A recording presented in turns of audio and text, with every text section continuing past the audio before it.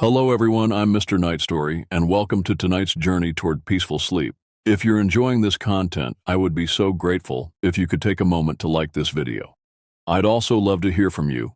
Please feel free to share in the comments where you're watching from and what time it is there. Your kind support truly helps me continue creating these relaxing experiences for you. Now, please make yourself comfortable as we gently begin tonight's journey to restful sleep. The year 2020 had been nothing short of a nightmare for all of us. The global pandemic had stolen our senior year, our graduation ceremony, and any semblance of normalcy we had clung to. As October drew to a close, I found myself staring at my laptop screen, watching my classmates' faces flicker in and out of pixelated video calls that had replaced our final months of high school. The empty hallways of our school haunted my dreams, and the silence where laughter should have been felt like a weight pressing down on my chest. I remember sitting in my bedroom, the autumn wind rattling my windows, when the idea struck me. Halloween was approaching. October 31st fell on a Saturday, and there would be a blue moon hanging in the sky. It seemed like the perfect opportunity to reclaim something, anything, from the year that had been ripped away from us. We needed to gather, to feel human again, to remember what it was like to be young and reckless before the world had taught us to fear everything. The thought of hosting a party at my own house made my stomach turn. The last time we'd tried that, months before the world shut down, we'd discovered missing electronics, broken furniture, and a lingering stench of destruction that took weeks to eliminate. My parents had barely forgiven me then, and I knew they wouldn't tolerate another disaster. I opened Discord and started typing messages to my closest friends. The familiar ping of notifications filled my room as responses began flooding in. Maya, my girlfriend of 2 years, was immediately interested. She'd been struggling more than most of us with isolation, and I could hear the desperation in her voice during our nightly phone calls. Jessica, Maya's best friend, chimed in with characteristic enthusiasm, suggesting we find somewhere remote where we could make as much noise as we wanted without worrying about neighbors or police. That's when Tyler, never one to shy away from adventure, suggested something that made my blood freeze in my veins. "What about that cabin your cousin owns?" he typed. "The one way out in the woods? Perfect for Halloween, don't you think?" The cabin. I hadn't thought about that place in months, but suddenly every terrifying memory came rushing back. My third cousin Trevor had inherited the property from his grandfather, a sprawling wooden structure nestled deep in the forest, miles from the nearest neighbor. Trevor had moved to California earlier that year for a teaching position, leaving the cabin in the care of his husband Michael. I stared at Tyler's message for several minutes, my fingers hovering over the keyboard. The rational part of my brain screamed warnings about isolated locations and the things that lurked in dark forests. But the desperate teenager in me, starved for connection and normalcy, began typing before I could stop myself. "I'll ask if we can use it," I wrote, my heart already racing with anticipation and dread. Michael's response came faster than I expected. "Sure, kids, just promise me no alcohol." I laughed darkly at my screen, knowing full well that promises made in desperation are rarely kept. October 31st, 2020. The date burned itself into my memory as I loaded my car with supplies, my hands shaking slightly as I arranged bags of chips, bottles of soda, and the bottle of whiskey I'd managed to acquire despite Michael's explicit instructions. The drive to the cabin wound through increasingly dense forest, the trees pressing closer to the road with each mile until they formed a canopy so thick that even the afternoon sun struggled to penetrate. My plague doctor costume sat in the passenger seat, the long black robe and leather mask seeming oddly appropriate for a year that had been defined by disease and death. The beak-like protrusion designed to hold herbs and protective materials felt like a cruel joke, as if any of us could truly protect ourselves from the horrors that 2020 had unleashed. The cabin emerged from the forest like something from a nightmare. Its wooden walls had darkened with age and weather, and several windows were boarded up, giving the structure an abandoned, wounded appearance. The wraparound porch sagged in places, and I could see gaps between the floorboards that suggested years of neglect. Despite Trevor's assurances that the place was habitable, it looked like it hadn't seen human presence in decades. I parked in the gravel clearing that served as a driveway, noting how the sound of my engine died into absolute silence the moment I turned it off. The quiet was oppressive, unnatural. No birds sang in the trees. No insects buzzed in the underbrush. Even the wind seemed to hold itself in check, as if afraid to disturb whatever dwells in these woods. Inside, the cabin was marginally better than its exterior suggested. The furniture was old but solid, covered in dust sheets that I pulled away to reveal worn leather chairs, and a stone fireplace that dominated one wall. The kitchen was functional, if dated, and I managed to get the electricity working after several attempts with the breaker box. But despite my efforts to make the place welcoming, an atmosphere of unease permeated every room. I changed into my costume in the master bedroom, pulling the heavy fabric over my clothes and adjusting the mask until I could see clearly through its dark eye holes. In the cracked mirror above the dresser, I looked like death itself, a fitting avatar for what had been a year of mourning and loss. Tyler arrived first, his car's headlights sweeping across the cabin's facade like searchlights hunting for hidden threats. His costume, a glowing purge mask that cast eerie shadows across his face, made him look like something from our darkest collective nightmares. He carried a case of hard cider, the bottles clinking together with each step. "This place is perfect," he said, but his voice carried an edge of uncertainty. "Really captures the whole apocalyptic vibe of this year." Maya appeared next, her red hooded cape fluttering behind her as she hurried from her car to the porch. Her little Red Riding Hood costume should have looked innocent, childlike even, but something about the way the shadows fell across her face made her appear hunted, desperate. She clutched a basket filled with snacks and decorations, her knuckles white with tension. "I don't like how quiet it is out here," she whispered as she entered the cabin, glancing nervously over her shoulder. "It feels like something's watching us." Jessica bounded through the door with characteristic energy, her anime catgirl costume complete with ears and tail. But even her usual enthusiasm seemed forced, brittle. She kept looking toward the windows, her movements quick and jerky, like prey sensing a predator nearby. Finally, Brandon arrived dressed as a military figure from some video game, complete with combat boots and tactical vest. He carried a duffel bag that clinked with each step, and when I asked what was inside, he just grinned and said, "Insurance policy. You never know what kind of wildlife is out here." We threw ourselves into the celebration with desperate intensity, as if we could drink and laugh our way out of the fear that seemed to seep from the cabin's walls. The whiskey burned going down, but it helped numb the edge of anxiety that had been building since my arrival. We played card games and video games, told stories about our ruined senior year, and complained about online classes and social distancing. But underneath the forced merriment, tension crackled like electricity before a storm. Every creak of the old wooden structure made us pause mid-conversation. Every gust of wind that rattled the windows sent nervous glances around the room. We were trying too hard to have fun, and we all knew it. As darkness fell outside, we decided to watch horror movies, a tradition that seemed especially appropriate given our circumstances. Tyler had brought a collection of psychological thrillers, the kind that relied more on tension and atmosphere than gore and special effects. But even as we settled into the worn leather furniture, bowls of popcorn balanced on our laps, none of us could shake the feeling that we weren't alone. The first movie played without incident, though I noticed that we all kept glancing toward the windows, expecting to see faces pressed against the glass or shadows moving between the trees.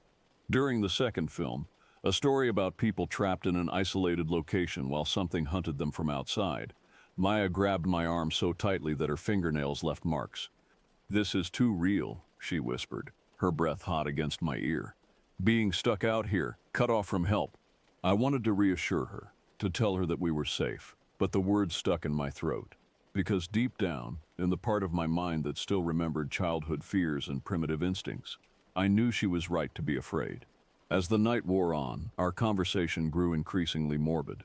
We talked about the people we'd lost during the pandemic, not just to the virus, but to suicide, overdoses, and the crushing weight of isolation. We discussed the riots and protests, the way our country seemed to be tearing itself apart at the seams.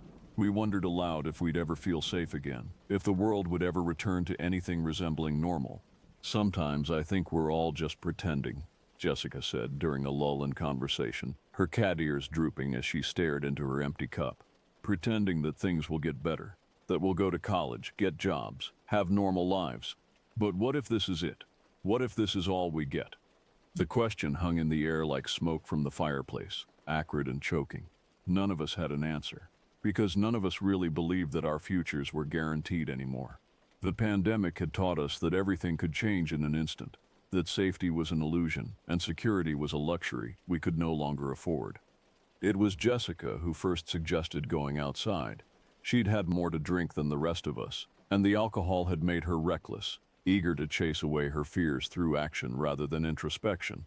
"Let's go explore the woods," she said, stumbling slightly as she stood up. "Come on, it's Halloween night, there's a blue moon, and we're in the perfect creepy location. When will we ever get another chance like this?" I felt my heart rate spike at the suggestion. The forest had been ominous enough in daylight. The thought of venturing into it after dark filled me with a primal terror that I couldn't rationalize away. "That's a terrible idea," I said, trying to keep my voice light despite the panic rising in my throat. "You want to wander around in the dark woods drunk, in costumes that make it hard to see or move? What could possibly go wrong?" But Jessica was already moving toward the door, swaying slightly on her feet. "You're all being paranoid," she called over her shoulder. "It's just trees and animals. What's the worst that could happen?" I wanted to grab her, to force her to sit back down and think rationally about what she was proposing. But before I could react, she had yanked open the front door and disappeared into the night, leaving only the sound of her laughter echoing through the trees. The silence that followed Jessica's departure was deafening. We stared at the open doorway, watching the darkness beyond swallow up any trace of our friend. The blue moon hung overhead like a malevolent eye, casting everything in stark, unforgiving light that created more shadows than it illuminated. "We have to go after her," Maya said, already reaching for her jacket. "She's drunk, she's in a stupid costume, and she has no idea what's out there. God knows what could happen to her." Tyler nodded reluctantly, his glowing mask making him look like some kind of electronic specter. She could get lost, fall into a ravine, get attacked by a bear. We can't just leave her out there. Brandon, however, shook his head vehemently. "Are you insane? This is exactly how people die in horror movies. The smart ones stay inside where it's safe, and the idiots go chasing after their friends into the darkness. Count me out." I understood his logic, but I also knew he was wrong about one crucial thing. There was no safety here, not really.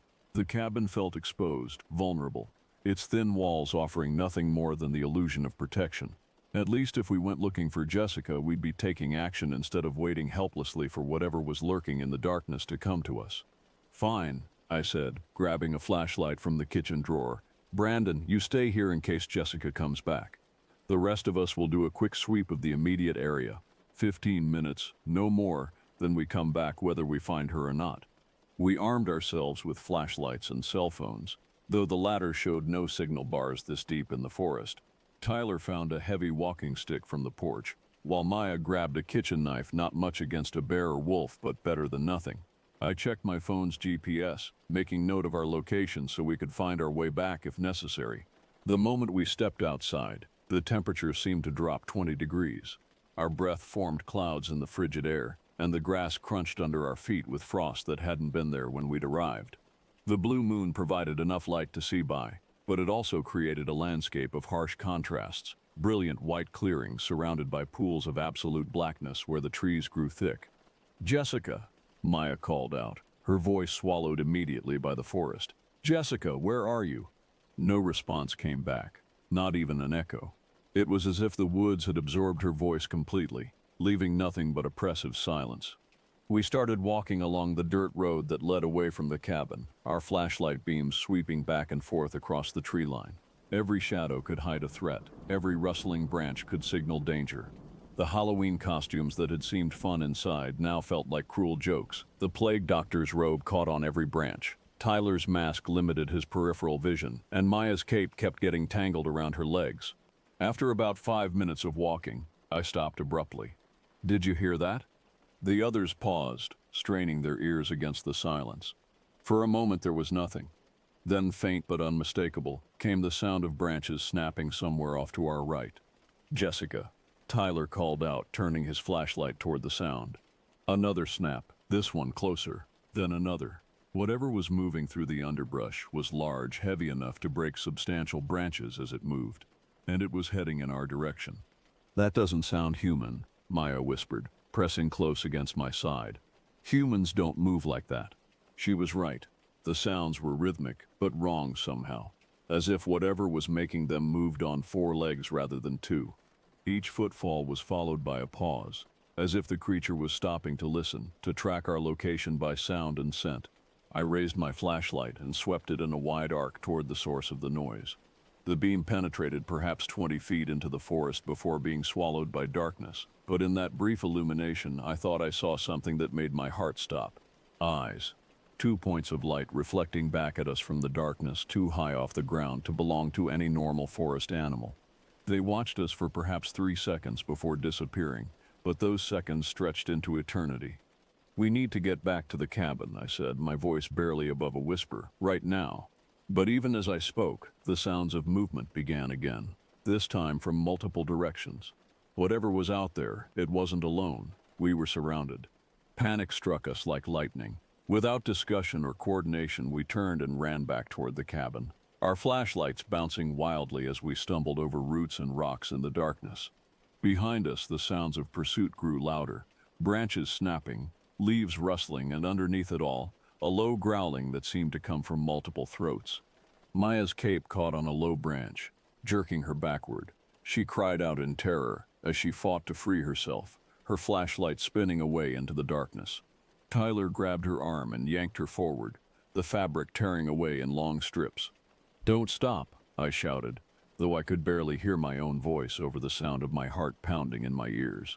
"Whatever you do, don't stop running." My plague doctor costume was a nightmare to run in. The long robe twisted around my legs with every step, and the mask made it impossible to see clearly in my peripheral vision. But terror gave me speed I didn't know I possessed, and I somehow managed to keep pace with the others despite the cumbersome outfit. The cabin's lights appeared through the trees like a beacon of salvation, but they seemed impossibly far away. With each step, I expected to feel claws rake across my back or teeth sink into my neck. The sounds behind us were getting closer, and I could swear I heard heavy breathing that didn't belong to any of us. Tyler stumbled and went down hard, his glowing mask skittering across the ground and going dark. Maya and I each grabbed one of his arms and hauled him back to his feet, never breaking stride. His knee was bleeding through his torn jeans, but he managed to keep running. 20 yards from the cabin, 15, 10. The front door stood open, just as Jessica had left it, spilling warm yellow light onto the porch. Brandon appeared in the doorway, his face a mask of confusion and fear. "What's happening?" he shouted. "Where's Jessica?" We burst through the doorway and immediately slammed it shut behind us, throwing the deadbolt and pushing one of the heavy chairs against it for good measure. All three of us collapsed against the door, gasping for breath and shaking with adrenaline. "Something's out there," Maya managed between gulps of air. "Multiple somethings. They were hunting us." Brandon stared at us like we'd lost our minds. "Hunting you? What are you talking about? What kind of animals?" I shook my head, still trying to process what we'd experienced. "I don't know. They moved wrong, sounded wrong. The eyes..." I shuddered, remembering those twin points of light watching us from the darkness. "Where's Jessica?" Tyler asked, wiping blood from his scraped knee. "Please tell me she came back while we were gone." Brandon's expression grew grim. "No sign of her. I was hoping you'd found her and she was with you." The implication hung heavy in the air. Jessica was still out there, alone in the darkness with whatever had been stalking us. The thought made me physically sick. "We have to call for help," Maya said, pulling out her phone. "Police, park rangers, somebody." But her phone showed the same thing mine did, no signal. We were cut off from the outside world, isolated in this remote location with no way to communicate with anyone who could help. What about a landline? I asked Brandon, "Did you see a phone anywhere?" He shook his head. "Nothing. This place is completely off the grid." We spent the next few minutes checking every room, every closet, desperately searching for some means of communication, but the cabin offered nothing. No phone, no internet, no radio. We were truly alone. As we regrouped in the main room, a new sound reached our ears. Scratching. Something was moving around outside the cabin, testing the walls, probing for weaknesses. We heard it circle the building once, twice, the sounds growing more aggressive with each pass. "The windows," Maya whispered. "Are they all locked?" We split up to check, and what we found made our blood freeze. 3 of the windows on the cabin's east side had been forced open from outside, their locks broken or jimmied loose. Fresh scratches marked the wooden sills, as if something with claws had been trying to gain entry. But that wasn't the worst discovery. In the master bedroom, Tyler found Jessica's discarded cat ears and tail lying on the floor beneath an open window. They were torn and bloody. The sight of Jessica's costume pieces, stained with what could only be blood, transformed our fear into something far more primal and desperate. Maya began sobbing uncontrollably while Tyler sank into one of the armchairs and put his head in his hands. Even Brandon, who had been skeptical of our story, now looked pale and shaken. "We need weapons," I said, forcing myself to think rationally despite the panic clawing at my insides. "Whatever took Jessica, it's coming back for us." Brandon nodded and unzipped his duffel bag, revealing not just the hunting rifle I'd glimpsed earlier, but also a box of ammunition, a tactical knife, and a can of bear spray. "I brought these for target practice and wildlife protection," he said, his voice steady despite the circumstances. Guess I was more right than I knew. We barricaded the broken windows with furniture, stacking chairs and tables against the openings until they were completely blocked. The main door got similar treatment. A heavy bookshelf dragged across it, supplemented by everything else we could move. By the time we finished, the cabin felt like a fortress, but also like a tomb. The scratching sounds continued throughout our fortification efforts, growing more aggressive and coordinated. Whatever was outside had definitely multiplied. We could hear movement from at least 3 different directions, as if we were being systematically surrounded. "It's like they're intelligent," Tyler observed, peering through a gap in our makeshift barricades. "They're not just attacking randomly, they're planning something." As if to confirm his words, the sound suddenly stopped. The silence that followed was somehow worse than the noise had been, heavy with menace and anticipation. We huddled together in the center of the main room, weapons within easy reach, waiting for whatever would come next. Minutes passed like hours. The fire in the fireplace had burned down to embers, casting dancing shadows on the walls that made every corner seem to harbor threats. Our flashlights created pools of light that only seemed to make the darkness beyond more impenetrable. Then Maya screamed. She was pointing toward one of the windows we hadn't blocked, one that faced the back of the cabin. Pressed against the glass was a human face, but wrong in every conceivable way. The features were distorted, elongated, covered in what looked like mud or dried blood. The eyes were too large, reflecting light like an animal's, and the mouth hung open to reveal teeth that seemed too sharp and too numerous. The face stayed pressed against the window for perhaps 5 seconds before disappearing, but the image burned itself into our retinas. None of us spoke for several moments, all of us hoping against hope that we had somehow shared the same hallucination. "That was Jessica," Maya finally whispered. "That was Jessica. But wrong. Something happened to her out there." I wanted to deny it, to insist that Jessica was simply injured and in shock, that the darkness and our own fear had distorted what we'd seen. But the rational part of my mind couldn't explain away those eyes, those teeth, the way she'd moved. The attack came without warning. The front door, despite all our barricades, suddenly exploded inward with tremendous force. Wood splintered and furniture scattered as something massive forced its way through our defenses. In the chaos and darkness, I caught glimpses of movement, something large and low to the ground, moving within human speed and agility. Brandon had the rifle in his hands and was trying to get a clear shot, but our attacker moved too fast, staying in the shadows at the edges of our vision. Tyler swung his flashlight like a club, the beam spinning wildly as he fought something we couldn't see clearly. Maya grabbed the kitchen knife and positioned herself back to back with me as we tried to cover all angles. The bear spray hissed as Brandon deployed it blindly into the darkness, filling the air with a chemical fog that made our eyes water and our throats burn. Through the chaos, I heard a sound that chilled me to the bone. Laughter, human laughter, but distorted, stretched, as if the vocal cords producing it had been damaged or changed. It was coming from multiple directions now, surrounding us. "The bedroom," Tyler shouted. "There's another one in the bedroom." I spun toward the hallway and saw a shadow detach itself from the walls, moving with fluid, predatory grace.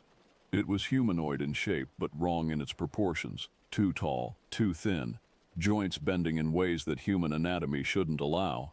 Brandon fired the rifle, the sound deafening in the enclosed space. The shadow jerked and stumbled, but didn't fall, instead retreating back into the darkness with a sound that was part scream and part howl.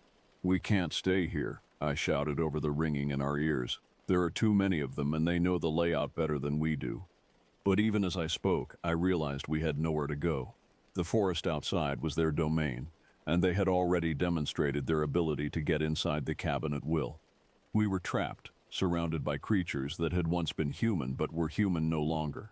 The laughter continued, echoing through the cabin from hidden corners and shadowy recesses. It seemed to be getting closer, multiplying, as if more and more of them were gathering for some final coordinated assault. What happened next defied every rational explanation I possessed, but I swear by all that's holy that every word is true. The temperature in the cabin began to drop rapidly, our breath forming clouds in air that had been comfortable moments before. Frost began forming on the interior windows, and I could see ice crystals growing on the metal fixtures. The laughter stopped abruptly, replaced by a sound that made my soul recoil. Whispers. Dozens of voices, maybe hundreds, all speaking in unison but just below the threshold of comprehension. The words seemed to come from the walls themselves, surrounding us with their unintelligible message. Maya collapsed to her knees, clutching her head and moaning. "Make it stop," she begged. "Please, God, make it stop." Tyler and Brandon were similarly affected, their faces twisted in pain as the whispers grew louder and more insistent. I felt my own sanity beginning to fray at the edges as the voices wormed their way into my consciousness, carrying with them images and sensations that no human mind was meant to process. Through the torment, I managed to focus on the main door. The barricade we'd built was being systematically dismantled from the outside, furniture moving aside with deliberate precision. Whatever intelligence was directing this assault, it was far beyond anything we'd initially imagined. As the last chair was pushed away, the door swung open to reveal a sight that nearly shattered what remained of my rational mind. Jessica stood in the doorway, but the creature wearing her face bore only a superficial resemblance to our friend.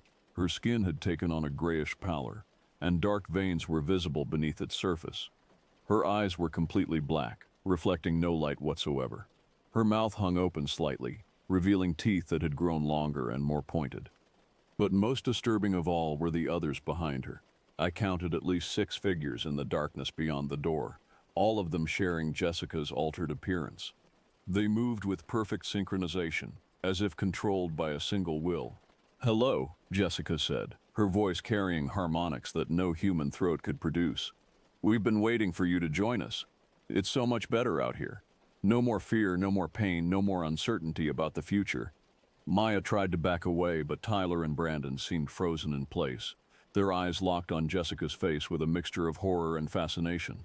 "The world is ending anyway," Jessica continued, taking a step into the cabin. "You've seen the signs, the disease, the violence, the breakdown of everything you once thought was permanent. Why cling to a dying civilization when you could be part of something eternal?"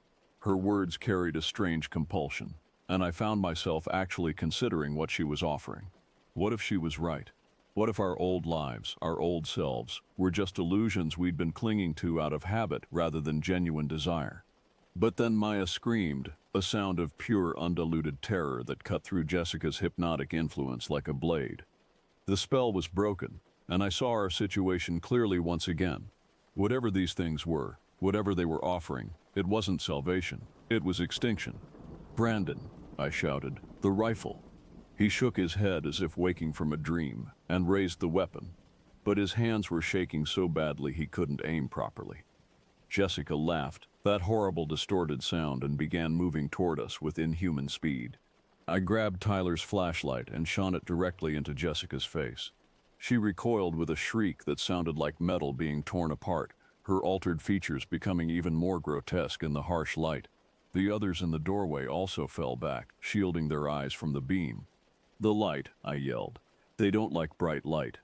We grabbed every flashlight and phone we had, creating a barrier of illumination between ourselves and the creatures. They retreated to the doorway but didn't leave entirely, testing the edges of our defensive perimeter like predators waiting for an opening. For several minutes we maintained our standoff. They couldn't advance into the light, but we couldn't maintain our battery-powered defense forever. Eventually, our lights would fail, and then we would be at their mercy.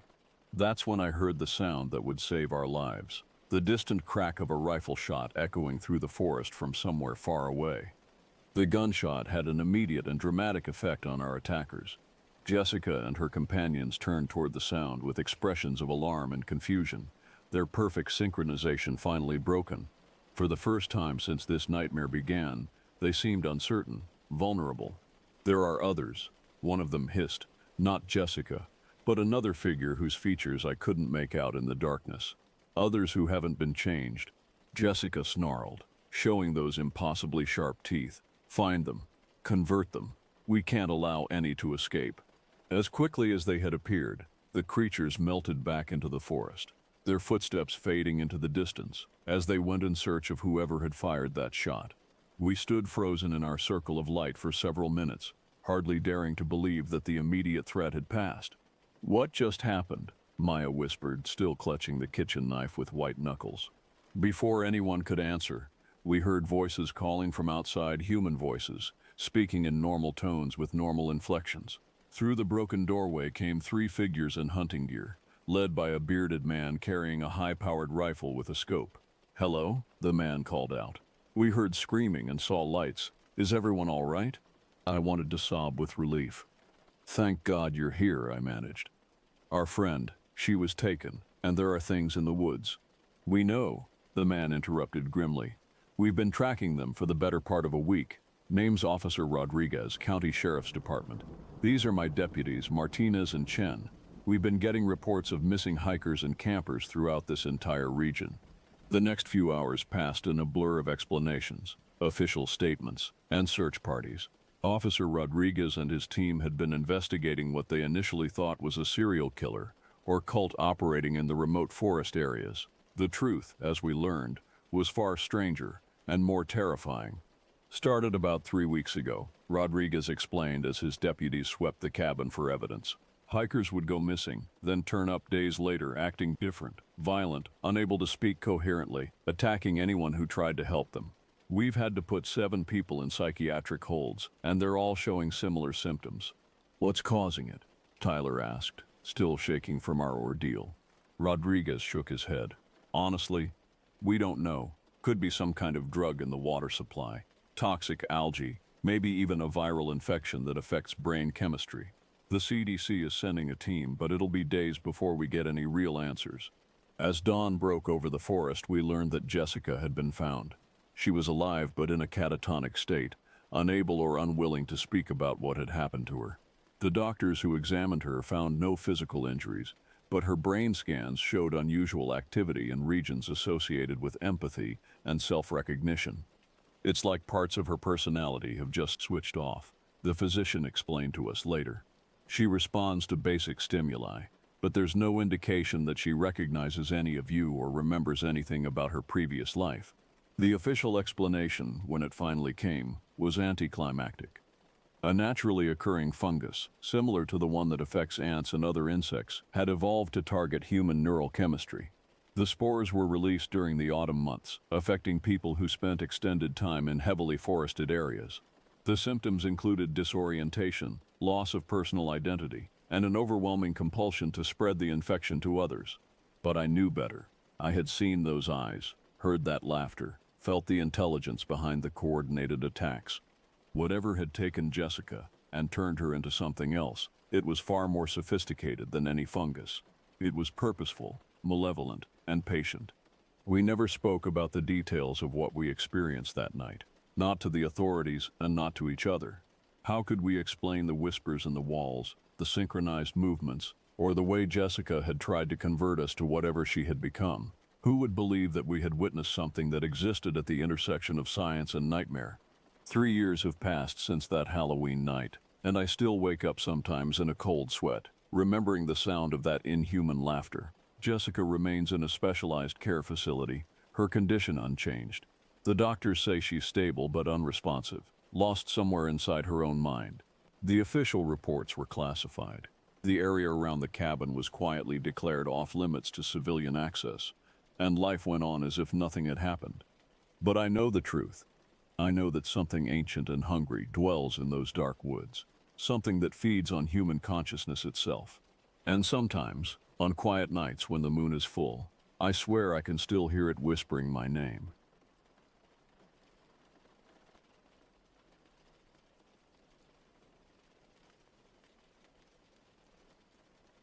I've always been drawn to the darkness that lurks beneath ordinary life. Horror movies, ghost stories, true crime documentaries. The more disturbing, the better.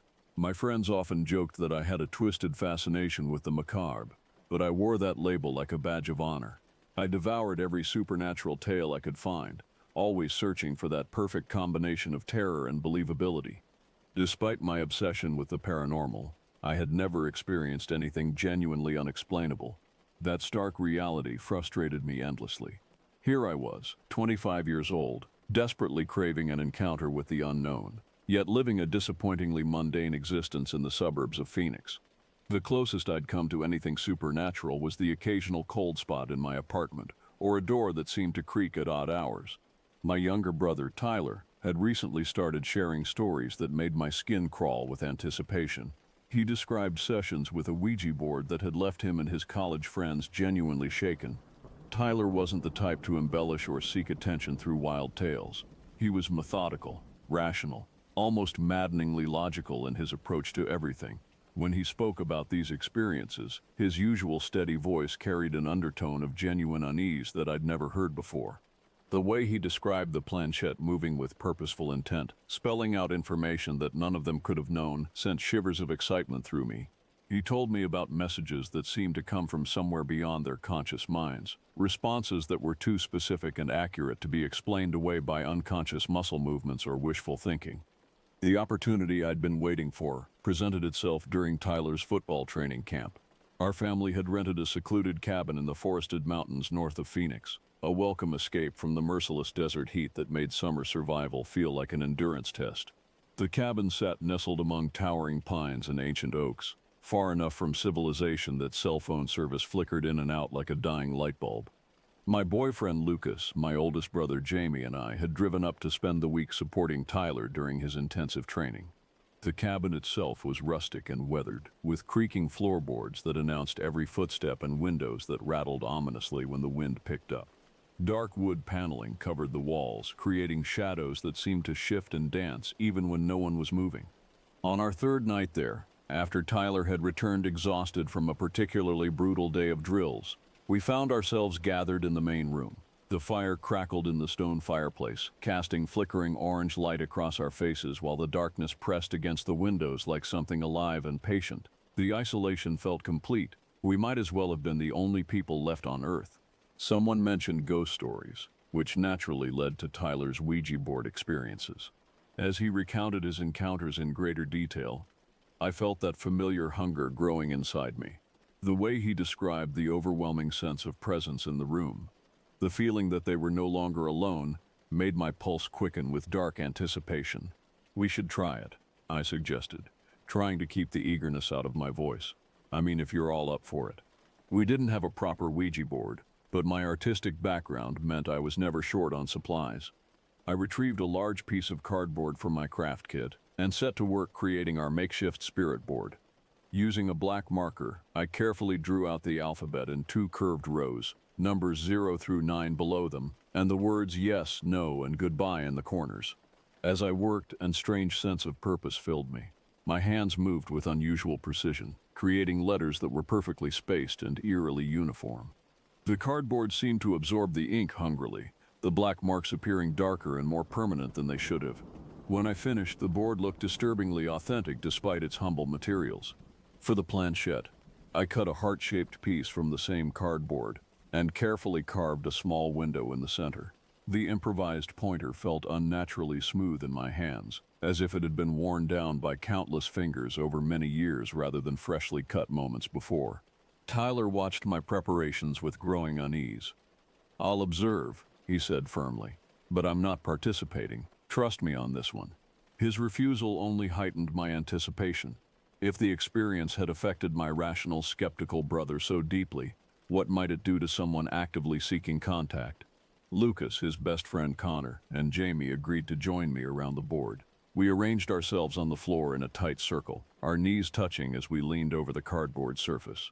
The firelight cast our shadows long and twisted across the walls, creating the impression of additional figures lurking just beyond our vision. We began tentatively, each of us placing a single fingertip on the makeshift planchette. I had researched proper Ouija board etiquette obsessively, and I led us through what I believed was the correct opening procedure. "Is anyone there?" I asked, my voice barely above a whisper in the heavy silence. For several minutes, nothing happened. The planchette remained motionless under our light touch, and I began to wonder if my homemade board lacked whatever mysterious properties allowed genuine spirit communication. Connor, who had been openly skeptical from the beginning, smirked and made comments about group delusion and unconscious muscle movements. Then, gradually, I felt the faintest tremor beneath my fingertip. The planchette began to move, not dramatically, but with a subtle, purposeful gliding motion that made my breath catch in my throat. It drifted slowly toward yes, pausing there for a moment before returning to the center of the board. "Did everyone feel that?" I asked, my voice tight with excitement. Lucas nodded, his eyes wide and fixed on the board. "It's definitely moving," he said. Jamie remained silent, but I could see the tension in his shoulders as he leaned forward, completely focused on the cardboard beneath our fingers. Connor maintained his skeptical expression, but I noticed his hand trembling slightly. "Someone's pushing it," he insisted, though his voice lacked its earlier confidence. The planchette began moving again, this time with more deliberate purpose. It spelled out "hello" in smooth, fluid motions that felt nothing like conscious manipulation. Our fingers barely maintained contact with the surface, yet the pointer moved with undeniable intention. As the session continued, the movements became more pronounced and confident. We asked simple questions, receiving responses that were specific enough to be meaningful, but general enough to be dismissed by skeptics. The entity, for lack of a better term, claimed to be a former resident of the area, someone who had died decades earlier in an accident near the cabin. Connor's skepticism gradually transformed into visible anxiety as the planchette continued its purposeful motions. Sweat beaded on his forehead despite the cool evening air, and his breathing became shallow and rapid. To challenge what he still insisted was group manipulation, he decided to ask a question that only he would know the answer to. "What was the name of my childhood dog?" he asked, his voice cracking slightly. "The one I had when I was 5 years old, before I moved states." The planchette immediately began to move, spelling out letters with increasing speed. "Benjamin." Connor's face went completely white. He stared at the board in horrified fascination, his mouth hanging open as he struggled to form words. That's impossible," he whispered.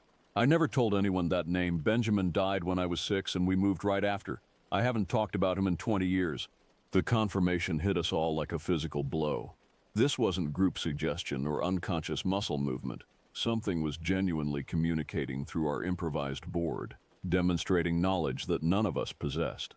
The rational explanations we had been clinging to crumbled away, leaving us face to face with an undeniable supernatural presence.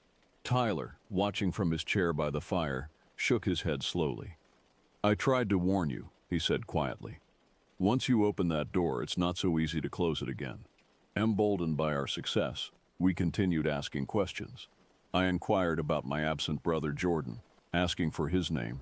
The planchette spelled it correctly. Feeling more adventurous, I asked about Jordan's fiancée, Melissa. The board spelled out Melissa. Close, but not exactly right. Before I could comment, the planchette jerked violently to no, and then correctly spelled Melissa. The correction was swift and almost angry in its precision, as if the entity was frustrated by the initial error. As the hours passed, the atmosphere in the cabin grew increasingly oppressive. The fire seemed to burn lower despite our adding fresh logs, and the shadows in the corners of the room appeared to deepen and writhe. The temperature dropped noticeably, our breath beginning to mist slightly in the suddenly frigid air. More disturbing than the physical changes was the gradual shift in the planchette's behavior. Its movements became more aggressive, jerking violently between letters and occasionally spelling out disturbing phrases that none of us had prompted. Words like trapped, angry, and stays appeared without warning, punctuated by rapid circular motions that made our fingers burn from the friction. Lucas was the first to suggest we should stop. His face had taken on a grayish pallor, and dark circles had appeared under his eyes as if he was being physically drained by the experience. "This doesn't feel right anymore," he said, his voice hoarse. "Something's changed." But I was intoxicated by the raw power of what we were experiencing. After years of craving genuine supernatural contact, I was finally face to face with proof that there was more to existence than the mundane physical world. The darker turn our session had taken only thrilled me more. Tyler stood up from his chair, his face grave with concern. You need to say goodbye properly, he insisted. You can't just stop, you have to formally end the session. I waved off his concern, drunk on the adrenaline of authentic paranormal contact. We're fine, I said, though the planchette was now moving so violently that maintaining contact required real effort. This is amazing. We're actually talking to a spirit. That's exactly the problem, Tyler replied. You don't know what you're talking to, and you don't know how to control it. The entity seemed to respond to Tyler's warning with increased aggression. The planchette began spelling out threatening messages. Will not leave, follows you, and most disturbing, mine now. Each word was punctuated by violent jerking motions that left red marks on our fingertips. Connor was the first to break contact, yanking his hand away from the planchette as if it had burned him. I'm done, he announced, standing up so quickly he knocked over his chair. This is insane. We need to stop. Jamie followed suit, stepping back from the board with visible relief, but Lucas and I maintained contact, fascinated by the increasingly violent movements. The planchette continued its frenzied motion even with only 2 fingers guiding it, spinning in rapid circles and occasionally flying off the board entirely before we could guide it back. The messages became more personal and threatening. It spelled out details about our lives that we had never discussed, childhood fears, recent arguments, private doubts. The accuracy was terrifying, but what frightened me most was the malevolent intent behind the revelations. This entity wasn't just demonstrating knowledge, it was weaponizing it. Finally, even Lucas could take no more. He pulled his hand away and stood up, backing toward the door. We have to stop this, he said. Right now. I found myself alone at the board, my single finger barely maintaining contact with the now frenzied planchette. The cardboard pointer moved with such violence that it began to tear the board beneath it, leaving black gouges in the surface. The messages it spelled out became increasingly incoherent and threatening, a stream of darkness that seemed to pour directly into the room. Tyler grabbed my shoulder, shaking me from my trance-like fascination. You have to say goodbye, he shouted over the sound of wind that had begun howling around the cabin. Say goodbye and mean it, or this won't end here. But in my excitement and inexperience, I had never researched the proper closing procedures. I lifted my finger from the planchette and simply announced, "We're done," as if I was ending a casual conversation. The immediate silence that followed was more terrifying than the violent activity that had preceded it. The planchette lay motionless on the torn cardboard, but the oppressive atmosphere remained. If anything, the sense of presence in the room had intensified, as if our clumsy attempt at ending the session had simply released whatever we had been communicating with into the physical space around us. We went to bed that night in an atmosphere of barely controlled terror. No one spoke about what had happened, but I could hear the others tossing and turning in their rooms, unable to find rest in the suffocating darkness. That was 3 years ago, and I've regretted that night ever since. Tyler was right. Once you open certain doors, closing them again requires knowledge and intention that we simply didn't possess. The entity we contacted that night didn't stay in the cabin. It followed me home, weaving itself into the fabric of my daily life in ways both subtle and terrifying. Doors open on their own. Electronics malfunction without explanation. I wake to find furniture rearranged in patterns that spell out messages. Most disturbing of all, I sometimes catch glimpses of a figure in my peripheral vision. Always present, always watching, always waiting. The moral of my story isn't simply about being careful with Ouija boards. It's about understanding that some doors, once opened, can never be fully closed again. And sometimes, what comes through those doors has no intention of ever leaving. God help me. I think I'm stuck with this presence for the rest of my life.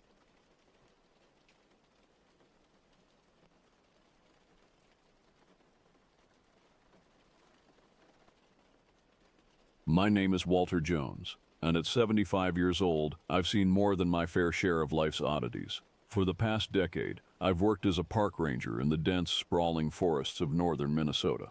It's a job that many people romanticize, imagining days filled with peaceful hikes and quiet contemplation among the trees. But let me tell you, it's far from the serene tree-hugging gig most folks picture. Don't get me wrong, I love my job. There's something profoundly satisfying about being a steward of nature, protecting these ancient woods and the creatures that call them home. But it's hard work, often grueling, sometimes dangerous, and occasionally downright terrifying. I've dealt with everything from lost hikers stumbling around in circles, their eyes wide with panic, to raging forest fires that threaten to devour acres of pristine wilderness. I've rescued injured animals, faced down angry bears, and navigated through storms that made the trees groan and crack like they were about to snap in two. But nothing, absolutely nothing, could have prepared me for what happened last summer. It was an experience that shook me to my core, challenged everything I thought I knew about the natural world, and left me with a bone-deep fear that I carry to this day. I suppose I should start at the beginning, on that fateful morning in late June. The day dawned clear and bright, the kind of perfect summer morning that makes you glad to be alive. I woke at dawn, as I always do, my old bones protesting a bit as I swung my legs out of bed. My cabin, a small but cozy affair on the edge of the ranger station, was filled with the soft golden light of early morning. I went through my usual routine, a quick shower to wake myself up, then a cup of strong black coffee as I sat on my porch, listening to the early birds greeting the day. The air was crisp and clean, carrying the scent of pine and wild berries. In the distance, I could hear the faint rush of the river that cuts through the heart of the forest. As I sipped my coffee, I mentally ran through my tasks for the day. It was shaping up to be a busy one. There had been reports from some campers about strange noises in the night up near the northern boundary of the park. Now, 9 times out of 10, these reports turn out to be nothing more than the usual forest sounds: a raccoon rummaging for food, or a deer moving through the underbrush. But protocol is protocol, and it was my job to check it out. I finished my coffee, rinsed out the mug, and started gathering my gear. Into my backpack went a first aid kit, extra water, some high-energy snacks, a flashlight, and a detailed map of the area. I clipped my radio to my belt, checked that my Swiss Army knife was in my pocket, and grabbed my trusty walking stick. As I locked up the cabin and headed towards the trail, I paused for a moment, taking in the beauty of the forest around me. The towering pines stretched up towards the sky, their branches swaying gently in the morning breeze. Shafts of sunlight pierced through the canopy, creating dappled patterns on the forest floor. A squirrel chattered indignantly at me from a nearby branch, and somewhere in the distance, a woodpecker drummed out its staccato rhythm. Little did I know that this ordinary, beautiful morning was the beginning of the most extraordinary and terrifying experience of my life. As I set off down the trail, whistling softly to myself, I had no idea that in just a few hours, my understanding of the world would be turned upside down. If I had known what was waiting for me in the depths of the forest, would I have turned back? Would I have called in sick, stayed in my cabin, and let someone else deal with the strange reports? It's a question I've asked myself countless times in the months since that day. But the truth is, I don't know. What I do know is that the events of that day changed me forever, leaving me with a story that even now, I'm not sure I fully believe. But I'm getting ahead of myself. Let me take you back to that morning, to the start of a journey that would lead me into the heart of a mystery as old and deep as the forest itself. The trail I took that morning was one I'd walked 100 times before. It wound its way through the heart of the forest, a narrow path carpeted with pine needles and dappled with sunlight. As I walked, I made mental notes of the forest's condition. It was my job to keep an eye on things, to notice any changes or potential issues. The first hour of my hike was uneventful. I paused occasionally to mark trees or jot down observations in my small, weatherproof notebook. The forest was alive with the sounds of summer: bird song, the rustle of small animals in the underbrush, the gentle creaking of branches in the breeze. As I ventured further north, towards the area where the campers had reported strange noises, I began to notice subtle changes in the forest around me. The trees seemed to grow closer together, their branches intertwining overhead to create a denser canopy. The underbrush became thicker, making the path narrower and more challenging to navigate. The quality of the light changed too. What had been bright, cheerful sunshine filtering through the leaves now seemed muted and somber. The bird calls that had been so prevalent earlier grew fewer and farther between, replaced by an oppressive silence that seemed to press in on me from all sides. I've spent enough time in these woods to know that forests have moods. They can be welcoming and peaceful one day, foreboding and alien the next. But this was different. There was a tension in the air, a feeling of wrongness that I couldn't quite put my finger on. About 3 hours into my hike, I reached the area where the campers had set up their site. It was a small clearing, not far from a babbling brook that I knew eventually fed into the larger river. The campers were long gone, but they'd left their mark on the place, and not in a good way. I sighed as I surveyed the mess. Discarded food wrappers, a half-collapsed tent they hadn't bothered to pack up, the blackened remains of a campfire that hadn't been properly extinguished. It never ceased to amaze me how people could come to enjoy nature and then treat it with such disrespect. Well, Walter, I muttered to myself, might as well clean this up while you're here. I set about gathering the trash, making a mental note to report the campers if I could identify them from the reservation logs. As I worked, I kept an ear out for any unusual noises, but all I could hear was the gentle gurgle of the nearby stream and the occasional rustle of leaves in the breeze. It wasn't until I had nearly finished cleaning that I noticed something odd. At first, I couldn't quite put my finger on what was bothering me. I stood still, my eyes scanning the clearing, trying to identify what had caught my attention. Then I saw it. The ground around the campsite was disturbed in a way I had never seen before. Deep, elongated impressions marred the earth, as if something incredibly heavy had been dragged across it. These weren't the typical marks left by campers or wildlife. They were too deep, too regular, and they led away from the campsite into the densest part of the forest. A chill ran down my spine as I crouched down to examine the marks more closely. The soil at the edges of the impressions was compressed and smooth, as if whatever had made them had exerted enormous pressure. I reached out to touch one of the marks, and to my surprise the soil felt cool, much cooler than it should have been on a warm summer day. I stood up slowly, my eyes following the trail of impressions as they disappeared into the underbrush. Every instinct I had developed over years in the wilderness was screaming at me to turn back, to radio for backup, to not venture any further alone. But there was another part of me, the part that had always been drawn to the mysteries of the forest, that urged me to follow the trail. For a long moment I stood there, torn between caution and curiosity. In the end, curiosity won out. But I wasn't completely reckless. I pulled out my radio and called back to the ranger station. Base, this is Walter. Do you copy? After a moment of static, a familiar voice crackled through. Go ahead, Walter. This is Rick. Rick, I'm up at the northern campsite where we had those noise complaints. Found some strange marks on the ground here. I'm going to follow them, see where they lead. Might be out of radio range for a while. There was a pause before Rick responded, his voice tinged with concern. You sure that's a good idea, Walt? Maybe wait for backup. I hesitated, looking again at the strange marks. I'll be fine, Rick. Just a quick look.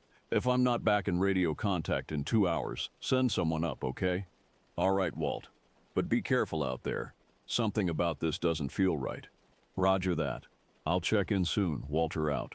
I clipped the radio back onto my belt and took a deep breath. With one last look at the familiar campsite behind me, I stepped forward, following the mysterious trail into the unknown depths of the forest. As I pushed through the dense underbrush, the forest seemed to close in around me. The trees here were old, their gnarled trunks covered in thick moss. Very little sunlight penetrated the dense canopy overhead, and the air grew noticeably cooler. The trail of impressions continued, clear and unmistakable even in the dim light. Whatever had made them had moved with purpose, following a straight line through the forest regardless of obstacles. I saw places where small trees had been pushed aside, or even snapped off at the base. The silence here was absolute. No bird calls, no rustling leaves, not even the sound of insects. It was as if all life had fled from this part of the forest. The only sound was my own breathing, and the occasional snap of a twig under my boots. I'm not sure how long I walked. Time seemed to lose meaning in that strange twilight world. But eventually, I emerged into a small clearing, and what I saw there made me stop dead in my tracks. In the center of the clearing stood a cabin, but this was no ordinary forest cabin. It was old, incredibly old. The logs that made up its walls were weathered and gray, covered in a thick layer of moss and lichen. The roof sagged ominously, and several of the windows were broken, their jagged edges like teeth in a hungry mouth. But it wasn't the cabin's decrepit state that sent a shiver down my spine. It was the fact that I knew with absolute certainty that this cabin shouldn't be here. I had patrolled this area for years. I knew every trail, every landmark, every structure in these woods, and I had never ever seen this cabin before. As I stood there, staring at the impossible cabin, a gust of wind whispered through the clearing, and with it came a sound that made my blood run cold, a low, mournful whisper that seemed to come from everywhere and nowhere at once. "Help us," it seemed to say. "Help us." I took a step back, my heart pounding in my chest. Every instinct I had was screaming at me to run, to get as far away from this place as I could. But something held me there, a mixture of fear, curiosity, and a strange, inexplicable sense of duty. Taking a deep breath to steady myself, I took a step towards the cabin. Whatever secrets it held, whatever strange force had brought it here, I knew I had to investigate. Little did I know that by crossing that threshold, I was stepping into a mystery that would change my life forever. With each step towards the cabin, the whispers grew louder, more insistent. My hand trembled as I reached for the door handle. It was cold to the touch, unnaturally so. The door creaked open, revealing a dark interior that smelled of damp wood and decay. I fumbled for my flashlight, its beam cutting through the gloom. Dust motes danced in the light, and cobwebs adorned every corner. The cabin consisted of a single room, sparsely furnished with a rusted stove, a rickety table, and a bed frame with a rotted mattress. But it was what lay on the table that caught my attention. A stack of photographs, their edges yellowed with age. With shaking hands, I picked them up. The first few showed families smiling in front of this very cabin. But as I flipped through them, the images became more recent, and the smiles faded. The last photo made my blood run cold. It was the group of campers who had reported the strange noises, their faces contorted in terror. A loud creak from outside made me jump. I pocketed the photos and rushed to the window. What I saw defied explanation. A figure, impossibly tall and thin, was moving through the trees. Its limbs were too long, its movements too fluid to be human, and its eyes, they glowed with an otherworldly light. I knew I had to leave, to report what I'd found. But as I turned to go, I found my path blocked. The tall figure stood in the doorway, its features obscured by shadow, save for those glowing eyes. "Who? What are you?" I managed to stammer. The figure didn't respond, at least not in words. Instead, the whispers intensified, becoming a cacophony of pleas and warnings. "Help us," they seemed to say. "Trapped. Danger. Leave." I backed away, my mind reeling. The figure began to move towards me, its movement smooth and predatory. In a panic, I grabbed the nearest object, an old lantern, and hurled it at the creature. It passed right through, shattering against the wall behind. Taking advantage of the distraction, I dove through the window, ignoring the sting of broken glass. I ran blindly through the forest, the whispers pursuing me, the sound of unnaturally long limbs moving through the underbrush spurring me on. I don't know how long I ran. Time seemed to lose all meaning in that nightmarish chase. Branches whipped at my face, roots threatened to trip me, but I kept going. Finally, I burst out of the tree line, finding myself back at the campsite where this had all started. My truck was there, a beacon of normality in this insane situation. I fumbled with the keys, glancing back to see the tall figure standing at the edge of the forest, watching. Those glowing eyes were the last thing I saw before I sped away, tires kicking up dirt and gravel. I drove straight to the ranger station, bursting in, out of breath and wild-eyed. My colleague Rick looked up in shock. "Walter, what the hell happened to you?" Between gasps, I told him everything. The cabin, the photos, the creature. To his credit, Rick listened without interruption, his face growing more serious with each word. "We need to report this," he said when I finished. "Get some backup out there." The next day, we returned to the site with a small team, Rick, a couple of deputies, and myself. The forest seemed even more oppressive than before, the silence absolute. We found the campsite easily enough, but as we pushed deeper into the forest, following my directions, something felt off. The path I had taken seemed to twist and turn, leading us in circles. After hours of searching, we found no trace of the cabin. It was as if it had never existed. The deputies were skeptical, exchanging knowing looks. I could see them writing me off as a crazy old man. But then Joel, one of the younger deputies, called out. He'd found something in the underbrush. My heart sank as we gathered around. It was a body partially decomposed. And it wasn't alone. We found several more, including the missing campers, their faces frozen in expressions of terror. Suddenly, the whispers returned, louder than ever. The wind picked up, howling through the trees, and there at the edge of our vision was the tall figure. What happened next was chaos. The creature moved with impossible speed. Joel went down first, the creature's elongated hand, more like a claw, slashing across his throat. We opened fire, but the bullets seemed to pass right through it. "Run," Rick shouted, grabbing my arm. We fled, the forest itself seeming to work against us, paths twisting and changing. Somehow we made it back to our vehicles. As we sped away, I caught one last glimpse of the creature, standing at the forest's edge, watching. The official investigation turned up nothing. The bodies vanished. The cabin remained unfound. Only the photos I'd taken from the cabin remained as evidence of my experience. I took some time off after that, tried to process everything, but the whispers never truly left me. They haunted my dreams, followed me even when I was awake. Weeks later, Rick and I met up. We talked late into the night, trying to make sense of what had happened. "You think it's over?" Rick asked, his voice barely above a whisper. I shook my head. "I don't know, but I can't stop thinking about those eyes." We never spoke of it again, but the experience changed us both. We became more cautious, more aware of the forest's secrets. I stayed on as a ranger, but I never ventured deep into those woods again. Years have passed since that summer, but the memory of that day has never faded.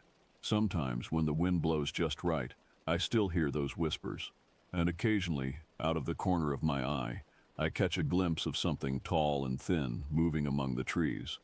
The forest holds many secrets, some of which are best left undisturbed. I've come to believe that what we encountered that day was something ancient, something that has always been a part of these woods. A guardian, perhaps, or a predator, or maybe both. I'm an old man now, and my ranger days are behind me, but I still live on the edge of the forest, and I still feel its pull. There are times when I'm tempted to venture back, to seek out that cabin and confront whatever dwells there.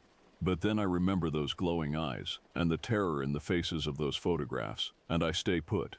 To this day, I'm not sure if what I experienced was real, or some sort of shared delusion. But I do know this: the forest is alive in ways we can't fully comprehend. It watches us, judges us, and sometimes, when we're not careful, it takes us. So if you ever find yourself in the deep woods of northern Minnesota, and you hear whispers on the wind, or see something tall moving among the trees, don't investigate. Don't try to understand. Just run. Run and don't look back. Because sometimes, when you look too closely at the forest, it looks back at you. And that, my friends, is a gaze you don't want to meet.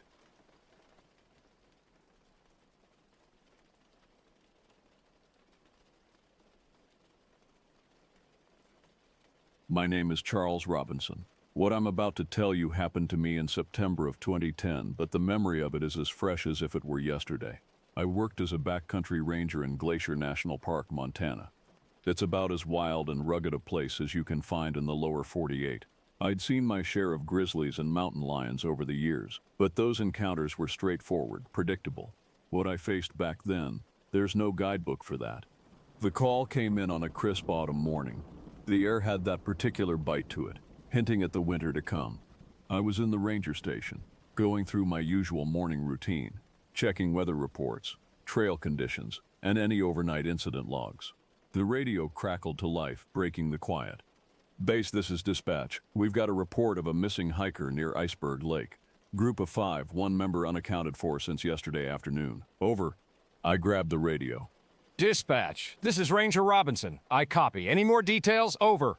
"Negative, Ranger. Group's pretty shaken up. They're waiting at the Iceberg Lake trailhead. Ranger Hayes is already en route to meet you there. Over." 10-4, dispatch. "I'm heading out now. Over and out." I quickly gathered my gear: first aid kit, extra water, emergency rations, and my trusty 30-06 rifle. In bear country, you never leave without it. As I headed out to my truck, I couldn't shake a feeling of unease. Missing hikers weren't uncommon, but something about this call felt different. The drive to the trailhead took about an hour. The road wound through towering pines and past crystal-clear streams. On any other day, I would have marveled at the beauty. Today, my mind was focused on the task at hand. I pulled into the parking lot and saw Amelia Hayes, my partner for this operation, already talking to a group of visibly distressed hikers. Amelia was relatively new to the job, but she had good instincts and a level head. I grabbed my pack and joined them. Charles, Amelia nodded as I approached. This is Mike, Sarah, Tom, and Lisa. Their friend John has been missing since yesterday afternoon. I looked at the group. They were in their mid-20s, dressed in decent hiking gear, but with the slightly overwhelmed look of city folks out of their element. Can you tell me exactly what happened? I asked. Mike, a tall guy with a scraggly beard, spoke up. We were about 2 miles past Iceberg Lake, exploring some of the unmarked trails. John was a little ahead of us, maybe 50 yards. He went around a bend in the path, and then Mike's voice cracked. Sarah, a petite blonde with red-rimmed eyes, continued. We heard this sound. Not quite a scream, not quite a growl. Then John yelled, just once. By the time we got around the bend, he was gone. Just gone. Did you see any signs of what might have taken him? I asked, trying to keep my voice calm and professional. Tom, a stocky guy with glasses, shook his head. It happened so fast. We saw some disturbed underbrush, maybe a flash of movement deeper in the woods, but nothing clear. I exchanged a glance with Amelia. This wasn't sounding like a typical bear attack or a hiker simply getting lost. Did you notice anything unusual in the area before John disappeared? Any strange noises, smells, tracks? The group looked at each other uneasily. Finally, Lisa, a tall woman with long dark hair, spoke up. There was something off about the woods there. It was too quiet. No bird sounds, no squirrels. And there was this smell, like rotting meat, but also something else, something I can't describe. I nodded, trying not to let my growing concern show on my face. All right, here's what we're going to do. Amelia and I are going to head up the trail and see if we can find any sign of John. I need you all to stay here. If we're not back in 4 hours, use the emergency radio in my truck to call for backup. Understood? They nodded, looking relieved to have professionals taking over. As Amelia and I started up the trail, I could feel their eyes on our backs, full of hope and fear. The hike to Iceberg Lake was beautiful, but tense. Neither of us spoke much, our senses on high alert for any sign of trouble. The lake itself was a stunning sight, a sheet of turquoise water surrounded by towering cliffs. But we didn't have time to admire the view. We pushed on past the lake, following the faint trail the hikers had described. About 2 miles in, we started to notice changes. The forest grew denser, the underbrush thicker, and it was quiet, too quiet. Charles, Amelia whispered, do you smell that? I nodded grimly. The air had taken on a foul odor, just as Lisa had described, like decay, but with an underlying scent that made my skin crawl. We pressed on, moving slowly, our eyes scanning the woods around us. That's when we found the first sign of John, a scrap of cloth caught on a thorny bush. It was stained with what could only be blood. Amelia bagged it as evidence, her hands shaking slightly. We followed a trail of broken branches and disturbed earth. Whatever had taken John, it was big, and it hadn't been subtle about its passage. The trail led us deeper into the woods, away from any marked paths. As the day wore on, the forest seemed to close in around us. The towering pines blocked out most of the sunlight, creating an eerie twilight. Every shadow seemed to move. Every rustle of leaves made us jump. Charles, Amelia said, her voice tense, what do you think we're dealing with here? This doesn't feel like any animal attack I've ever seen. I shook my head. I don't know, Amelia. In all my years as a ranger, I've never seen anything like this. But whatever it is, we need to find it before it hurts anyone else. We pushed on, the sense of wrongness growing with each step. The smell was getting stronger, and now there was something else. A sound, just at the edge of hearing, like breathing, but wrong. Too deep, too rhythmic for any animal I knew. As we rounded a bend in our makeshift trail, we came upon a clearing. What we saw there will haunt me for the rest of my days. In the center of the clearing was a crude structure, like a nest made of broken branches and bones. Animal bones, mostly, but some looked disturbingly human. And there, half buried in the nest, was a backpack. John's backpack. Amelia started forward, but I grabbed her arm. Wait, I whispered. Look. At the edge of the clearing, half hidden in the shadows, was something. It was tall, much taller than a man, with limbs that seemed too long, too jointed. Its skin was a mottled gray-green, like the moss on the trees around us, and its eyes, God, its eyes. They glowed a sickly yellow-green in the gloom, fixed right on us. For a moment, everything was still. Then the creature moved, faster than anything that size had a right to. It lunged across the clearing, those impossibly long arms reaching for us. I shoved Amelia to one side and dove the other way, bringing my rifle up as I rolled. I fired, the sound deafening in the quiet forest. The creature shrieked, a sound that made my bones vibrate, and stumbled back. "Run!" I yelled to Amelia. We took off, crashing through the underbrush. I could hear the creature behind us, its inhuman shrieks echoing through the trees. We ran until our lungs burned, until our legs felt like lead. Finally, we burst out onto the main trail, nearly colliding with a group of startled hikers. "Call for backup," I gasped, gesturing wildly at their satellite phone. "Emergency!" As one of the hikers made the call, Amelia and I turned to face the woods, our weapons ready. But the creature didn't emerge. The forest was silent once more. The next few hours were a blur of activity. Park rangers and local law enforcement swarmed the area. Search parties were organized.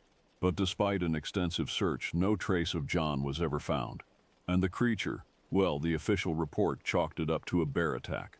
Said Amelia and I had been confused, stressed, seeing things that weren't there. But I know what I saw. That thing in the woods. It wasn't a bear.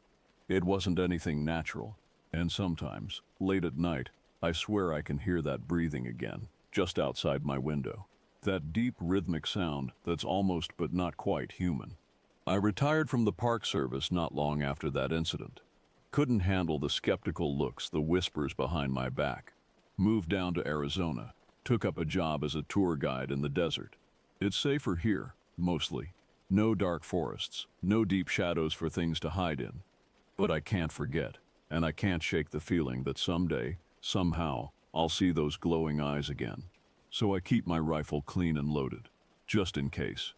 Because out there in the wild places, in the deep woods and high mountains, there are things that defy explanation, things that hunt in the shadows, that prey on the unwary, and all the training in the world can't prepare you for the moment when you realize that you're not the top of the food chain anymore.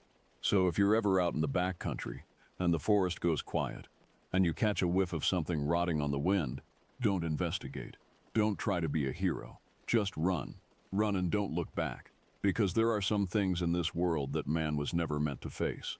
And once you've seen them, you can never unsee them. This is Charles Robinson, former backcountry ranger of Glacier National Park, signing off. Stay safe out there, folks. And always remember, in the wild, you're not always the hunter. Sometimes, you're the prey.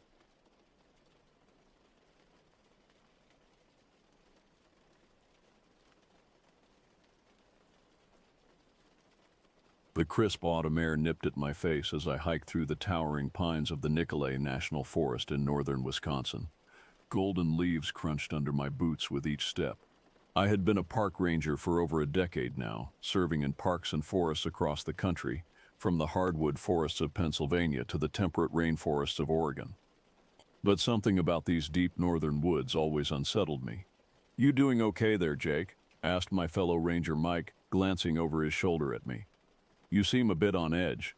I forced a smile. "Yeah, I'm all right. Just, this forest gives me the creeps sometimes, you know? All the stories and rumors." Mike chuckled. "What, you don't actually believe those old native legends, do you? About the bizarre creatures that supposedly lurk in these woods?" I shrugged. "I don't know what to believe anymore. After all my years as a ranger, I've seen and heard some strange things out there that I can't quite explain." We continued hiking in silence for a while. The sun began to set, bathing the forest in an eerie orange glow. Shadows lengthened, and an owl hooted mournfully in the distance. I was about to suggest we turn back and head to the ranger station when Mike froze. "Did you hear that?" he whispered.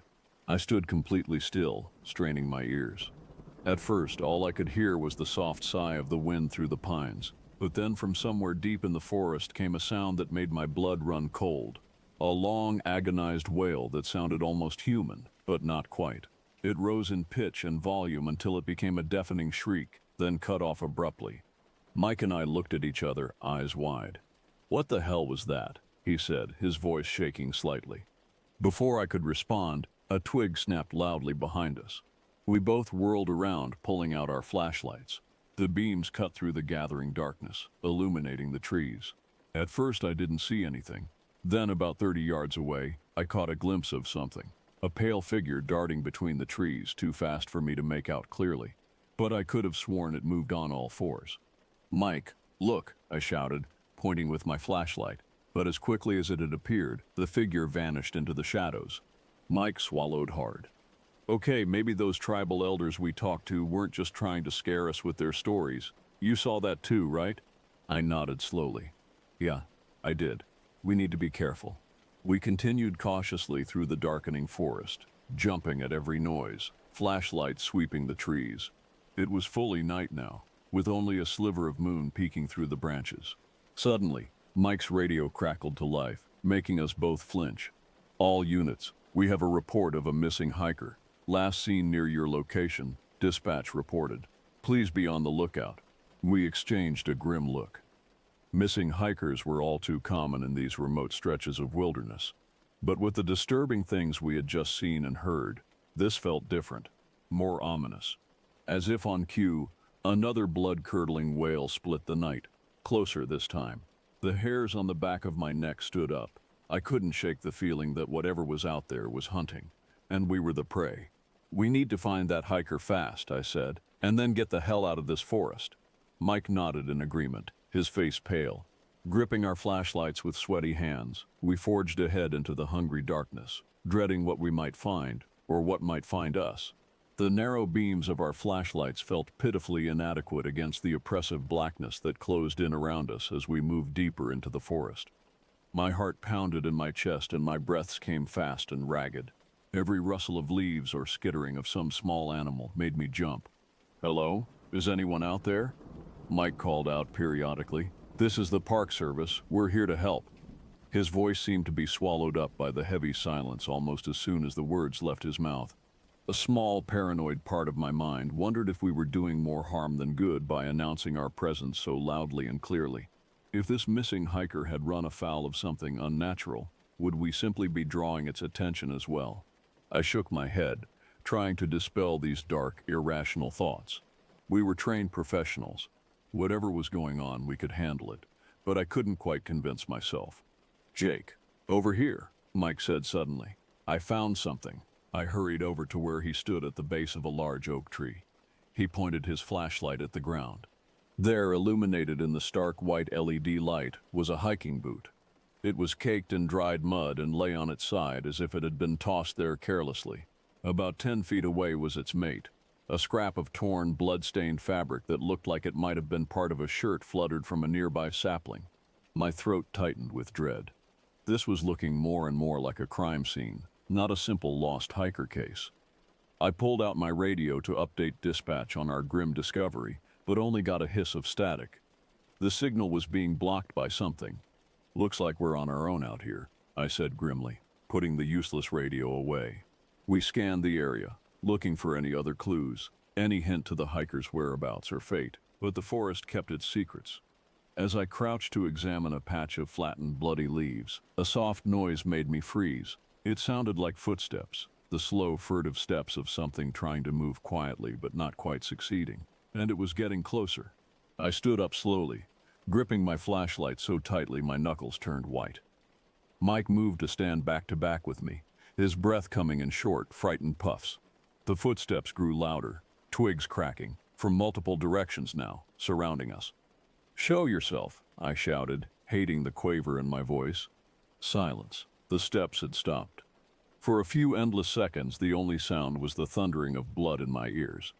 Then the shrieks began. Hideous, inhuman howls tearing through the night from all sides, ringing with a disturbing note of twisted glee, as if delighted by our terror. Through the trees, I caught flashes of pale, lurching forms, vaguely humanoid, but moving with a grotesque, disjointed gait. "Run!" I screamed. "Run!" Blind with panic, we crashed through the underbrush, thorns tearing at our clothes, branches whipping our faces. The shrieks and wails from the horrors behind us grew louder, spurring us on. I risked a glance over my shoulder and instantly regretted it. The things chasing us were clearly visible now, illuminated by our dancing, flickering flashlights. They were human, but not. Their limbs were too long, their faces distorted into leering skull-like masks, their eyes sunk in pits of darkness. And they were fast, far faster than us, gaining ground with each passing second. "We'll never outrun them," Mike gasped out, his voice edged with desperation. "The river," I panted. "Maybe we can lose them at the river." I prayed I was remembering the map of the area correctly, that there was a deep, fast-moving river carving through the forest nearby. We veered left, following the downward slope of the land, legs pumping, chests heaving. The shrieks behind us took on a note of frenzied bloodlust.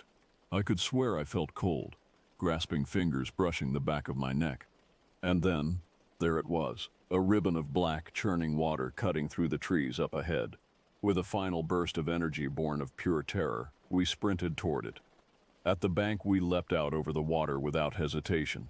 The shock of the icy water knocked the breath from my lungs as I plunged beneath the surface. The current seized me instantly, tumbling me head over heels. I fought my way back to the surface, gasping and spluttering. A few feet away, I saw Mike's head break the surface as well. Behind us, at the edge of the river, our pursuers milled about, screaming in fury. They paced back and forth but seemed unable or unwilling to enter the water. The river swept us swiftly downstream and around a bend, the horrifying wails fading into the night. Exhausted and battered, we dragged ourselves ashore on a rocky outcropping a good half-mile from where we had jumped in. For a long time we just lay there, chests heaving, not saying a word. The forest was deathly quiet. Finally, I pushed myself to a sitting position with a groan. What the hell were those things, Jake?" Mike asked, his voice barely above a whisper. "They weren't human. They couldn't have been." I just shook my head, at a loss for words. My mind reeled, trying to process the sheer impossibility of what we had just experienced. "I don't know, Mike," I said finally, "but whatever they are, we're not even close to being equipped to deal with them. We need to get back to the station, regroup, and call for help." He nodded jerkily and started to get to his feet. Then he froze, eyes widening with horror at something over my shoulder. "Jake, behind you." I started to turn, a new fear gripping my heart. The last thing I saw before a stunning blow to the back of my head plunged me into darkness was a looming, emaciated figure with eyes like bottomless pits. Then, nothing. Consciousness returned slowly, in throbbing, pain-soaked fragments.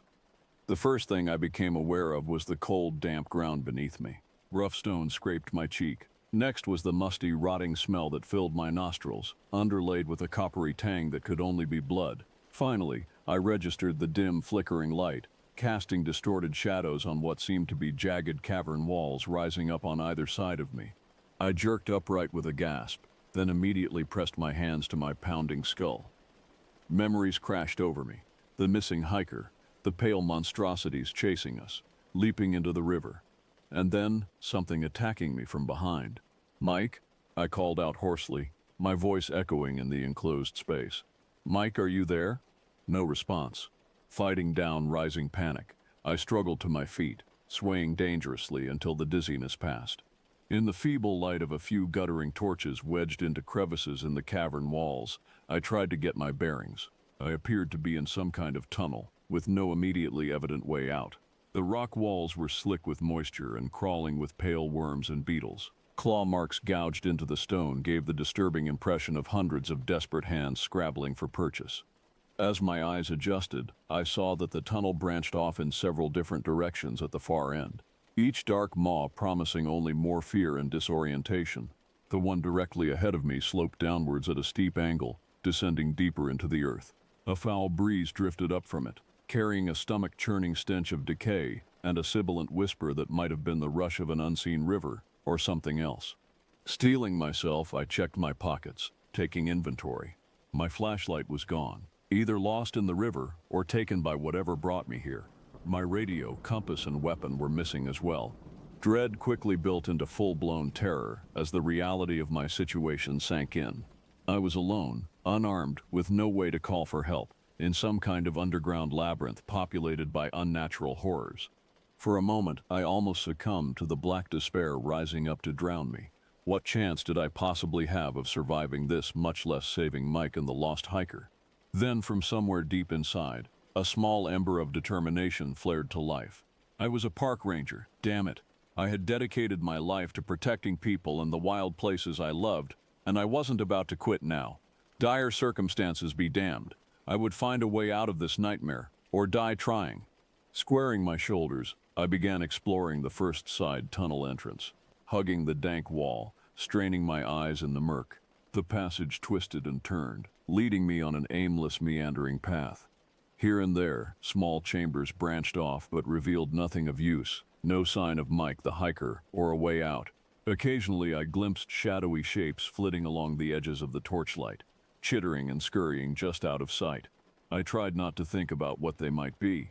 After what felt like hours of blind wandering, I stumbled out into a larger cavern. Raising my eyes from my careful study of the uneven ground, I felt my breath catch in my throat. There, stacked against the far wall, were piles of hiking gear, backpacks, boots, coils of rope, dented cookware, and among the jumbled equipment gleamed the unmistakable white of human bones. Bile burned the back of my throat as the scene came into nightmarish focus. Scraps of tattered, stained clothing still clung to some of the skeletons. A sun-bleached backpack had a smiling family photo pinned to it.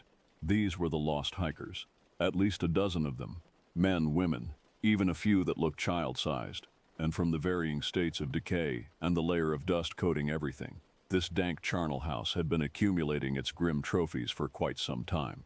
I squeezed my eyes shut, trying to block out the horrific sight, but the image was seared into my mind. Those skeletons weren't just anonymous remains. Each one represented a real person who had suffered and died in this forsaken place, alone and terrified, just like I would if I couldn't find a way out. A skittering noise behind me shattered my paralysis. I whirled to see a pale, emaciated figure crouched in the tunnel I had just traversed, watching me with dark, hollow eyes. My gorge rose. The thing had once been human, but starvation and unimaginable cruelties had transformed it into a feral, malformed wretch, more animal than man. "Stay back," I warned, trying to inject some authority into my faltering voice. "I'm with the Park Service. I want to help you." The creature cocked its head to the side, considering. For a moment, it almost seemed like a spark of human intelligence flickered in those fathomless eyes. Then it opened its mouth unnaturally wide and let out a gurgling shriek, exposing jagged shards of teeth and a lolling black tongue. I didn't wait to see what it would do next. In a blind panic, I turned and fled down a random tunnel, the creature's wails chasing me into the darkness. My heart pounded in my chest as I ran blindly through the twisting, disorienting tunnels, my ragged breaths tearing at my lungs. Behind me, I could hear the scrabbling and howling of the aberrant humanoid creature giving chase, along with other shrieks and chittering, echoing through the caverns, a terrifying cacophony of predatory glee that grew louder with each passing second. I had no idea where I was going, turning corners at random, splashing through icy subterranean streams, stumbling and clawing my way over heaps of rubble and down narrow passages. My hands were scraped raw and bloody from grasping at the rough stone, and I had lost all sense of direction and my primal need to get away. Just as I felt my strength starting to flag, my legs turning to jelly beneath me, I burst out into a larger cavern and skidded to a halt, stunned by what I saw. The chamber was lit by an eerie phosphorescent glow emanating from clumps of pale fungus clinging to the walls and ceiling, and in that unsettling light, I beheld a sight that stopped my heart. In the center of the cavern lay an enormous heap of bones, not the cleanly picked remains I had seen before, but fresher kills, the viscera and sinew still clinging to them, congealing into a gory paste on the damp stone floor. A vile stench of rot hung thick in the air. But most horrifying of all were the figures crouched around this repellent feast, ripping and tearing at the meat, gurgling and growling. At first, my stunned mind tried to convince itself that I was seeing a pack of hyenas or some other scavenging animal. But hyenas didn't have pale, almost translucent skin hanging from the bones, or weirdly elongated limbs that bent at unnatural angles. And they certainly didn't have those horrible distorted faces with gaping mouths and large night-black eyes that gleamed with a sick intelligence as they swiveled to stare at me. Time seemed to freeze as I stood there, my mind trying and failing to process the nightmare tableau before me. The creatures remained motionless as well, in a moment of mutual shocked paralysis. Then, as one, they rose from their grisly meal, bloody claws flexing, lipless mouths peeling back to reveal rows of jagged teeth, and started shambling toward me. Unfrozen into action by pure animal terror, I spun and sprinted for the nearest tunnel opening, just as a cacophony of eager shrieks and howls erupted behind me. I could hear the freakish beings giving chase, their uneven footsteps and excited panting echoing off the narrow cavern walls as I fled in blind panic. I ran until my lungs seared and my muscles screamed in protest, taking wild, careening turns, propelled forward only by the desperate need to escape the horrors snapping at my heels. At one point, I felt rank breath and sharp claws graze the back of my neck before I put on a final burst of speed and lost my pursuer in the labyrinthine tunnels. Finally, after an eternity of gasping for air and pushing my battered body to its limits, I staggered out into a small chamber and collapsed against the clammy wall, chest heaving. I could no longer hear any signs of pursuit, and allowed myself a moment to catch my breath and attempt to collect my fractured thoughts. It was clear to me now, even through the haze of exhaustion and horror, that this was no ordinary threat I was facing. The things inhabiting these caverns, whatever they were, went far beyond the human serial killer, or even rabid animal, my ranger training had prepared me for. These were creatures out of mankind's most primal nightmares, the living embodiment of the fear that had caused our ancestors to huddle close to the campfire and pray the night would pass quickly. Was this what had happened to Mike and the other hikers? Dragged down into this dank labyrinth to be sport for these horrifying entities? The bones I had seen piled in that chamber like so much refuse seemed to confirm it. But why was I still alive? Why hadn't they killed me yet, during the countless opportunities they had to overtake me in these tunnels where they clearly held every advantage? The thought arose, terrible in its implications, that perhaps something far worse than a quick death awaited me. Some darker fate that involved being kept alive, at least for a time. I shuddered, bile rising in my throat again. I knew with grim certainty that I couldn't just keep stumbling around blindly in this hostile underworld. I needed a plan, a way to find Mike and any other survivors and get us all out. Forcing my leaden limbs to move, I started searching the small cavern I had ended up in, looking for anything I could use. To my surprise, I spotted a rusted metal lantern sitting in a crevice, along with a crumpled pack that looked like standard ranger gear. Hope flaring in my chest, I hurried over and snatched up my unexpected finds. The pack had definitely seen better days, its canvas exterior torn and filthy, but it contained a dented canteen with a bit of stale water, a coil of frayed rope, a handful of ancient-looking granola bars, and most valuable of all, a sparking flint to light the lantern with. Hands shaking with exhaustion and residual fear, I managed to coax the lantern wick to ignite, creating a much steadier light than the feeble, guttering flames of the torches. By its glow, I noticed a faded scrap of paper wedged into a crevice beneath where the lantern had rested. Tugging it free, I saw it was a torn, water-damaged page that appeared to have been ripped from an old leather-bound journal. The fragment was covered in a spidery, barely legible scrawl, made even harder to decipher by water stains and what looked disturbingly like old bloodstains. But I could just make out a few scattered phrases. The old stories are true. Beings older than mankind live in the deep caves, come up to hunt, lure the unwary into their domain, worship some dark power, an ancient evil. The words sent a chill through me, even though they revealed little I hadn't already guessed. Folding the scrap carefully, I placed it in my pocket, unsure if it would be of any use but unwilling to leave it behind. Trying to ignore my aching muscles and gnawing hunger, I hoisted the pack and held the lantern high. The thought of deliberately descending deeper into the earth, into the lair of those abominations, made my legs tremble with dread. But if there was even a chance Mike was still alive down there, I had no choice. Squaring my shoulders and taking a deep, shuddering breath, I started down a tunnel that trended downward, into the hungry darkness that awaited me. The lantern cast a feeble pool of light ahead of me as I crept down the sloping, narrow passageway, jumping at every flicker of shadow. The air grew increasingly dank and oppressive the deeper I went, like a physical weight pressing down on me.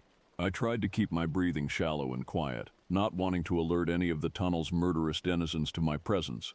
At the same time, I strained my ears for any sounds that might indicate Mike or the missing hiker were nearby, perhaps a moan of pain or a cry for help. But the only noises were the incessant drip of water and the occasional skittering of unseen creatures in the darkness. Each step I took required a monumental effort of will, every instinct screaming at me to turn and flee back the way I had come, but I pressed on. After descending for what felt like miles through countless twists and junctions in the tunnels, I stepped out into a massive cavern, so vast that my little lantern couldn't illuminate the far walls. I paused, trying to get my bearings in the echoing space. Then I noticed that the cavern wasn't pitch black like the tunnels had been. A dim, sickly green luminescence seemed to emanate from the walls and ceiling, casting everything in an unsettling underwater hue. As my eyes adjusted, I realized with dawning horror that the walls were covered in some sort of pulsing, semi-translucent slime, within which squirmed and undulated thousands of tiny larval creatures. They wriggled obscenely, pressing against the membranous surface as if trying to break free. The source of the eerie glow was unclear, perhaps some bioluminescent property of the repulsive organisms or the mucus itself. Fighting down a surge of revulsion, I made my way cautiously into the immense chamber, senses straining. I hadn't gone more than a dozen steps when I noticed a series of stone outcroppings emerging from the cavern floor ahead of me, forming crude dais, and on these raised platforms, to my horror, crouched more of the ghoulish beings I had seen feasting earlier. They perched perfectly motionless, their elongated limbs folded beneath them, reminding me of mantises or some sort of awful insects waiting to spring on their prey. Their bulbous eyes glinted coldly in the directions of the various tunnel entrances to the great cavern, including my own. I froze, barely daring to breathe, an icy wave of terror crashing over me. Had they seen me yet? Just as I was about to edge slowly back the way I had come, there was a stirring from a platform in the center of the cavern, the largest of the bunch. A hunched, emaciated figure rose from the shadows there, and I felt the bile rise in my throat. While the other creatures were horrific enough, this monstrosity was of another level entirely. Its body seemed to be composed more of shadow than substance, a gaunt fleshless frame that shifted and flickered at the edges as if not quite solid. Tattered remnants of clothing hung from its stick-like limbs, but worst of all was the face, little more than a grinning skull, with only scraps of rotting flesh clinging to it, and eyes that burned with a poisonous green fire in their sunken sockets. The being raised its skeletal arms in a gesture that almost looked like supplication, and spoke in a rasping, sibilant voice that scuttered obscenely along my skin and set my teeth on edge. Hashtu Murglash Kanath, Faktan Relia. The words, if that's what they were, emerged not from the thing's lipless mouth, but rather reverberated from all around, as if the very air of the cavern was given loathsome voice. At this hideous utterance, the other creatures began to stir and chitter, a rising tide of agitation. I had no idea what the words meant, but they filled me with a primal, bone-deep dread, an instinctive knowledge that I was witnessing something profane and blasphemous that had no place in a sane world. I began to back away, no longer caring about stealth, desperate to put as much distance as I could between myself and the ghastly scene playing out before me. But then, a flicker of movement on a smaller dais near the back of the cavern caught my eye. At first I thought it was just another one of the lurking horrors, but then I caught a flash of fabric, a very human groan of pain. My heart leaped to my throat. It was Mike, and from the looks of it the missing hiker too, both tied to the stone platform with what appeared to be slimy, pulsating ropes of the same nauseating organic material that coated the cavern walls. They both appeared to be unconscious or barely conscious, their heads lolling to the side, and crouched over them, a long serrated blade of some dark metal clutched in its bony claws, was another one of the most twisted and deformed of the creatures, like a high priest of this macabre ceremony. I knew with complete, terrifying certainty that I was about to witness a human sacrifice to whatever unspeakable forces these freakish entities served, and that I was utterly powerless to stop it. Even as my mind screamed at me to flee, I found myself rooted to the spot, unable to wrench my gaze away. The cavern fell silent, every unclean eye fixed on the tableau before us. The priest raised the jagged knife high, and I squeezed my eyes shut, mumbling a prayer to any god that would listen, knowing no salvation would be forthcoming. I braced myself for my friends' dying screams, but they never came. Instead, a sound that I can only describe as a roar of terrible, otherworldly fury echoed through the cavern, shaking the very stone beneath my feet. My eyes flew open again to see the most extraordinary and terrifying sight I have ever beheld. Standing at another entrance to the vast chamber, eyes blazing and a dull red light glowing from beneath its skin as if its veins ran with fire, was an old Native American man. His grizzled features were contorted with incongruous rage, and what looked like disgust as he glared at the gathered abominations. He began to chant, the words an ominous rising cadence that sparked some deep ancestral memory. As the sonorous words rolled through the cavern, a brilliant flash of red illuminated the dank space, blinding after the eerie green glow. It coalesced into intricate, twisting symbols that seared themselves into the air before the old man like a fiery sigil. He thrust his gnarled staff toward the floating runes, shouting a word that sounded like "begone," but reverberated on a level beyond language. At this unmistakable banishment, the uncanny light intensified into an unbearable brightness, the symbols exploding outward to fill the chamber. The fiendish creatures began to screech and wail in a cacophony of anguish and rage. They writhed and contorted grotesquely as the glare consumed them, their misshapen forms unraveling like shadows under the noonday sun. And then, between one blink of my tearing eyes and the next, they were simply gone, leaving no trace that they had ever existed. Silence reigned in the now empty cavern, the last echoes of those horrible shrieks still ringing in my ears. My legs finally gave out beneath me, and I slumped to the cold stone floor, staring in uncomprehending wonder and residual terror at the old man who now seemed to be the only other living soul in that accursed place. He, in turn, fixed me with an unfathomable gaze, a look that somehow managed to convey grief, weariness, and something like recognition all at once. "I was almost too late," he pronounced in a voice roughened by age and sorrow. "They nearly opened the way for the Ancient Ones to return. We were lucky this time. Somehow, impossibly, I found my voice. What were those things? What just happened?" He shook his head slowly. "Pray you never have to truly know. They are abominations that have existed in the dark corners of the world since before mankind dreamed of fire. There are some doors that must remain closed, some powers that must not be awakened for all our sakes." With that, he turned and began to walk stooped and slow toward the platforms where Mike and the hiker remained. Still reeling, I clambered to my feet and stumbled after him, a million questions whirling in my stunned mind. I could only hope that with this inexplicable reprieve, I would have the chance to ask them. But for now, getting my fellow rangers to safety was all that mattered. The horrors, both witnessed and implied, could wait until we were far from this subterranean hell and back under the clean light of day, if indeed such a place still existed unchanged after all I had seen. The nightmares, I knew, would be with me always, but perhaps also a grim wisdom, that there are far fouler things lurking in the shadows of the world than anything I had ever imagined, and that sometimes the only light that can banish them is a single flame of human courage and compassion against the darkness.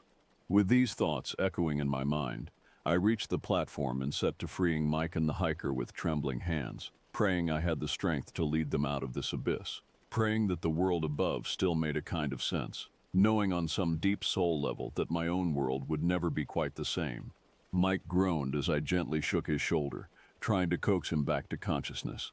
His eyelids fluttered, then snapped open, confusion and fear flooding his gaze as he tried to sit up, straining against his repulsive bonds. "Easy, Mike. It's me, Jake," I said soothingly. "I'm going to get you out of here, but I need you to stay calm, okay?" Recognition slowly dawned on his battered face.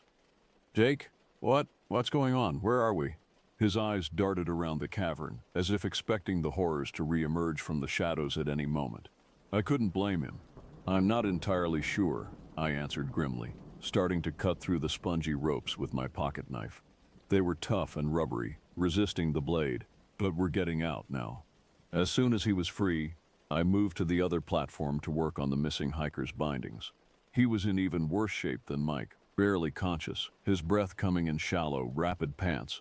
Dark bruises and half-healed lacerations marred nearly every inch of visible skin, and his clothes hung off him in filthy tatters.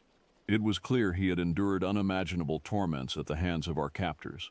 I felt a presence at my elbow and glanced over to see the old Native American man crouching beside me.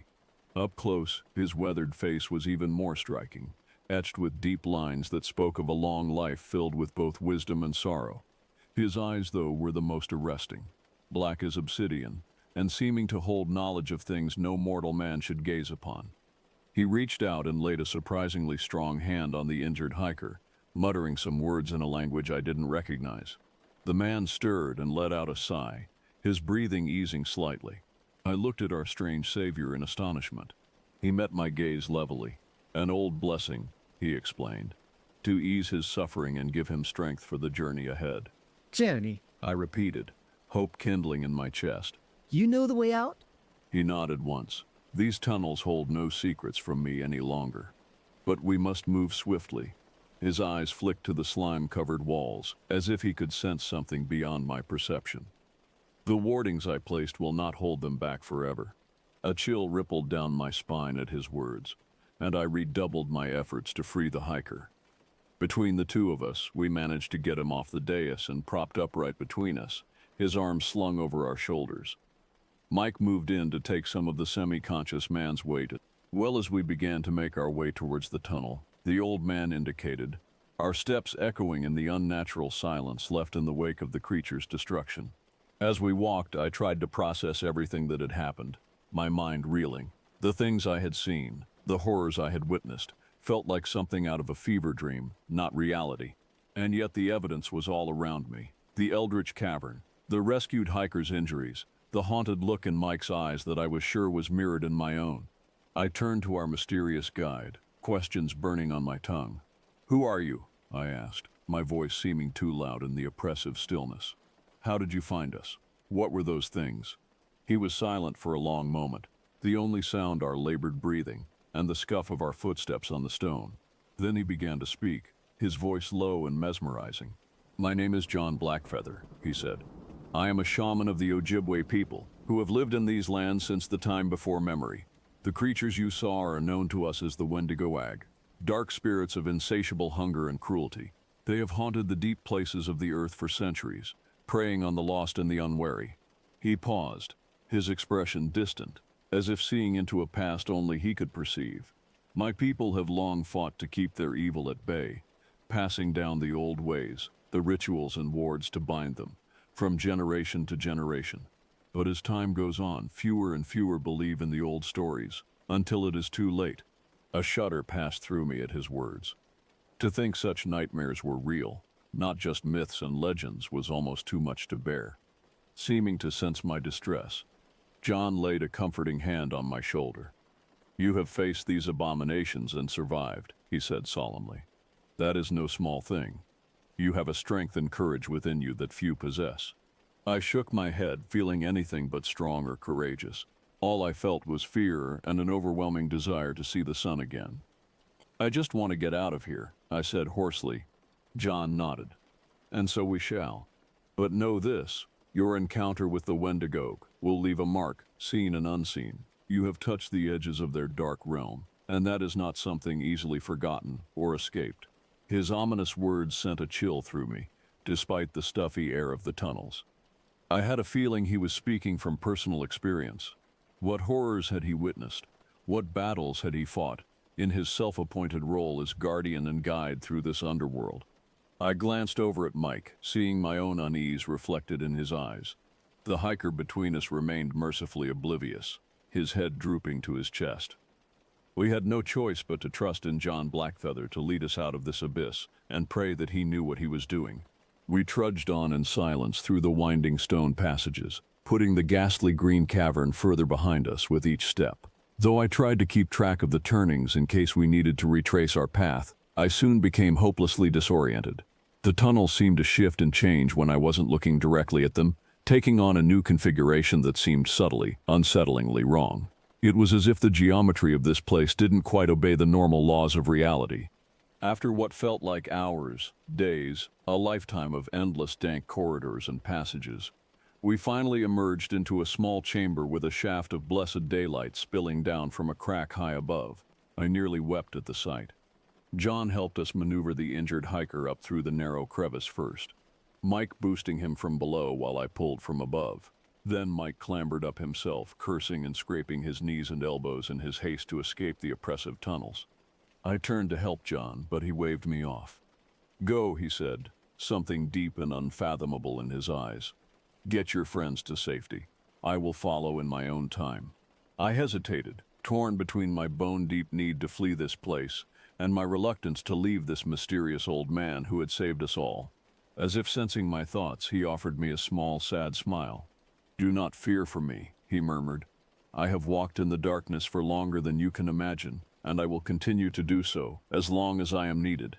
It is my burden and my privilege to stand against the hungry shadows so that others may live in the light." With those cryptic words, he turned and shuffled back down the tunnel, soon vanishing into the gloom. Despite the warmth of the sun on my face as I pulled myself up through the crack and out into the clean, bright air, a part of me remained in those dank passageways below, with John Blackfeather, guardian, guide, and enigma. I knew that I would never forget him, or the nightmares we had faced together in the caverns of the Wendigoek. And though I longed to put this subterranean hell behind me and lose myself in the comforting normality of the surface world, his parting words lingered like a chill in my bones, for I had gazed into the abyss and witnessed the horrors that dwelled there. And I knew with a terrible certainty that my journey into the hungry darkness was far from over. The shadows would always be with me now, waiting, watching, whispering at the edges of my consciousness, calling me back to the endless tunnels and the abominations that lurked within. But for now, reunited with Mike and the hiker under the vault of blue sky, I let the sheer relief of survival wash over me. We had made it out alive, if not unscathed, and that would have to be enough for now. As the adrenaline began to drain away, exhaustion and reaction took its place. My knees buckled and I sank to the carpet of pine needles, breathing deeply of the crisp, sap-scented air. Mike collapsed next to me, cradling his head and shaking hands. "I can't believe, what the hell just happened?" he croaked, his voice cracking. "I don't know," I answered honestly, "except that everything we thought we knew about the world, about what's possible, was wrong." I could still see the hideous contortions of the Wendigoeg, still hear their frenzied shrieks ringing in my ears. Mike looked up at me with haunted eyes. "How are we supposed to go back to our normal lives after this? Pretend like none of it happened?" I sighed deeply. "We can't. Those things are still down there in the dark, along with who knows what else, and now we know they're real." "So what do we do?" he asked, helplessly. I looked out over the serene vista of the forest, now seeming to conceal unimaginable horrors beneath its placid exterior. John Blackfeather's ancient, knowing gaze swam before my mind's eye. "We do what we've always done," I said slowly. "We watch over the wilderness, and we protect the people who venture into it, as best we can. Only now, we know what we're really up against, what we're really fighting to keep at bay." I thought of all the missing hikers whose final fates I had never discovered, and suppressed a shudder. How many of them had been dragged down into that abyss, never to return? Their numbers would likely only grow, I knew, as more and more people pushed into the wild places, heedless of the dire warnings and eerie tales. But perhaps some would be spared that horrific end, now that I knew the truth, now that I could recognize the signs and take precautions against the hungry ones that prowled the shadows. It wasn't much, set against the scope of the hidden evil that lurked below, but it was a start. If John Blackfeather and others like him had held the darkness at bay this long, then I could do no less than add my own light to that endless battle. For the sake of the lost and the innocent, I would stand watch. I would walk the forests and the deep places, ever vigilant, ever wary. I would be a keeper of the flame against the eternal night. As I pulled myself to my feet and reached down to help Mike up, I saw the same realization and resolve come into his eyes. He met my gaze and gave a single tight nod, a silent promise. Together, we slung the unconscious hiker's arms over our shoulders once more and began the long hike back to civilization, to hospitals and incident reports and debriefings, and perhaps in time to some semblance of normality. But a part of us would always remain in those dank tunnels with their chittering denizens, in that endless shadow realm where the Wendigo reigned. That knowledge, that grim burden, would never leave us. We had become brothers bound by blood and by secrets, inductees into the dark mysteries that lay beneath the surface of the world, and that fellowship I knew would last a lifetime. As the trees closed in around us and the mountains swallowed the sun, I felt a new purpose take root in my soul beside the fear and the echoes of old screams. I was a ranger, a guardian, a light in dark places, and I had work to do.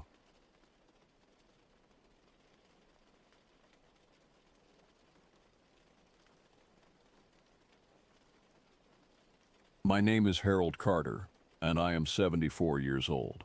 What I'm about to tell you happened to me on July 22nd, 1997.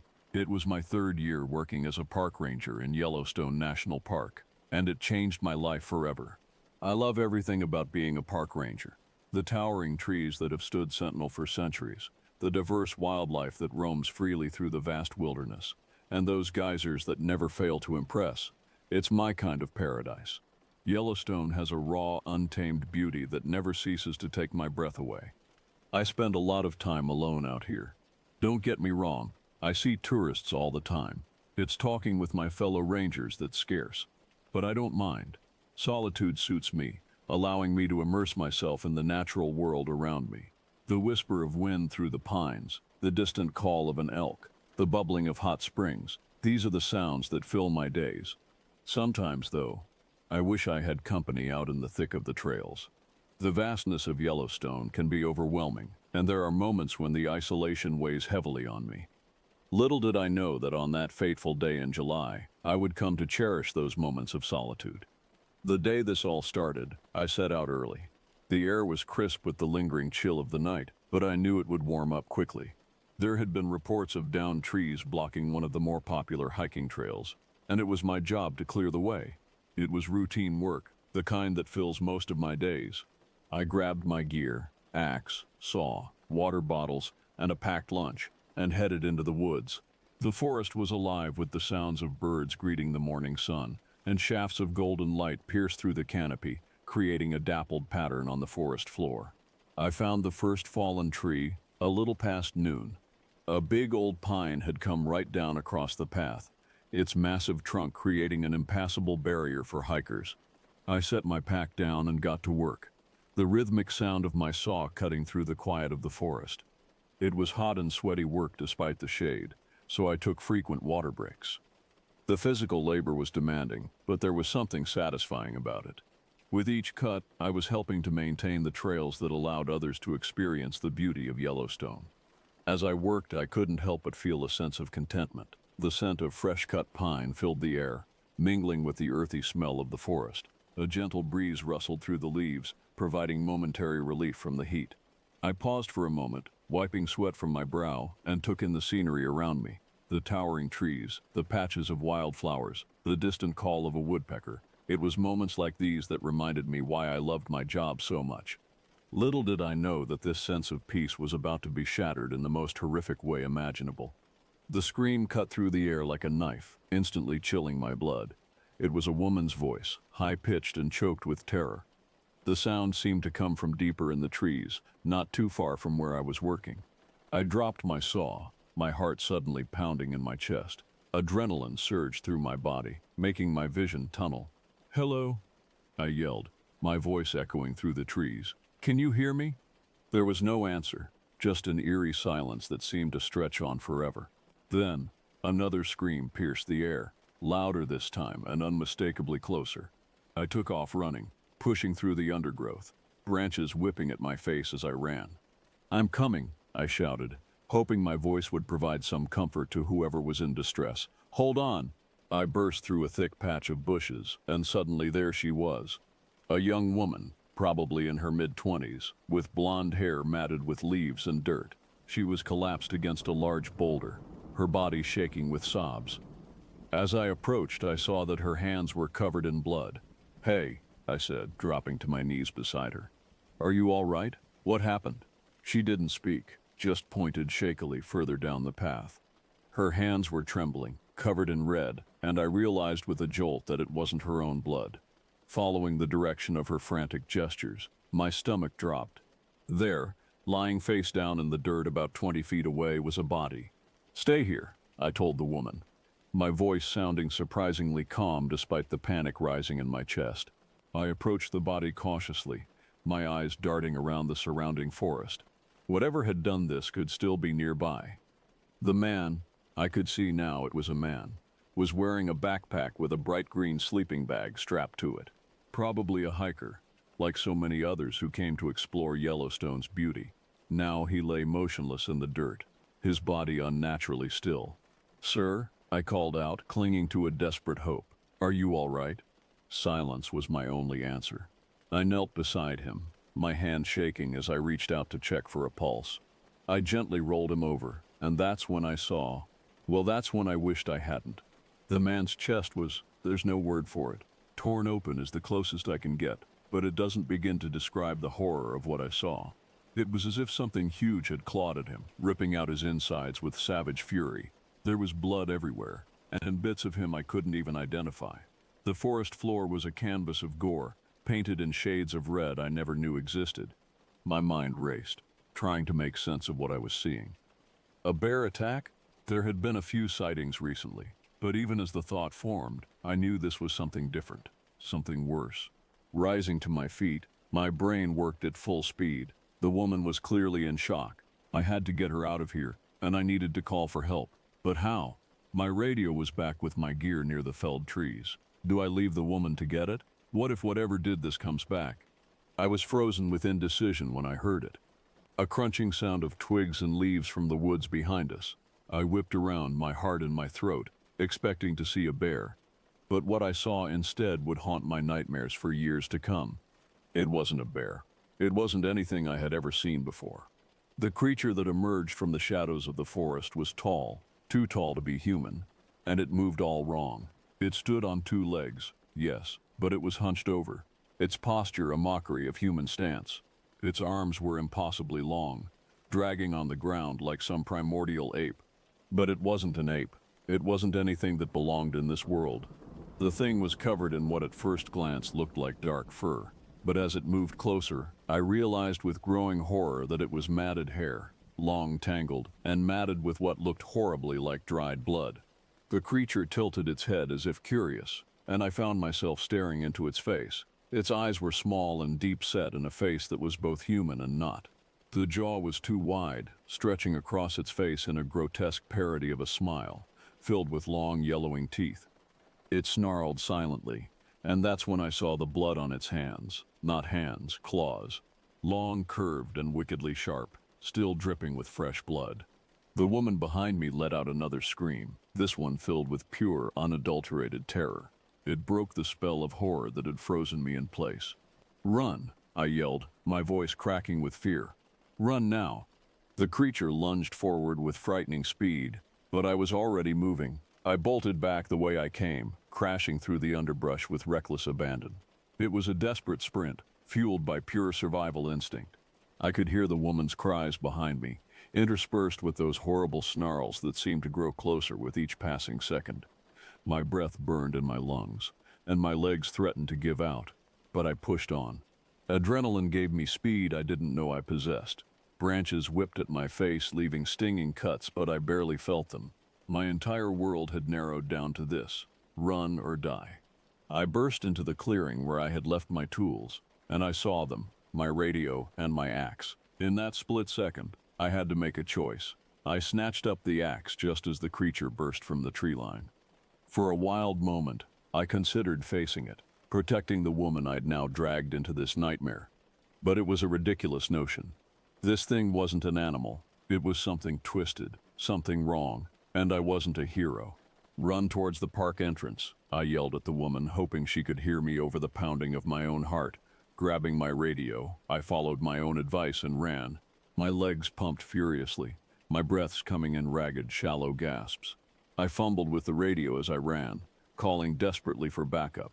My voice was panicked, barely coherent as I gave the ranger station the bare essentials of our location. Then the voice of Janice, the dispatcher, came through, telling me help was on the way to hang tight. But hanging tight was the one thing I couldn't do. I could hear the snarls behind me, closer with each passing second. Janice's voice crackled over the radio again, telling me helicopters and a team of rangers were inbound. They were minutes away, but minutes might as well have been years. The creature would be on me long before then. I pushed myself harder, my lungs threatening to burst, my limbs on fire. Then I heard it, the woman's scream behind me, piercing and desperate. Then it cut off abruptly. A terrible silence fell over the forest. Dread settled in the pit of my stomach. Tears of frustration stung my eyes as I ran faster, branches whipping my face. I had to make it. I couldn't let that thing catch me. The trees began to thin out ahead. I could see a break in the foliage, an opening, and that's when I spotted it, the old Firewatch Tower. The Firewatch Tower loomed ahead, a rusted relic from a bygone era. It wasn't much, but it was my only hope. I scrambled towards it, my legs burning with the effort. I reached the base of the tower and grabbed the rusted ladder, cursing my trembling hands as I began to climb. The metal rungs were slick with moisture, making each step a potential disaster. But fear gave me strength, and I hauled myself up with desperate energy. The platform was only 20 feet up. Not much of a defense, but it was better than being on the ground. Gasping for air, I collapsed onto the wooden planks, my chest heaving as I tried to catch my breath. After a moment, I risked a look back. The creature was there at the base of the tower, staring up at me with those terrible eyes. It snarled and pawed at the metal rungs, but it couldn't seem to figure out how to climb. The throbbing in my legs began to lessen. The pounding in my head started to subside. I clung to the railing for dear life, my knuckles white with the effort. That's when I heard it, the most glorious sound I've ever known. Helicopters. The sound of rotor blades filled the air, growing louder by the second. 3 helicopters appeared over the tree line, their powerful spotlights piercing the dimming forest. My adrenaline spiked again, not in fear this time, but in the hope of rescue. I waved my arms frantically, trying to catch their attention. One of the helicopters descended, stirring up leaves and dust with its powerful blades.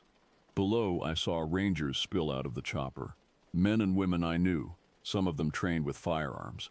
They moved in a tactical formation, rifles raised, shouting for me to stay put. But my eyes were drawn to the trees. The creature had vanished back into the shadows as if it had never been there. It felt like a lifetime before they managed to get me down from the tower. They lowered a harness, and I fumbled with the straps, my hands still shaking from the ordeal. When my feet finally touched solid ground, my legs turned to jelly, and I nearly collapsed. 2 rangers flanked me. Their guns pointed outwards as we made our way back into the woods. We found the man's body first, the gruesome scene just as I had left it. Then we found the woman, or what was left of her. The aftermath was horrific, far worse than the initial sight of the man's corpse. I can't put the details into words. The rangers were hard men, weathered by the things they'd seen out here, but they blanched at the sight. One of them turned aside to vomit. There was no sign of the creature. It had vanished like a ghost, though the evidence of its inhuman brutality was sickeningly real. The rangers collected what was left of the woman's body, solemnly bagging the pieces. The man, at least, was easier to recover. I was spared none of this, the ordeal not ending even with my rescue. That night I found myself back at the ranger station, giving my statement. It was a blur of well-meaning faces, offers of coffee and blankets, concerned questions. I answered mechanically, still trapped inside my own head, replaying the day's events, the screams, the chase, and the sight of those things the monster had left behind. Janice, the dispatcher whose voice had been a lifeline during my escape, pulled me aside. Her face was etched with concern, her eyes searching mine as if looking for something she hoped not to find. "I know you're in shock, Harold," she said gently, "but we need to talk about what you saw back there. That thing." The word hung in the air, heavy and ugly. I described it as best I could. The hunched posture, the matted hair, the too wide jaw, and those damn eyes. Deep set and gleaming in the dark like an animal, yet with a chilling intelligence behind them. Janice listened, her face growing paler with each detail. They searched the woods the next day, and the day after that. No sign of the creature, not a footprint, not a strand of hair. The park was shut down, tourists turned away. A whole section of Yellowstone was cordoned off. They even brought in search dogs, but the creature was gone, swallowed up by the wilderness as if it had never been there. The aftermath. Well, let's just say it's been hell. Reporters swarmed like vultures, local ones at first, then national as the story made headlines. Beast of Yellowstone, they called it, stirring up a frenzy. Conspiracy theorists popped up, raving about aliens or government experiments gone wrong. Some even accused me, saying I'd made it all up, or worse, that I was the monster. I was put on leave, of course. Mandatory counseling sessions, psych evaluations, the whole 9 yards. They asked the same questions over and over. Could it have been a bear? Did I see it clearly? Was it possible I'd imagined the whole thing? Maybe it was the shock, the trauma playing tricks on my mind. They kept searching the woods, finding nothing, and I could see the doubt lingering in their eyes. The worst part was, I began to doubt myself too. There were no witnesses, no evidence of the thing except for what it did to those poor people. The nights became a waking nightmare. I'd see the creature's face every time I closed my eyes, those gleaming eyes and yellow teeth, the blood on its claws. I'd see the woman, what was left of her, and hear her screams echoing in my head. Months passed, and the furor died down a little. There were no new attacks, no sightings of the creature. Life in the little tourist town near the park started to return to normal, but it wasn't normal for me. I couldn't shake the feeling I was being watched, that the thing was still out there, waiting. I started checking over my shoulder every 2 minutes, jumping at any odd sound. The trees that once felt like home now seemed menacing, every shadow a potential hiding place for the monster. My fellow rangers tried to be supportive, but I could see the doubt in their eyes. They'd smile and nod when I talked about the creature, but their expressions were those of people humoring someone they thought might be losing their grip on reality. It was isolating, to say the least. A year after the incident, I quit the Park Service. I couldn't bear the sight of the forest anymore. Every rustle of leaves, every snapping twig sent my heart racing. The wilderness I once loved had become a source of constant terror. I moved away, trying to rebuild a life somewhere the woods weren't looming over me. I found a small apartment in a bustling city, surrounded by concrete and steel instead of trees and mountains. Some days I almost succeeded in convincing myself that what happened in Yellowstone was just a terrible nightmare. I told myself it was a rogue bear attack, a freak accident amplified by trauma and fear. I forced myself to forget the creature's too human face, the calculating malevolence in its eyes. But then there were the reports. It started with whispers, rumors on the internet that I tried my best to ignore. But soon the stories were impossible to overlook. Not in Yellowstone, no. The attacks were happening hundreds of miles away, deep in other national forests. Missing hikers, bodies torn apart, all bearing the same gruesome signature I had witnessed that day in Yellowstone. People whispered the same name, the Beast. They didn't know the details. How could they? But I knew. It was out there, still hunting. The news stories fueled my nightmares. I started carrying a gun, learned how to use it properly. Some nights I'd leave my blinds open, watching the shadows shift in the streetlights below, just in case. The city that had once felt like a safe haven now seemed like a fragile illusion of security.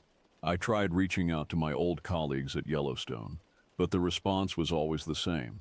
Polite dismissals, gentle suggestions that maybe I should talk to someone about what I'd been through. They didn't want to hear about the new attacks, didn't want to consider that what had happened that day might be part of something larger and more terrifying. The other rangers, well, we didn't talk about it, not directly. But sometimes at reunions, I'd catch them watching me, their eyes filled with pity or something worse, like they thought I'd broken, that I was one step away from snapping, hunting a monster that may only exist inside my head. And maybe they were right. Maybe the trauma had warped my mind, made me see connections where there were none. But deep down, I knew the truth. The beast was real, and it was still out there. It's been nearly 3 decades since that day in Yellowstone, and I'm an old man now. The world has moved on, forgotten about the Beast of Yellowstone incident. It's become nothing more than a local legend, a story to scare tourists around campfires. But I haven't forgotten. I can't forget. I've spent years researching, gathering every scrap of information I could find about similar attacks. I've plotted them on maps, looking for patterns, trying to understand the creature's movements. And slowly a picture has emerged. It's not just one beast. There are more of them out there, hidden in the wild places of the world. They're smart, they're careful, and they're patient. They strike rarely, but when they do, it's with terrifying brutality. I've tried to warn people, to get the authorities to take it seriously. But who's going to listen to an old man rambling about monsters in the woods? I'm just another crackpot, another conspiracy theorist to be ignored or pitied. But I know the truth, and that's why I'm writing this now, putting my story down in the hope that someday, someone will believe, someone will understand the danger that's out there, lurking in the shadows of our wilderness. To whoever reads this, be careful out there. The woods are beautiful, but they hide secrets, dark, terrible secrets, and sometimes those secrets have teeth and claws. My name is Harold Carter. I'm 74 years old, and this is my warning to the world.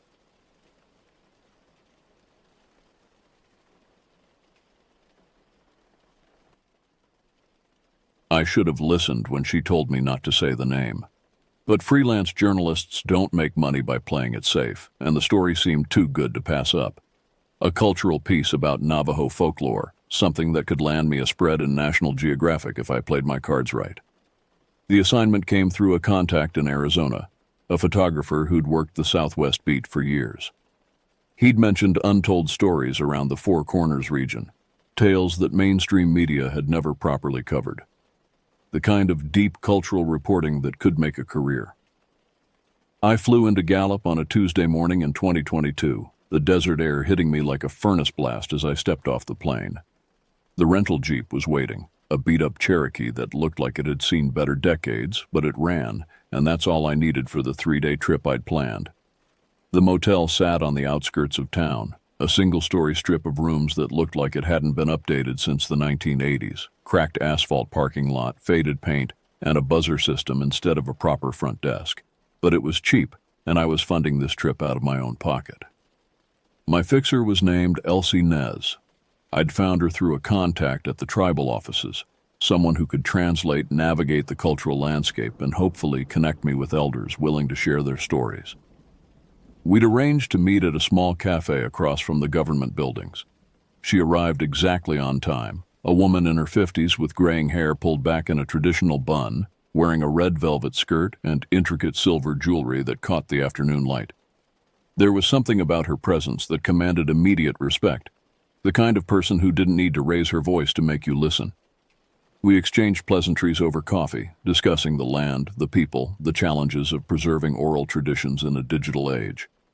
I had my notepad out, trying to appear casual while steering the conversation toward the stories I'd come to document. "So," I said, leaning forward slightly, "I've heard there are still stories about skinwalkers out here. Traditional accounts that haven't been properly documented." The cafe went quiet. Not just our table. The entire room seemed to pause. Elsie's coffee cup stopped halfway to her lips, and her dark eyes locked onto mine with an intensity that made my stomach clench. "You shouldn't say that," she said quietly, setting her cup down with deliberate care. "Not here. Not anywhere." I gave what I hoped was a disarming laugh. "Sorry, I didn't mean to offend. I'm just trying to understand the cultural significance of these stories. The anthropological value." "You said its name," she interrupted, her voice barely above a whisper. "That's not a story. That's a thing. And saying its name—" She paused, looking past me toward the window, as if checking the shadows. "It calls it closer." The temperature in the room seemed to drop 10 degrees. I tried to backpedal, apologizing profusely, explaining that I meant no disrespect, that I was simply a journalist trying to understand the cultural context. But Elsie's expression had already changed. She looked past me like something fundamental had shifted, like a door that couldn't be closed had been opened. "Too late," she murmured, gathering her purse. "You said it. Now it knows you're here." The motel felt different that night. Not haunted, I don't believe in ghosts, but wrong in a way I couldn't articulate. The desert outside my window was absolute darkness, no streetlights, no passing cars. Just an endless void that seemed to press against the glass. I'd tried to work, transcribing my notes from the meeting with Elsie, but I couldn't concentrate. Every few minutes I found myself glancing toward the window, expecting to see something looking back. The silence was oppressive, the kind of complete quiet that makes your ears ring. Unable to sleep, I stepped outside to get some air. The parking lot held only 2 vehicles, my rental Jeep and a battered pickup truck I hadn't noticed anyone drive. The air was still, not even a whisper of wind, and the temperature had dropped significantly since sunset. Beyond the motel's property line, the land fell away into a wash filled with scrub brush and scattered boulders, all cast in impenetrable shadows. I lit a cigarette and tried to convince myself that Elsie's reaction had been cultural sensitivity, nothing more. Some traditions weren't meant for outsiders, and I'd overstepped. That's when I heard it. A whistle, high-pitched and drawn out like someone attempting to mimic a bird call but getting it slightly wrong. It echoed once across the rocks and then stopped, leaving the desert in deeper silence than before. I waited, cigarette burning down between my fingers, heart rate climbing. The sound came again, closer this time, and definitely not a bird. There was something artificial about it, something intentionally mocking about the tone. Then came the smell. Burnt hair mixed with hot metal, so strong and acrid it made my eyes water. I dropped the cigarette and stepped backward toward my room, hand fumbling for the key card. A dog barked somewhere in the distance, a sharp, panicked sound that cut off abruptly. Then another bark from a different direction. Then silence. I rushed inside and locked the door, engaging the chain and the deadbolt. Sleep was impossible. I sat in the room's single chair, fully clothed, lights on, watching the window until dawn crept across the desert floor. Morning brought harsh sunlight and the illusion of safety. I tried to rationalize the previous night's events. Desert acoustics could play tricks, and the smell might have been from a distant fire or industrial facility. Altitude and stress could explain the rest. I stepped outside to load my camera gear into the Jeep, already planning my approach for the day's interviews. That's when I saw them. 3 parallel gouges ran down the driver's side door, each about 18 inches long and deep enough to score the metal. They were perfectly spaced, as if made by claws or talons dragged across the surface with deliberate precision. The metal showed no rust, no weathering. These were fresh. Scattered around the vehicle's tires was a fine layer of ash, not dust or sand, but actual ash, like the residue from burned wood or paper. It formed rough circles around each wheel, as if something had marked territory. I walked the perimeter of the parking lot looking for security cameras, witnesses, any explanation for the damage. The motel owner, a tired-looking man in his 60s, emerged from the office when I knocked. "Any cameras in the lot?" I asked, pointing to the scratches. He shrugged. "Haven't worked in years. Insurance doesn't require them out here." He glanced at the damage and shook his head. "Probably kids. They come out here sometimes, get drunk, cause trouble." But I'd seen the depth of those scratches. No teenager with a knife or screwdriver could have made marks like that.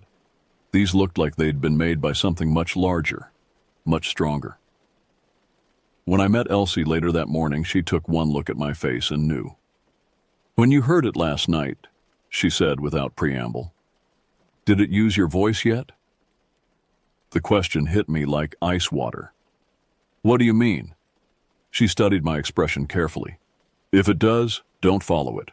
No matter how real it sounds, no matter what it promises, don't follow the voice." I wanted to ask more questions, but something in her tone told me she'd already said too much. Against every instinct and Elsie's explicit warnings, I decided to proceed with my original plan.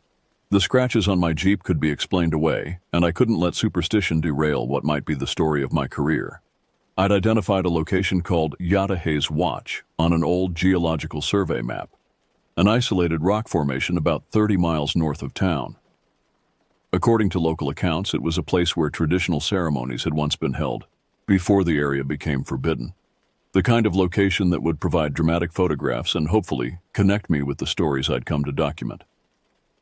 Elsie was waiting by her truck when I emerged from the cafe that afternoon, arms crossed, face set in grim disapproval. "You're still planning to go," she said, not a question. "Just for photographs," I assured her. "I'll be back before dark." Her expression didn't soften. "That place, Yatahe's Watch, it's a crossing point, a thin place where things move between worlds. You don't want to be there when the sun goes down." I thanked her for the warning, loaded my camera equipment, and assured her I'd be careful. Looking back, I realized she knew I wouldn't listen. The resignation in her eyes told me she'd seen this before. Outsiders who thought they understood forces they'd never comprehend. The drive took longer than expected. The roads deteriorated as I moved away from town, eventually becoming little more than dirt tracks carved across the desert floor. My GPS lost signal after the first 10 miles, leaving me to navigate by landmarks and intuition. Yatahe's Watch wasn't marked on any modern map, but I found it, a jagged spire of red rock rising from the flat scrubland like a broken finger pointing accusingly at the sky. It wasn't particularly tall, maybe 60 feet, but something about its shape felt wrong, unnatural, as if it had been twisted by forces that didn't follow normal geological rules. I parked at the base of a low ridge and began the hike toward the formation, camera bag slung over my shoulder. The afternoon sun was already sinking toward the western horizon, painting the landscape in shades of orange and deep red. I had maybe 2 hours of good light left. As I climbed the ridge to get a better angle for photographs, I noticed something that made me pause. Footprints in the sandy soil, definitely human but wrong somehow. The impressions were too long, the toes unnaturally extended, the stride suggesting someone who moved differently than normal people. The prints led toward a cluster of boulders arranged in configurations that looked deliberate rather than random. Balanced rocks, twisted formations, shapes that suggested figures frozen mid-scream. I raised my camera to document them, and that's when I heard it again. The whistle. Same tone, same mocking quality, but much closer now. I turned toward the sound, expecting to see another hiker, or perhaps a local who could provide context for the strange formations. Instead, I saw nothing but empty desert stretching toward the darkening horizon. Then movement caught my eye, high up on the rock spire itself. A figure crouched against the last light of day, perfectly motionless. From a distance, it looked human, someone who had climbed the formation and was now watching me from above. I raised my camera, adjusting the telephoto lens to get a clearer look. What I saw through the viewfinder made my hands start to shake. The figure was wrong. Fundamentally, horrifically wrong. It had the basic shape of a human, 2 arms, 2 legs, a torso and head, but the proportions were all distorted. Too thin, like someone who had been stretched on a rack. The skin appeared bleached, almost white, pulled tight over bones that jutted at unnatural angles. Its head was the worst part. At first glance, it looked animal-like, elongated skull, what might have been antlers or horns. But as I watched, frozen behind my camera lens, the features shifted. The antlers twisted back into the skull, the snout contracted, and suddenly it had a human face. My face. It opened its mouth, and my voice echoed across the desert. "Help! Hey, I'm up here!"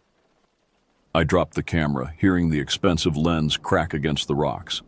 The thing wearing my appearance smiled, an expression that should have been familiar but looked alien and predatory on those stolen features. Then it began to move, crawling down the rock face with impossible speed and silence.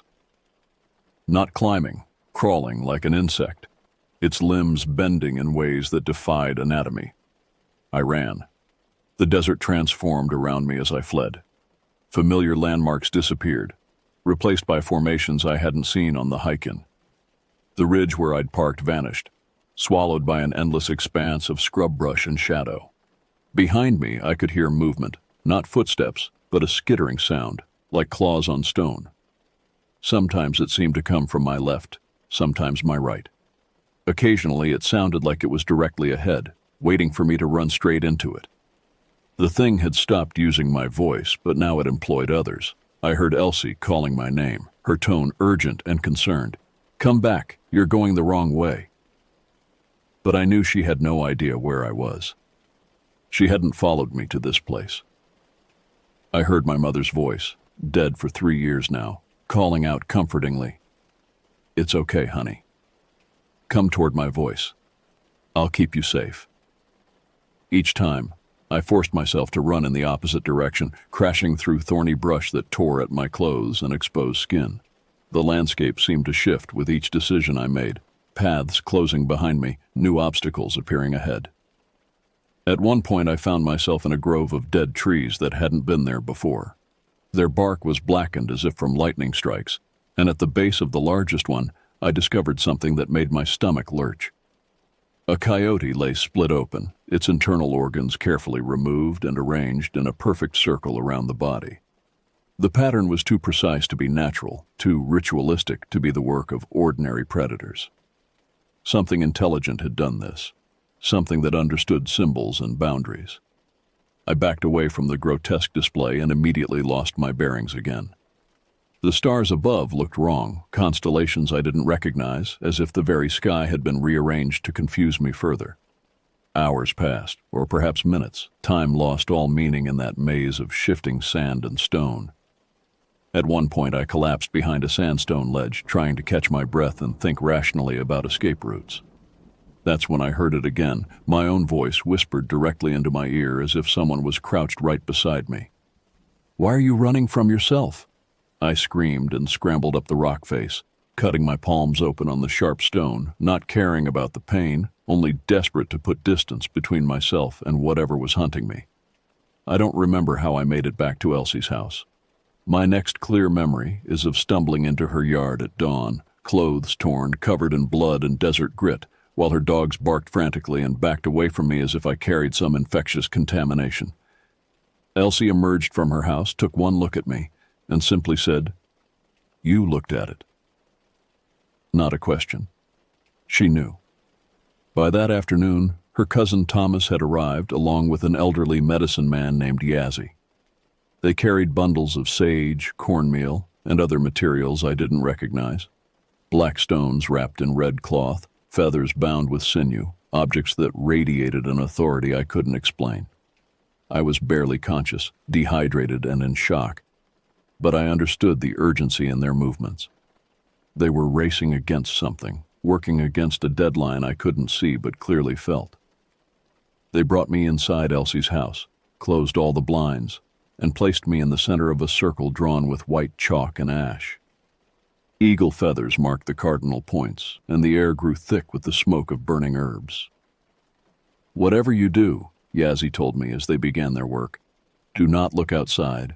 No matter what you hear, no matter what calls to you, keep your eyes on the floor." The chanting began in languages I didn't understand, rhythmic and hypnotic. At first, there was only the sound of their voices and the crackle of burning sage. Then the temperature began to drop. It started subtly, a coolness that might have been air conditioning. But within minutes, I could see my breath, and frost began forming on the windows despite the desert heat outside. The scratching came next. Something large moving across the roof, dragging itself from one end of the house to the other. Heavy footsteps accompanied by a wet, sliding sound that made me think of raw meat being dragged across tile. Elsie's dogs, which had been barking constantly since my arrival, suddenly went silent. Then came the voices. "Let me in," Elsie's voice, perfect in every detail, speaking from just outside the front door. "Tyler, it's okay. You're safe now." My mother's voice exactly as I remembered it, calling from the window beside my head. The chanting grew louder, more urgent.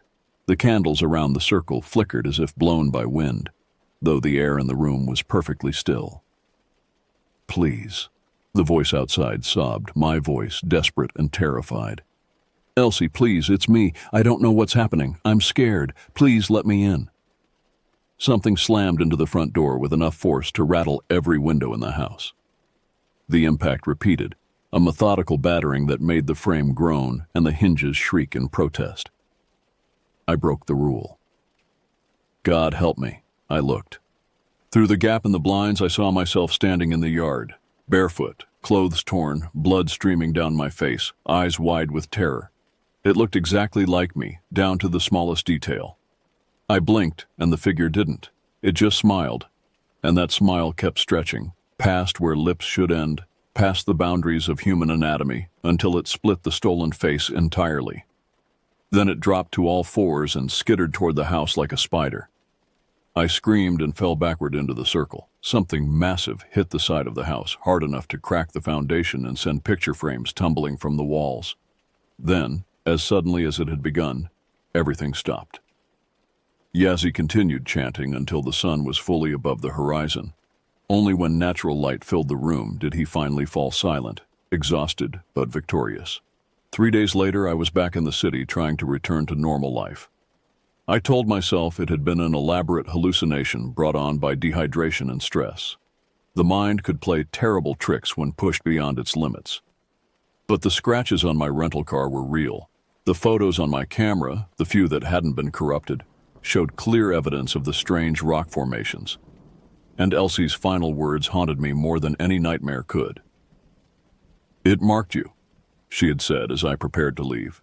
"It didn't get in, but it got close. Close enough to know your scent, your name, your voice." "What does that mean?" I had asked. "It means you're connected now, bound to it in ways that don't break easily." So what do? Never speak of it again. Never whistle at night. Never return to that place. And pray that God protects you from what you've awakened. For months I followed her advice. I threw myself into other assignments, stayed in well-lit cities, avoided the desert entirely. I almost convinced myself that the danger had passed. Last week, I received a voicemail from a blocked number. No message, just breathing. Ragged, wet, labored. And in the background, very faint, I heard someone whisper, "Let me in, Tyler." It was my voice. The thing that wears my face is still out there, still calling my name, still waiting for me to answer. And sometimes, in the darkest hours before dawn, I can feel it getting closer. God help me. I think it's learning.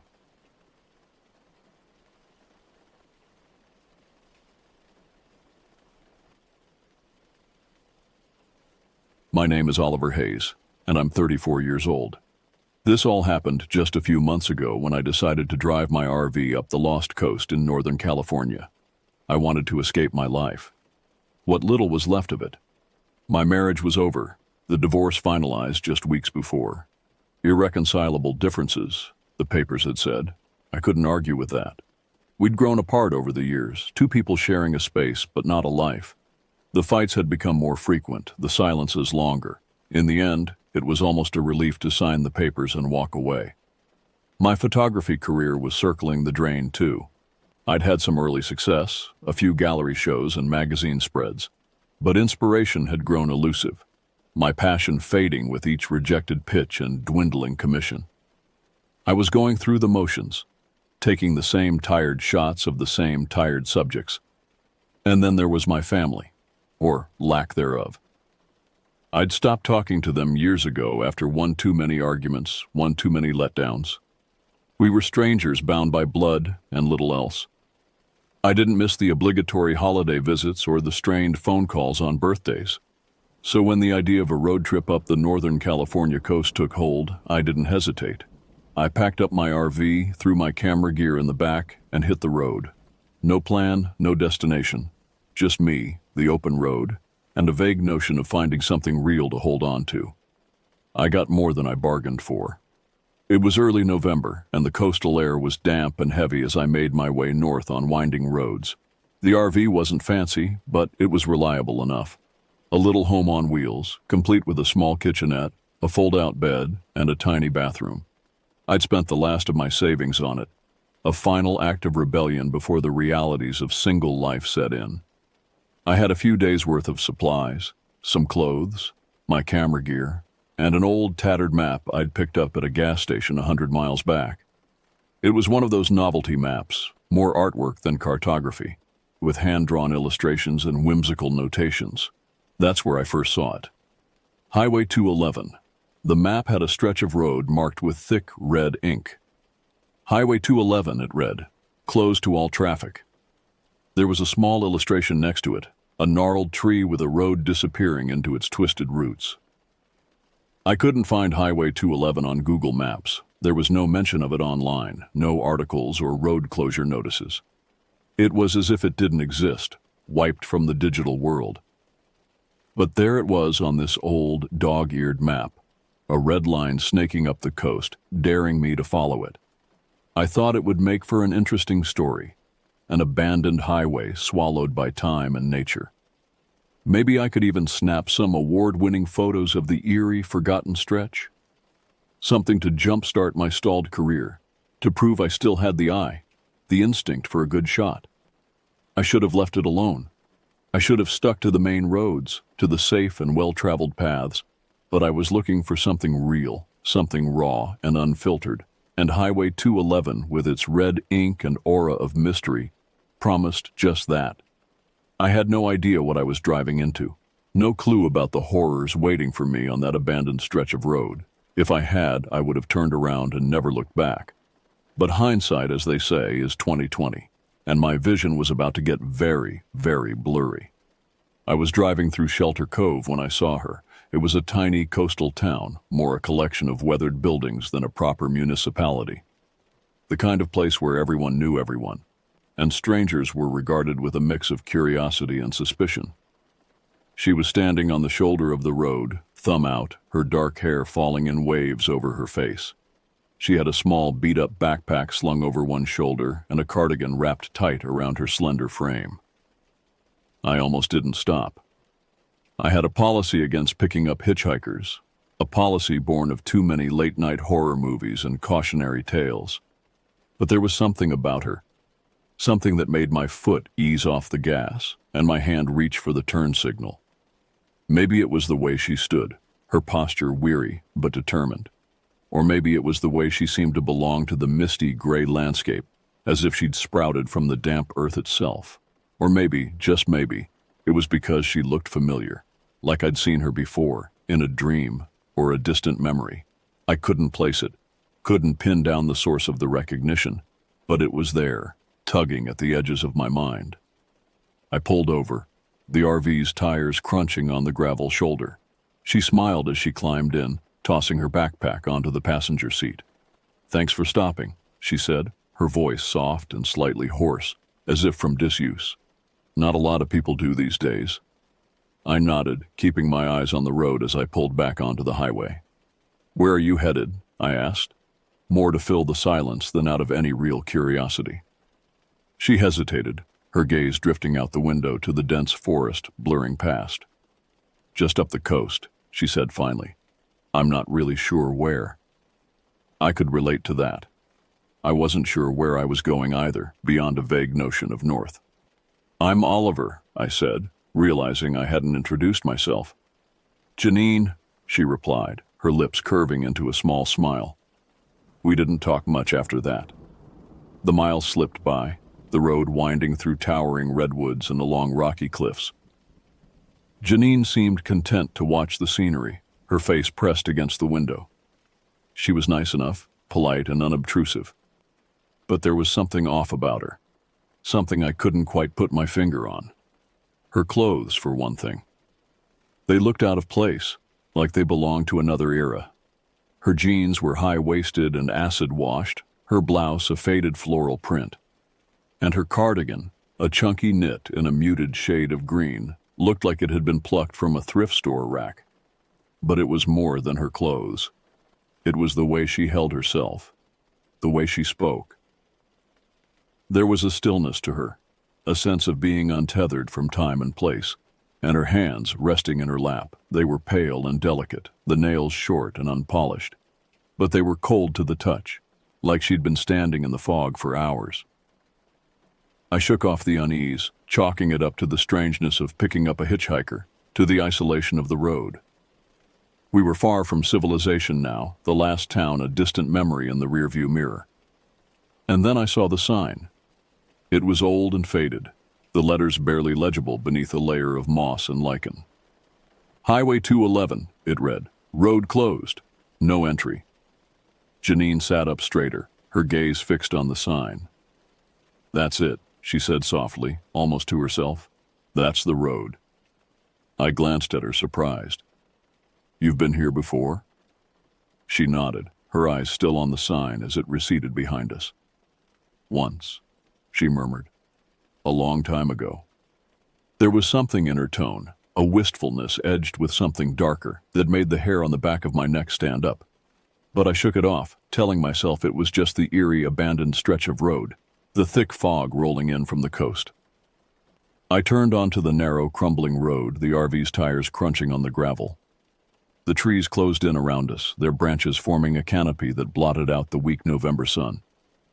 And as I drove deeper into the forest, deeper into the unknown, I had the uncanny feeling that I was driving into my own uncertain future, into a darkness that would swallow me whole. The fog rolled in without warning, thick and oppressive, like a living thing. It pressed against the windows of the RV, obscuring the road ahead and muffling the sound of the engine. It was like driving into a cloud, a dense, swirling mass that seemed to have a will of its own. I slowed to a crawl, my headlights barely cutting through the murk. The road ahead was a narrow tunnel through the fog, the crumbling asphalt disappearing into the white void. The radio crackled to life, startling me. I wasn't even playing music, had turned it off miles ago. but now static filled the cab, punctuated by brief snatches of garbled voices. "Do you hear that?" I asked Janine, glancing over at her. But she didn't answer, didn't even seem to register my question. Her face was pressed against the window, her breath fogging the glass. She was staring into the fog, her eyes wide and unblinking. I reached over to turn off the radio, but the static only grew louder, the voices more insistent. I could almost make out words, fragments of sentences that slipped away before I could grasp them. And then the whispering started. It seemed to come from everywhere and nowhere. A sibilant hiss that crawled up my spine and burrowed into my brain. It was like the fog itself was speaking, 1,000 voices murmuring in a language I couldn't understand. "Stop," Janine whispered, her voice so soft I almost didn't hear it over the static and the whispering. "Stop the RV." I glanced at her, ready to ask why, but the words died on my lips. Her face was pale, her eyes wide with something like recognition. Or fear. I eased my foot off the gas, letting the RV roll to a stop. The engine ticked in the sudden silence, the fog pressing in on all sides. And that's when I saw it. The car. It was an old sedan, a rusted hulk half buried in the undergrowth at the side of the road. Its windows were shattered, the metal twisted and dented. It looked like it had been there for years, abandoned and forgotten. But it was the way it was positioned that made my skin crawl. It was nose down in the ditch, its rear wheel sticking up at an odd angle, like it had crashed or been driven off the road. "Looks like it's been here a while," I said, more to break the silence than anything else. But Janine didn't respond. She was staring at the car, her face blank, her eyes unfocused. I reached out to touch her shoulder, to bring her back from wherever she'd gone. But as my fingers brushed her cardigan, she flinched away, her head snapping around to look at me. For a moment, she looked like a stranger. Her eyes were wide and dark, her face a mask of fear and confusion. And then, just as quickly, the moment passed. She blinked, shaking her head as if to clear it. "We shouldn't have come here," she said, her voice low and urgent. "We need to go back." But even as she said it, I knew it was too late. The fog had closed in behind us, a solid wall of white that seemed to stretch on forever. And the whispering was getting louder, more insistent. We were trapped, caught in a web of our own making. And as the fog swirled around us, as the whispering filled my ears and my mind, I knew with a sudden, terrible certainty that we might never find our way out again. We drove on, the fog swallowing the road behind us and obscuring the way ahead. The RV's headlights fought a losing battle against the gloom, illuminating only a few feet of cracked asphalt at a time. Janine was silent, her gaze fixed on the mist beyond the windshield. Her hands were clenched in her lap, the knuckles white. I wanted to say something, to offer some word of comfort or reassurance, but my tongue felt heavy and useless in my mouth. About a mile later, just when I thought the road would go on forever, we saw it. The lodge. It loomed out of the fog like a ghost, a hulking shadow that resolved into a weathered 2-story building as we drew closer. Its paint was peeling, the wooden siding warped and rotting. The windows were dark, some of them boarded up, others simply gaping holes filled with shadows. A sign hung crookedly above the porch, the letters faded and chipped. "Hilltop Inn," it read. "Vacancy." I braked, the RV's tires crunching on the gravel of the parking lot. Janine stirred, blinking as if waking from a dream. "I don't remember this being here," she said, her voice soft and uncertain. I frowned, trying to reconcile the decrepit building with the manicured images of roadside lodges in my mind. "It's probably abandoned," I said, turning off the engine. "Closed down years ago." But even as I said it, I felt a tug of curiosity, a pull towards the sagging structure. I grabbed my camera from the passenger seat, my fingers itching to capture the eerie, forgotten place. Janine hesitated as I opened the RV door, the damp, musty air rushing in. "I don't think this is a good idea," she said. But I was already climbing out, my feet crunching on the gravel. The fog swirled around me, cold and clammy against my skin. I lifted my camera, framing the lodge in the viewfinder. The lens focused with a whir, the image sharpening. And that's when I saw them. The faces. They were in the windows, pressed against the glass like pale, contorted masks. Mouths open in silent screams, eyes wide and staring. I lowered the camera, my heart pounding, but the windows were empty, dark and lifeless. Oliver? Janine's voice tight with worry. What is it? I shook my head, blinking hard. Nothing, I said, my voice sounding hollow in my own ears. Just a trick of the light. But as I raised the camera again, I couldn't shake the feeling of being watched, of unseen eyes boring into my back. I snapped a few quick shots of the lodge's facade, the shutter clicking loudly in the stillness, and then I saw it. A flicker of movement in one of the upper windows, a pale blur that vanished as soon as I focused on it. A chill ran down my spine, a primal sense of wrongness that made my skin crawl. We should go, Janine said, her hand on my arm. Please, Oliver. But I was already moving towards the lodge, my feet carrying me up the sagging porch steps. The door was ajar, the wood swollen and warped in its frame. I pushed it open, the hinges shrieking in protest. Inside, the lobby was a ruin of peeling wallpaper and rotting floorboards. A front desk slouched against one wall, its surface thick with dust and debris. Behind it, a staircase rose into darkness, the steps disappearing into shadows. And on the walls, visible in the dim light filtering through the dirty windows, were the faces. Dozens of them, maybe hundreds, sketched in faded ink, etched into the crumbling plaster. Contorted in agony, frozen in silent screams. I stumbled back, my camera clutched to my chest. Janine was at the door, her face pale, her eyes wide with terror. We have to leave, she whispered, her voice trembling. Now. And then I heard it. A sound from above, from the darkness at the top of the stairs. A whisper, a sigh, a breath of air in the stillness. A voice, soft and mocking, drifting down from the shadows. Welcome, it said, to the Hilltop Inn. That night, sleep eluded me. We had hurried back to the RV, Janine's hand gripping my arm so tightly it left bruises. I had locked the doors, as if a flimsy metal latch could keep out the horrors that lurked in the fog.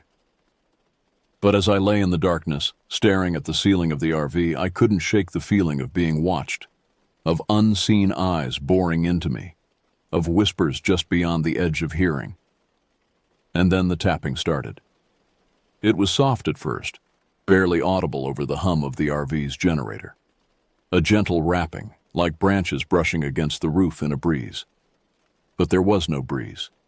The air outside was still and heavy, the fog pressing against the windows like a living thing.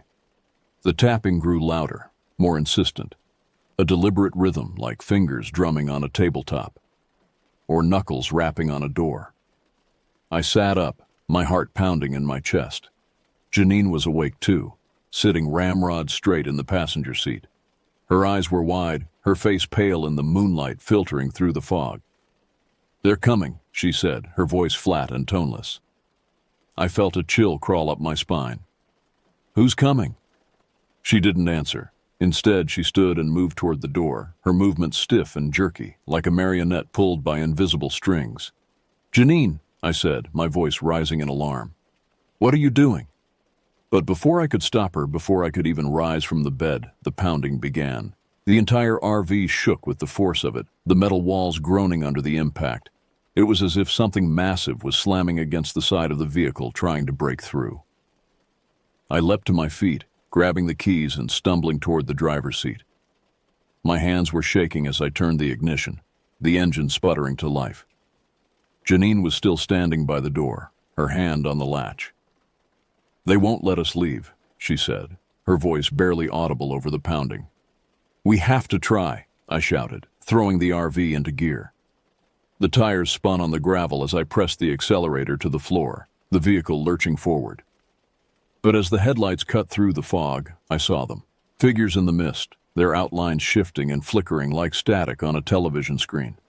They had no faces, just smooth, blank expanses of skin where features should have been, and they were moving toward us, their limbs jerking and twitching, their movements unnatural and wrong. What are they? I gasped, my voice strangled with terror. Janine turned to me, and for the first time I saw real fear in her eyes. I didn't survive the crash, she whispered. None of us did. The words didn't make sense. Couldn't make sense. What are you talking about? The car, she said, her voice trembling. The one we saw on the side of the road. That was us. We crashed years ago. We died on this road. I shook my head, trying to deny it, trying to cling to the fading threads of reality.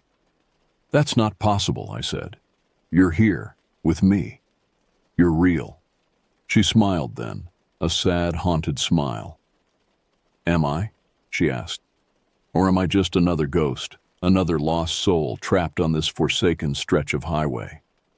The pounding intensified, the RV rocking on its suspension. I could hear the metal starting to give way, could feel the cold air rushing in through the growing cracks. I thought I escaped, Janine said, her voice distant and hollow. I thought I hitched a ride, found a way out. But there is no escape. They won't let us leave. I slammed my foot down on the accelerator, the engine roaring as the RV surged forward. The figures in the mist scattered, their forms dissolving like smoke on the wind. But more took their place, rising up from the fog, their arms reaching, their mouths gaping in silent screams. They swarmed over the RV, their fingers scrabbling at the windows, their weight dragging us down. And through it all, Janine stood beside me, her form flickering and fading, her edges blurring into the shadows. They need a replacement, she whispered. They need someone to take my place. Understanding dawned, cold and terrible. The figures, the lodge, the endless stretch of abandoned highway. It was a trap. A purgatory for lost souls, a limbo between life and death. And Janine was the bait, the lure drawing unsuspecting travelers into the fog, into the nightmare. I'm sorry, she said, her voice fading like an echo.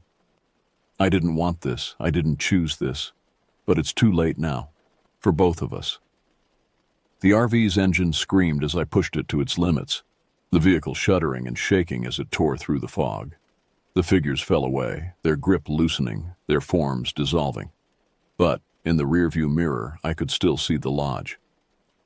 The Hilltop Inn, its windows blazing with sickly light, its door gaping like an open mouth. And silhouetted in the doorway, a figure, tall and slender with long dark hair and a face as pale as bone. Janine, or what was left of her. I didn't look back again. I couldn't. I just drove. The RV careening down the crumbling road, the fog swirling in my wake. And in the passenger seat beside me, a space that had once held a hitchhiker, a lost soul. Nothing but empty air and the lingering scent of decay. Dawn was breaking as I reached the ranger station, the fog finally beginning to lift. The RV was battered and dented, the windows cracked and streaked with grime. But it had held together, carrying me out of the nightmare and back to the waking world. I stumbled into the station on shaking legs, my clothes damp and clinging to my skin. The ranger on duty looked up in surprise, his eyes widening as he took in my haggard appearance. Are you all right, sir? He asked, rising from his desk. What happened? I shook my head, trying to find the words. How could I explain the inexplicable? How could I make him understand the horror I had witnessed, the impossible truth I had uncovered? Highway 211, I said, my voice hoarse and ragged. I was on Highway 211. The ranger's face paled, his eyes filling with a mixture of pity and understanding.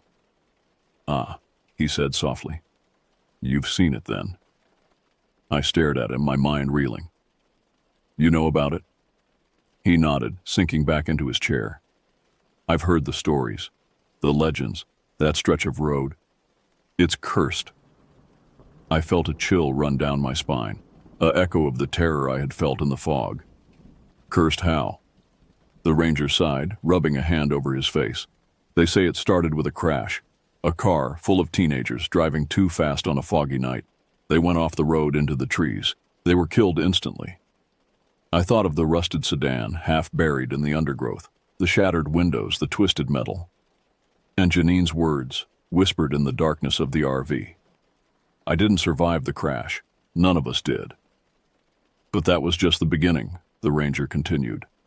The stories say their souls became trapped on that road, doomed to wander forever in the fog. And they're not alone. I swallowed hard, my mouth dry. What do you mean? Over the years, there have been other crashes, other accidents. And each time, the victims, they don't move on. They become part of the legend, part of the curse. I thought of the figures in the mist, their blank faces, their jerking limbs. The lodge, with its contorted sketches and whispering shadows. And the hitchhikers, I asked, my voice barely above a whisper. The ranger's eyes met mine, dark with knowledge. They're the bait, he said, the lure. They appear to travelers, lost and alone. They draw them in, lead them to the lodge. And then, he trailed off, his gaze distant. Those who enter the lodge don't come out. Not really. They become part of it, part of the cycle. Trapped, like the others. Forever. I felt sick, my stomach churning with horror and guilt. I had been drawn in, just like the others. Drawn in by Janine, by the promise of a story, of something real. And I had almost become part of the legend myself. How do you know all this? I asked, my voice shaking. How do you know it's true? The ranger smiled then, a sad, haunted smile that made my blood run cold. Because I've seen them, he said softly. The lost souls, the wandering dead. I've seen their faces in the fog, heard their whispers in the night. He leaned forward, his eyes boring into mine. And because, Mr. Hayes, I was one of them. A long, long time ago. I recoiled, my heart pounding in my chest. What? I was a young man, full of dreams and ambition. I thought I could outrun my demons, outrun my past. But the road, it has a way of catching up with you. He stood then, moving to the window. The fog was lifting now, the sun beginning to peek through the trees. I was a hitchhiker once, a lost soul, looking for a way out. And I found one, or thought I did. He turned back to me, his face etched with sorrow. But there is no way out. Not really. The road, it never lets you go. Not completely. I stared at him, understanding dawning like a cold, creeping dread. You're still part of it, aren't you? Part of the curse. He nodded, his eyes filled with a deep, aching sadness. I am. And I always will be. But you... He reached out, his hand resting on my shoulder. You have a chance, Oliver. A chance to escape, to leave this place behind. But you have to do it now, before it's too late. I nodded, my throat tight. I understood now, the danger I was in. The danger we were all in, every soul who set foot on that godforsaken stretch of highway. What about you? I asked, my voice hoarse. Can't you leave too? He shook his head, a rueful smile playing across his lips. It's too late for me, he said. I made my choice a long time ago, but you still have a choice to make. I stood then, my legs shaking beneath me. I knew what I had to do, knew the only path that lay before me. I had to leave, had to put Highway 211 and its horrors behind me, had to cling to the fragile thread of sanity that still remained. But as I stepped out into the sunlight, as I climbed back into the battered RV and turned the key in the ignition, I couldn't shake the feeling that I was leaving something behind. Something more than just a cursed stretch of road and a handful of lost souls. I was leaving a part of myself, a part that had been touched by the darkness, by the whispers in the fog, a part that would always belong to Highway 211, no matter how far I ran. And as I drove away, as the ranger station receded in the rearview mirror, I couldn't help but wonder, would I ever truly be free? Or would the road and its secrets follow me forever? A haunting reminder of the night I spent in the fog, on a highway to nowhere. The city welcomed me back with open arms, the familiar sights and sounds a balm to my battered soul. But even as I settled back into the rhythms of my life, even as I tried to lose myself in the bustle and noise, I couldn't shake the memories of Highway 211.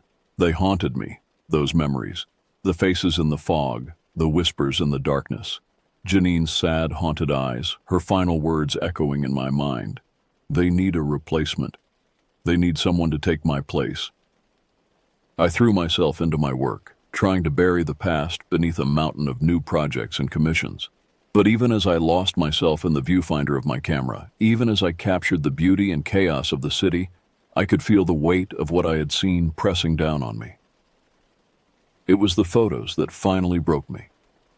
The ones I had taken at the lodge, in those brief, terrifying moments before the truth had been revealed. I had almost forgotten about them, the memory cards tucked away in the bottom of my camera bag. But as I sat at my computer one night, sorting through the images from a recent shoot, I stumbled across them. And there, staring back at me from the screen, was Janine. She looked just as she had in those final moments, her face pale and ghostly in the dim light of the lodge. But it was her eyes that caught me, that held me transfixed. They were wide and staring, filled with a desperate, pleading fear. And in their depths, I could see the reflection of the lodge's windows, the contorted faces pressed against the glass. I scrolled through the other photos, my heart pounding in my chest. And there, in the background of each shot, was a figure, tall and slender, with long dark hair and a face as pale as bone. Janine, or what was left of her. I felt a chill run down my spine, a sickening sense of dread settling in the pit of my stomach. I had brought something back with me, something more than just memories and nightmares. I had brought back proof. Proof of the impossible, of the horrors that lurked on that abandoned stretch of highway. And with that proof came a responsibility. A duty to warn others, to prevent them from falling prey to the same fate that had claimed Janine and so many others. I began to research, to dig deeper into the legends and stories surrounding Highway 211. And the more I learned, the more I came to understand the true nature of the curse that haunted that lonely road. It was a hunger, a desperate need for new souls to feed upon, a cycle of death and entrapment, played out over and over again in the fog and the darkness. And at the center of it all, the lodge, the Hilltop Inn, with its promises of shelter and respite, its lure of warmth and safety in the midst of the storm. But there was no safety there, no warmth, no comfort, only a trap, a prison for the lost and the damned.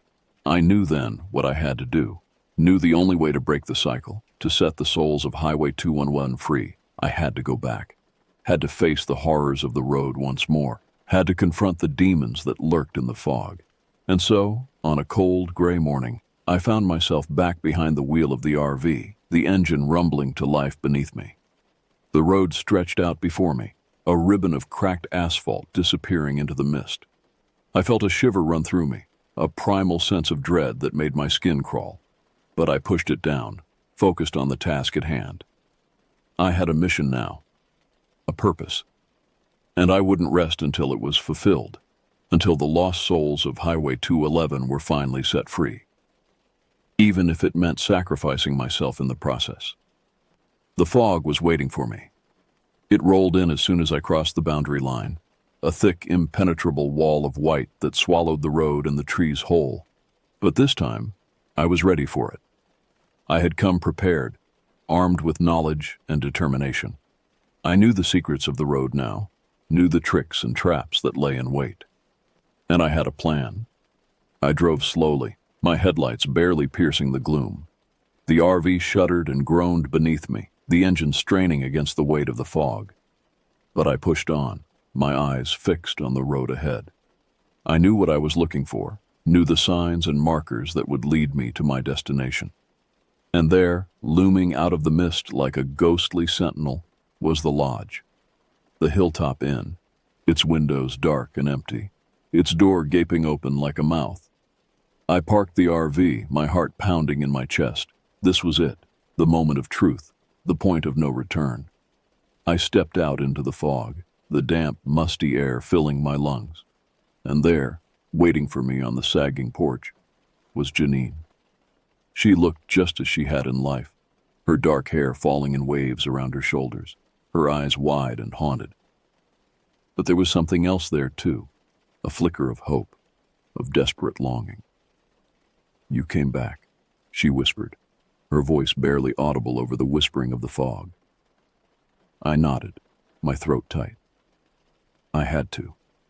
I couldn't leave you here. Couldn't let this place claim anyone else. She smiled then, a sad, knowing smile. "But you can't save us, Oliver. No one can. We're bound to this place, to the road. Forever." I shook my head, a fierce determination filling me. "No, not forever. I know how to break the cycle, how to set you free." Her eyes widened, a flicker of hope sparking to life within them. How? I reached into my pocket, my fingers closing around the object I had carried with me. A medallion, ancient and tarnished, its surface etched with strange, twisting symbols. I had found it in my research, a relic of a forgotten age, a talisman of great power, and I knew, with a bone-deep certainty, that it was the key to unlocking the curse of Highway 211. "With this," I said, holding it up to the light, "with the power of the ancients, the magic of the old ways." Janine's eyes fixed on the medallion, glowing with a desperate, feverish hope. The ancient metal seemed to pulse in my hand, emanating a power that thrummed through my veins like electricity. "How did you find this?" she breathed, her voice barely above a whisper. "How did you know?" I smiled, a grim but triumphant smile. "I did my research," I said. "After I left this place, after I escaped the fog, I couldn't stop thinking about it, about you, about all the lost souls trapped on this forsaken stretch of road." I paused, gathering my thoughts. This was important. I needed her to understand, needed her to believe.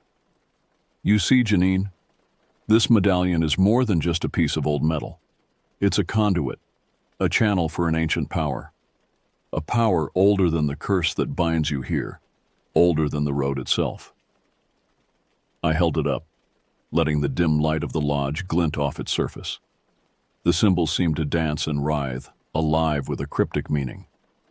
The ancients knew of places like this, thin places where the veil between worlds grows thin and ragged, places where the lost and the damned can become trapped, ensnared by their own grief and regret.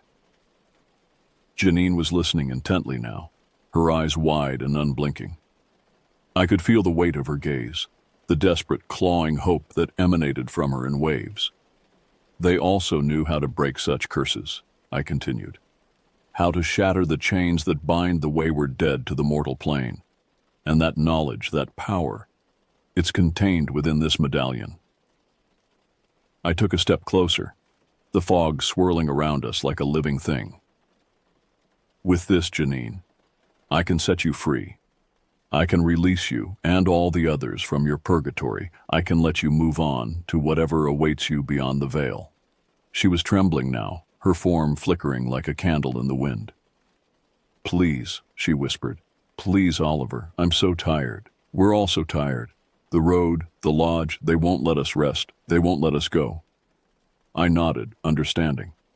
"I know, but it ends now." I raised the medallion, holding it aloft like a beacon in the darkness. The symbols flared to life, glowing with an otherworldly light. "By the power of the ancients," I intoned, my voice ringing out through the fog. "By the will of those who came before, I break this curse. I shatter these chains. I release the lost and the damned from their bondage."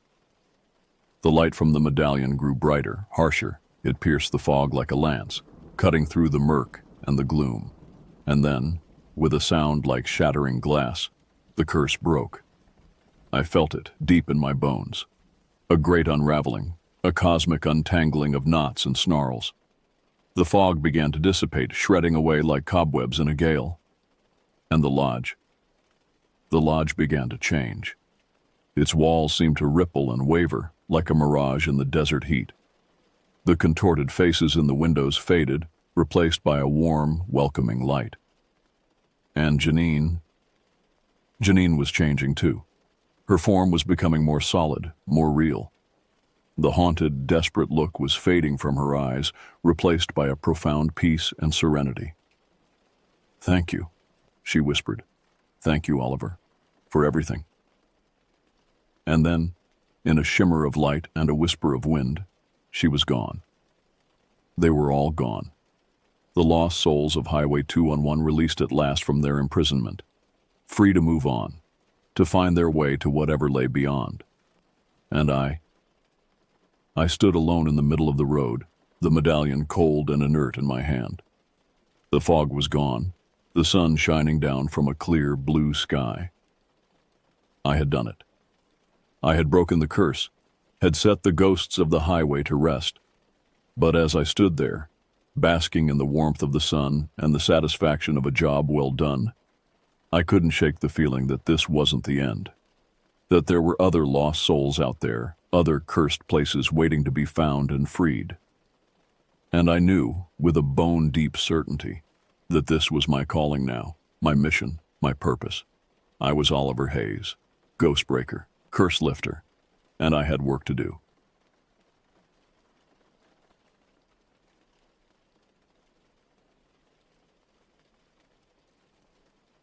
My name is Ethan Cole, and I've been a park ranger for the past 15 years.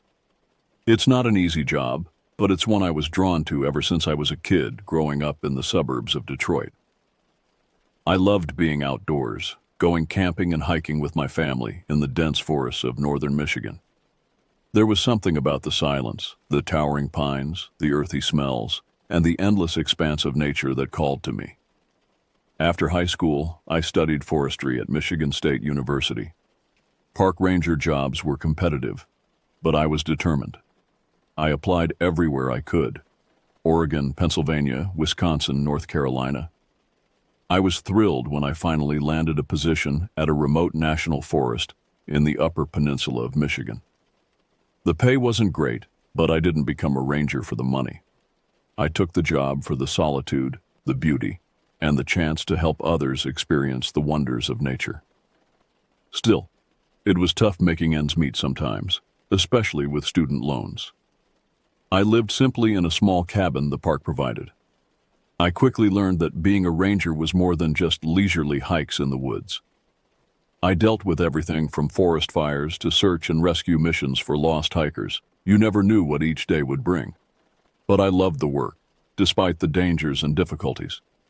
There was only one other ranger assigned to my district, an old-timer named Jack. He'd been there for decades and knew the forest like the back of his hand.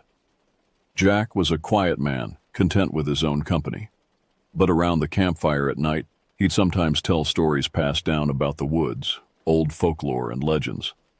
I didn't put much stock in Jack's tales at first, but soon I'd learn there was more truth in them than I ever imagined. It was a crisp fall morning when I set out on patrol, the sun barely peeking above the pine-covered hills. Fallen leaves crunched under my boots as I hiked along a trail on the far outskirts of the park. It was archery deer season, so I was checking that the hunters were staying within the designated areas. About 2 miles in, I smelled the unmistakable scent of a campfire. Strange, as this was a remote spot far from the main campgrounds, and no camping permits had been issued for this area. I followed my nose off the trail and came upon a small tent nestled in a grove of oaks along the river. "Hello, Ranger Service," I called out as I approached the illegal campsite. No response. I unzipped the tent and poked my head in. Empty, though it looked like whoever was staying there had left in a hurry. Sleeping bag tossed aside, belongings scattered. A sudden snap of branches behind me made me spin around. About 20 yards away, just behind a large birch tree, I glimpsed a figure, the outline of a man watching me. He was too far for me to make out details, but something about his posture, his intensity, made my stomach clench. "Sir, this is a restricted area," I shouted, trying to keep my voice stern and steady. "I need you to come out and talk to me."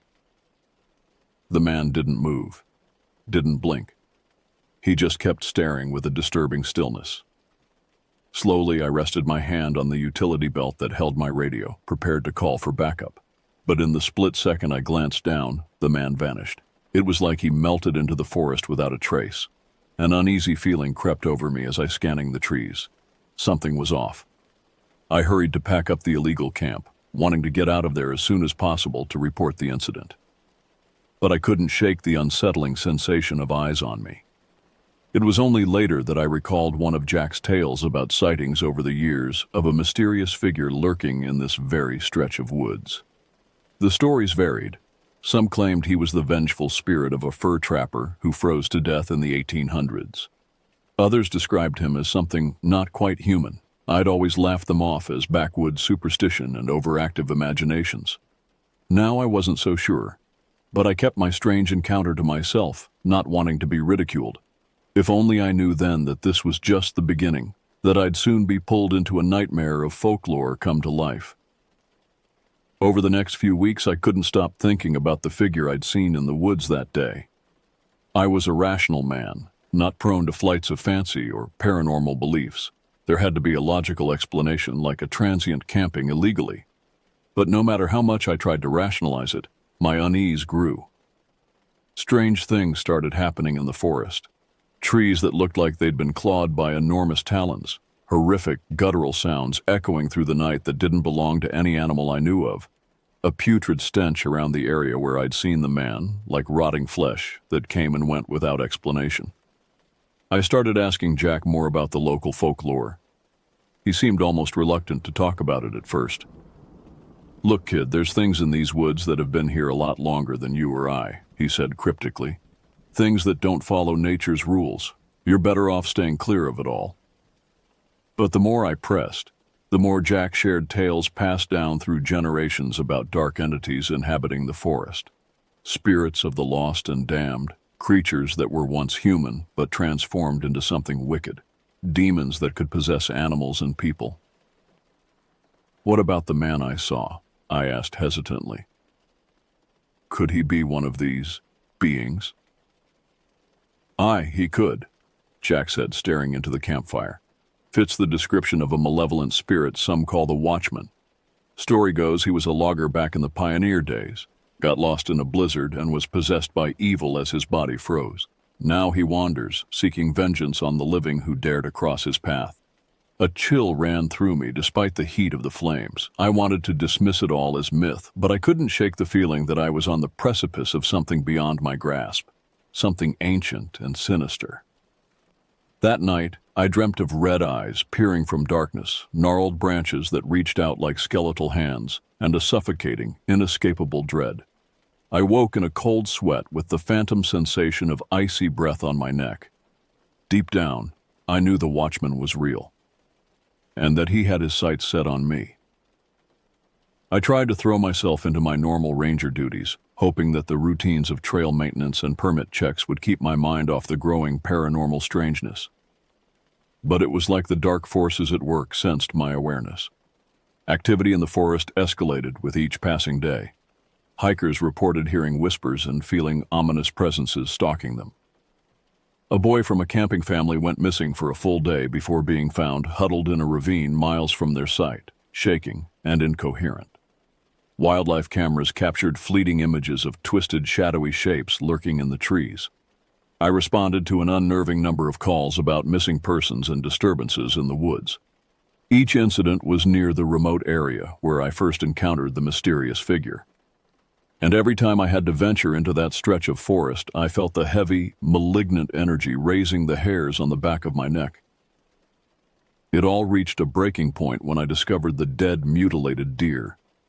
I was hiking near the river on a foggy morning, dawn light struggling to penetrate the mist, when I noticed a red trail marring the undergrowth. With a sense of grim foreboding, I followed it to a small clearing. The buck had been torn apart and strewn across the forest floor, organs spilled from its cavity, legs at unnatural angles. The carnage was far too savage to be from a normal predator. But the worst part was the symbol carved into the trees surrounding it, a jagged rune dripping sap like blood. I recognized it from one of Jack's books. It represented the Watchman's mark. That was when I knew for certain that the evil of folklore had taken hold in the forest and targeted me. My rational world was crumbling as my nightmares seeped into reality. I radioed Jack with a shaky voice, moving as fast as I could out of those cursed woods. Even as I fled, I felt the watchman's presence dogging my steps, heard his grating laughter on the wind. I knew I was being dragged into something I didn't understand, some primal darkness that threatened to consume me. Panting, heart pounding, I burst from the tree line and leaned against my truck. But there was no relief as I looked down and saw words gouged into my arm, weeping blood. "You're mine now." After the horror of finding the watchman's mark carved into my flesh, I couldn't keep this supernatural darkness to myself anymore. I spilled everything to Jack, all that I'd experienced since that first fateful encounter. To my surprise, he didn't seem shocked by my tale. If anything, he looked almost resigned, like he'd been dreading this day. "The watchman's chosen you, kid," he said grimly.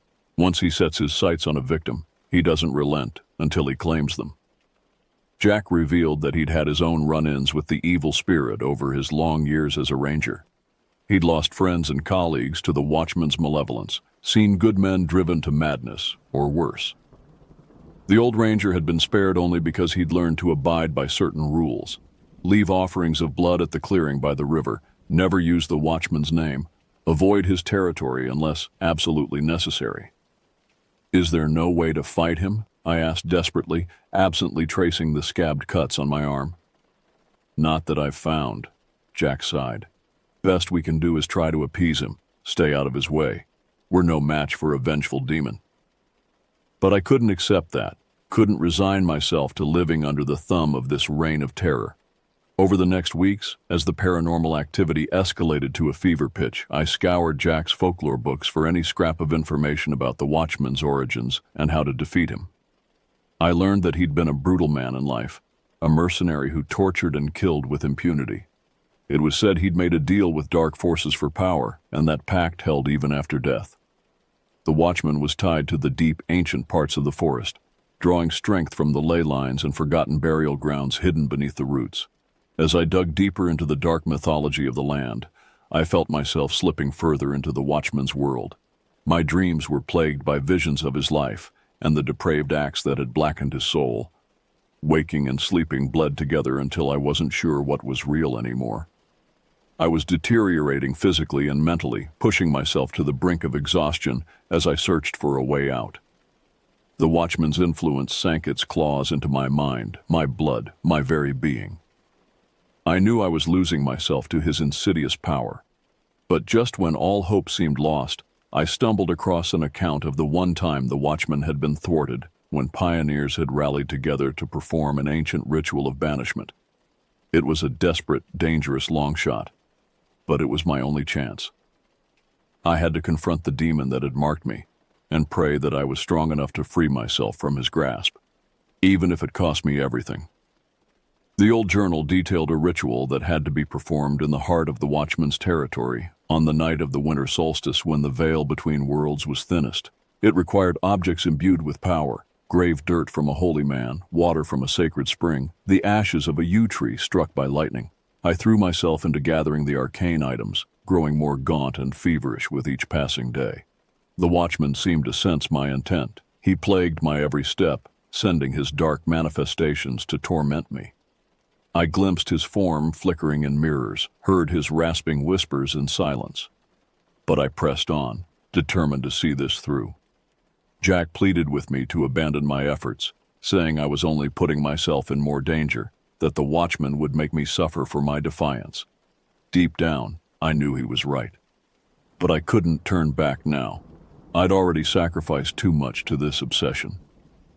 The solstice arrived in a swirl of snow and biting wind. I hiked to the clearing by the river where I first encountered the Watchman, each step heavier with dread. The forest was deathly silent, every creature sensing the crackling energy in the air. At the stroke of midnight, I began the ritual, my chanted words ringing with desperate power. I poured the grave dirt in a circle around me, sprinkled the yew ashes, anointed my body with the holy water. The Watchman's roar of fury shook the trees as freezing gusts tore at my flesh. Through the blizzard he came for me, eyes blazing like hellfire in the ghoulish face of a rotted corpse. I felt his rage beating against the flimsy protection of the ritual circle, felt my strength, my sanity, my soul bending under his assault. Still, I chanted the words that would bind him, ignoring the blood that streamed from my eyes and nose, the searing agony that ripped through my body. For a moment I believed I could banish him, cast out the evil that had stalked me for so long. But with a bone-shaking boom, the watchman shattered the circle. The force of the blast knocked me back against a tree, skull connecting with a crack. As my vision flickered and darkened, I saw him looming over me, a triumphant sneer twisting his grotesque features. "Foolish boy," the demon growled, in a voice like the grating of tombstones. "Did you really think your pitiful magic could defeat me? I've waited lifetimes to claim you, and now you're mine for eternity." The watchman's decaying hand closed around my throat as oblivion dragged me under. My last thought was that I'd failed and unleashed something unspeakable. I awoke to the metallic tang of blood and damp earth filling my nostrils. In the wavering lantern light, I saw that I was lying on the floor of some rough-hewn tunnel, cloying soil packed under my fingernails. My head throbbed and my body felt shattered, barely able to move. But worse was the sense of visceral wrongness that coiled in my stomach. Memories filtered back in disorienting shards. The ritual. The watchman overpowering me, his grating voice growling threats. But there was more, so much more that I couldn't grasp, that skittered away when I tried to seize it, leaving only a residue of horror. I managed to turn my head, choking back bile at what I saw. Piles of bones in various states of decay littered the floor. Rib cages, femurs, sunken skulls with scraps of leathery flesh still clinging to them. And among the human remains, antlers.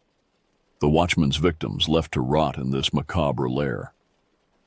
It was then I noticed what I was wearing: tattered flannel, threadbare denim, clothes that weren't my ranger uniform. Realization crashed over me like an icy deluge. I had no idea how much time had passed since the ritual. Days, weeks, months. It was all a terrifying blank. What had the watchman done to me in the lost time?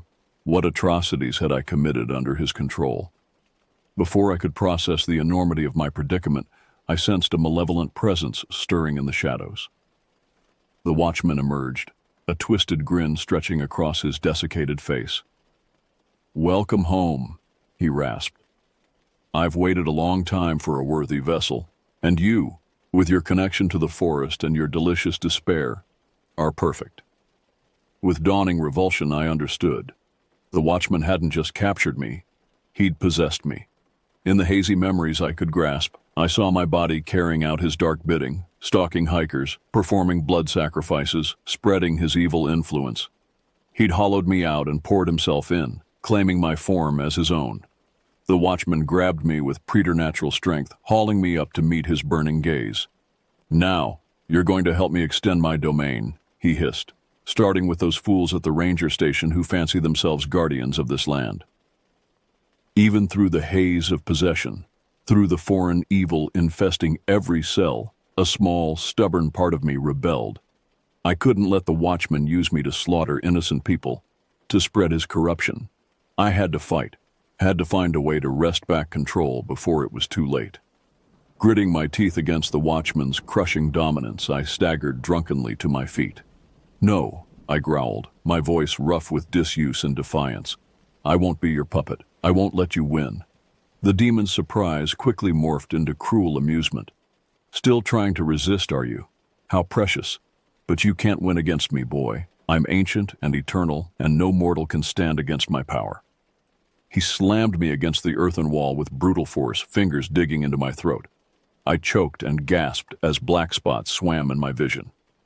But in that moment, as I teetered on the edge of consciousness, I caught a gleam of silver in the corner of my eye, my ranger badge, half buried in the moldering piles of the watchman's lair. And I remembered what that badge represented, my sworn duty to protect the forest and all who entered it from harm. I thought of Jack and the other rangers who fought daily to keep the balance. I thought of all the lives the watchmen had destroyed and would destroy if I surrendered. I couldn't let their sacrifices, my own sacrifices, be in vain. With a wordless cry, I lashed out, catching the watchman off guard. We grappled in a tangle of thrashing limbs, slamming into rock and bone, neither fully human anymore. The watchman's rotted fingers raked bloody furrows in my flesh, his fetid breath choking me, but I had a lifetime of training and a soul-deep determination on my side.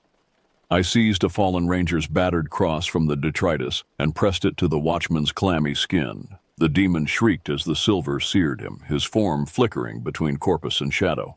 "By my blood and bone I cast you out," I bellowed, invoking the ritual's power with my last ounce of strength. "Leave this vessel and be banished to wander, powerless and impotent." The watchman's outraged howls reverberated through the cavern as a shockwave of energy exploded outward.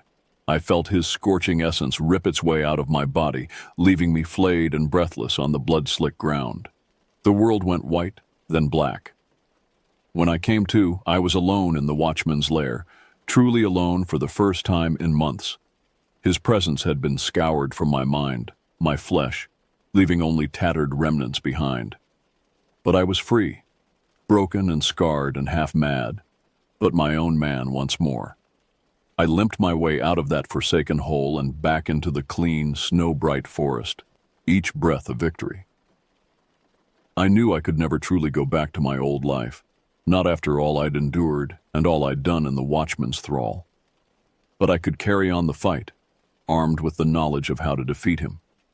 Because the watchman was still out there, weakened but not destroyed, hunting for a new victim, a new skin to wear. And there would always need to be someone to stand against him, to protect the people and the land from the ancient evils that lurked in the dark places. That duty was mine now, my burden and my purpose. Until the day I drew my last breath, I would be the watcher in the woods, the guardian against the monsters of folklore and shadow. For I had beaten the demon and become something more than human in the process.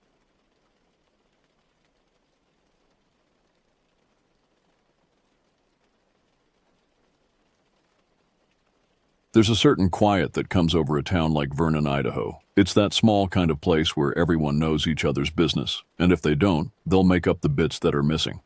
I used to joke that Vernon was the kind of town where you could lose your wallet at the diner, and by the time you walked out of the bathroom, 3 people had already found it, checked your ID, and figured out how much they liked you.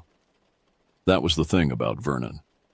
People didn't let you forget who you were, unless you wanted to, and sometimes, I think I wanted to. My name is Darren Hawkins, and it was 2003. I'd been a cop here for just about 8 years. Nothing fancy, no high-speed chases, no gunfights in the street. Mostly, it was just breaking up high school kids who drank too much or making sure nobody ran the one stoplight we had downtown. It wasn't a hard job, but it was steady, and that meant a lot when you'd grown up around folks who thought the only steady thing in life was the disappointment you got at the end of it. I wasn't married. Never found the right person, or at least that's what I told people when they asked. Truth was, I didn't look much. Vernon was too small for real dating. You could get a drink, sure, but you'd better be ready for everyone in town to know how many you had, and if you went home alone or not. So I kept to myself. Just me and the job. Vernon nestled in a valley surrounded by thick pine forests that climbed the surrounding mountains. The trees were so dense that sometimes it felt like they might just swallow up the town whole, especially at night when the darkness seemed to press in from all sides. Most folks around here grew up learning to respect the woods. Don't go in alone, they'd say. Stay on the trails. There were stories passed down from the old-timers about things that lurked in the shadows, things that weren't quite human. Of course, most people didn't believe them. They were just stories after all. Tales to keep kids from wandering too far. But there were some who took them seriously, like old Bill Jenkins, who lived alone on the edge of town. He claimed he'd seen things out there, moving in the trees, things that walked on 2 legs but didn't look like any animal he'd ever seen. People laughed it off, said Bill had been alone in the woods too long, that he was seeing things that weren't there. But I always wondered. There was something in his eyes when he talked about it. A kind of fear that you can't fake. Like he'd seen something that he couldn't quite explain. But I never dwelled on it too much. I had a job to do, and those stories didn't have much place in the day-to-day of being a cop in Vernon. At least, not until that September night in 2003. That's when everything changed.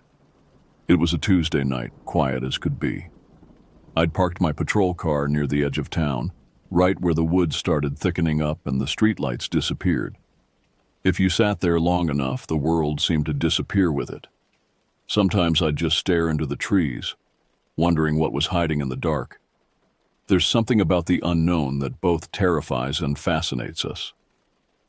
Maybe it's the primal part of our brains, the part that remembers when we weren't at the top of the food chain, when the dark held things that could hurt us.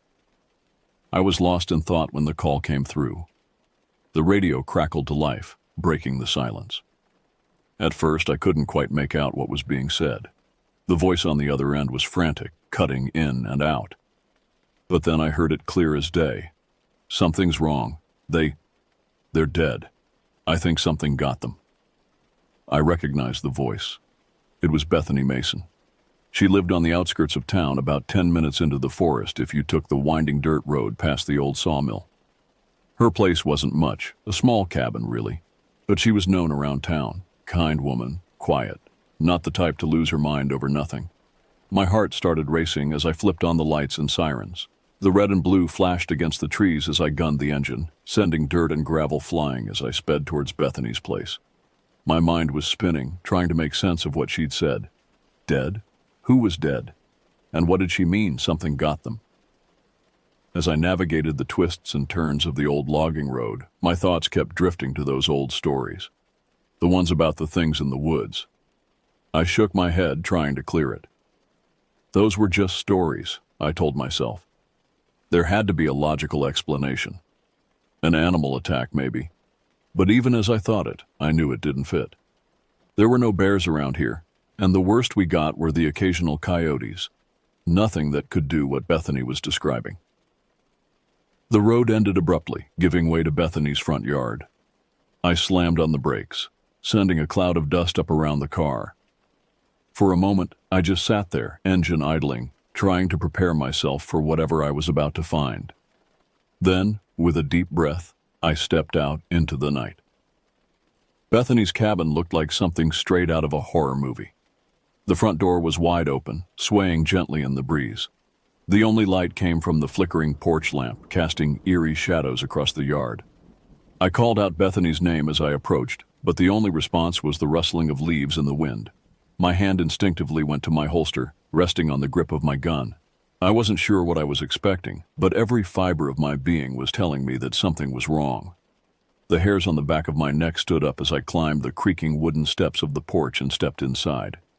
The living room was dark and silent. I called out again, my voice sounding oddly muffled in the stillness. For a moment, I thought I heard something upstairs, a faint creaking like someone trying to move quietly. I drew my gun, flicking off the safety with a soft click that seemed to echo in the emptiness. The stairs groaned under my weight as I climbed, every step feeling like it might be my last. At the top, I found Bethany. She was huddled against the wall, knees drawn up to her chest, staring down the hallway with wide, terrified eyes. I approached slowly, like she was a frightened animal.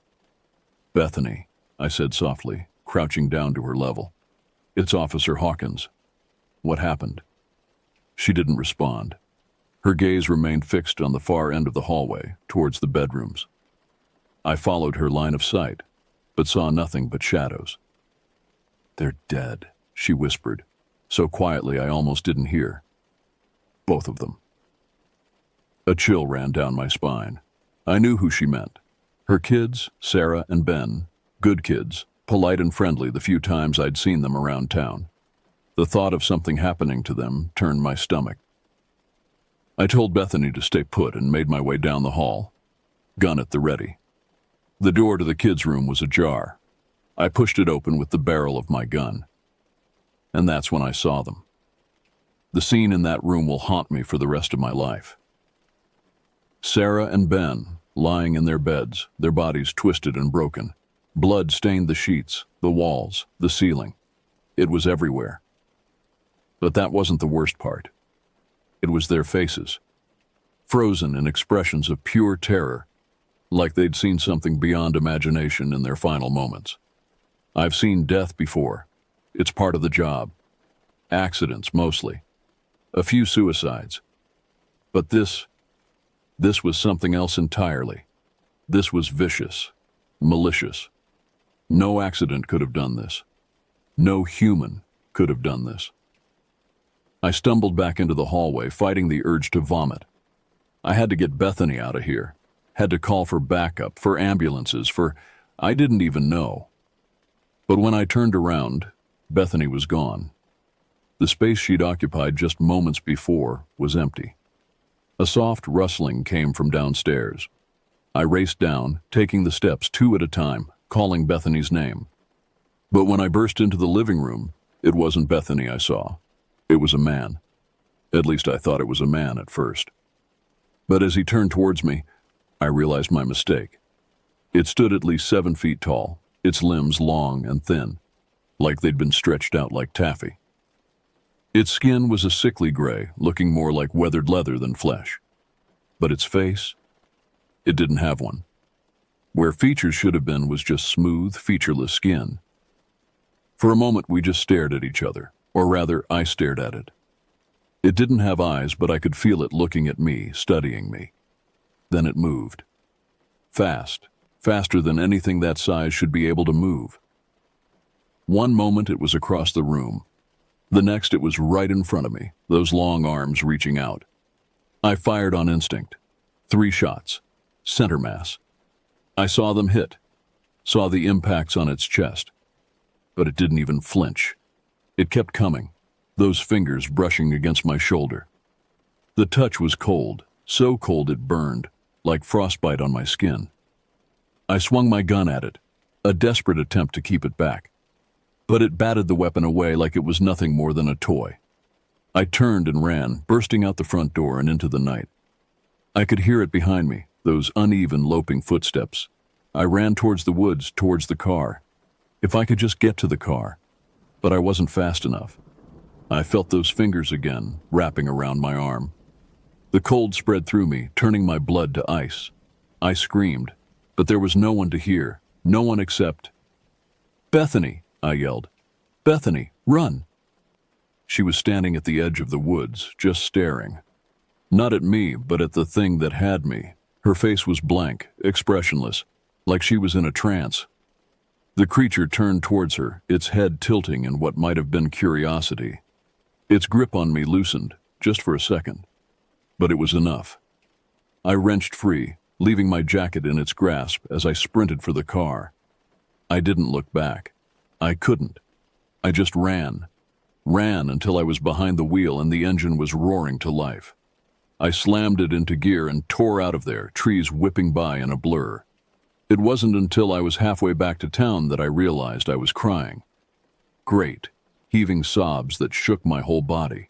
I had to pull over, had to catch my breath, had to try and process what I'd just seen. But how could I? How could anyone? This wasn't supposed to be real. Things like this didn't happen. Not in the real world. Not in Vernon. But it had happened. It was real. And Bethany.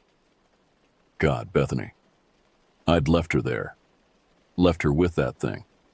I had to go back, had to... No, I couldn't. I couldn't face that again. I wasn't strong enough, wasn't brave enough. I was just a small-town cop. I wasn't equipped for this, so I did the only thing I could think of. I drove. I drove back to town, back to the safety of the streetlights and the people, back to a world that made sense. But even as I drove, I couldn't shake the feeling that I was being watched, that something was out there, in the darkness, waiting. And I knew, deep down, that this was only the beginning. I didn't go back to Bethany's cabin that night, or the next day, or the day after that. I couldn't. Every time I thought about it, about what I'd seen, I felt that cold all over again. I felt the fear, the helplessness. I should have reported it. Should have told the chief, told anyone. But what would I say? That a monster killed Bethany's kids? That it attacked me? That I left Bethany out there with it? They'd think I was crazy. Hell, I thought I was crazy. So I said nothing. I went about my days like nothing had happened. I answered calls, wrote tickets, did my job. But it was always there, in the back of my mind, the memory of that night. The official report said that Bethany and her kids had gone missing. There was a search, of course. Half the town turned out, combing the woods. But they found nothing. No sign of Bethany, no sign of the kids. It was like they'd vanished into thin air. There were whispers, of course, rumors. Some folks said Bethany had done something to the kids, that she'd snapped and run off. Others said they'd been taken, that some drifter or psycho had done it. And then there were the old stories, the ones about the things in the woods. People started talking about them again, started wondering, but no one knew the truth. No one except me. I thought about leaving, about just packing up and getting the hell out of Vernon. But where would I go? This was my home, my life. And besides, I had a duty, to the town, to the people. I couldn't just abandon them. So I stayed. I kept my head down and my mouth shut. But I never stopped thinking about that night. Never stopped wondering what happened to Bethany. Never stopped seeing the faces of those kids every time I closed my eyes. It's been years now. The search was called off long ago. Bethany and her kids were declared dead, their case unsolved. The town moved on, as much as a town like Vernon ever moves on. But I haven't. I can't. Because I know the truth. I know what's out there, in the darkness of the woods. I know the evil that lurks just beyond the edge of town. And I know it's still there, waiting. Waiting for what, I don't know. But I do know this. If it ever comes back, if it ever threatens my town again, I'll be ready. I won't run, not again. I'll stand and fight, even if it kills me. Because that's my job. That's my duty. I'm the sheriff of Vernon, and it's my responsibility to protect this town. From anything, even if it costs me everything. Even if no one ever knows the truth. Even if they never believe me. I'll know, and I'll never forget. Not as long as I live. Which, if I'm being honest, might not be much longer. Because I've seen what's out there now. And I don't think it's done with Vernon. I don't think it's done with any of us. But we'll be ready. I'll be ready, because I'm the sheriff. And that's what I do. The days turned into weeks, the weeks into months. Life in Vernon went on, but it was never quite the same. There was a shadow over the town now, a darkness that lingered in the corners of our eyes and the back of our minds. We didn't talk about it, but we all felt it. The unspoken knowledge that something was out there, something that didn't belong in our world. I threw myself into my work, into protecting the town. I doubled patrols, checked and rechecked every lock and window. I made sure everyone knew to call me if they saw anything strange, anything out of place. Some folks thought I was going a bit overboard. They'd give me these looks, half pity, half worry, like they thought I might be losing it. Maybe I was. But I couldn't shake the feeling that it was only a matter of time before it came back. Before it finished what it started that night at Bethany's cabin. I had to be ready. I had to keep everyone safe. The kids in town, they started making up stories about that night. Ghost stories, monster stories. They'd dare each other to go out into the woods at night to see if they could catch a glimpse of the Vernon boogeyman. I did my best to put a stop to that. The last thing I needed was some kid wandering off and, well, I didn't want to think about that. But despite my best efforts, the stories persisted. They grew, took on a life of their own. Some folks even started claiming they'd seen things, out in the woods or in the shadows of their own backyards. Always out of the corner of their eye, always gone when they looked directly. I investigated every report, every whisper. Part of me hoped I would find something, some clue or trail to follow, but there was never anything there.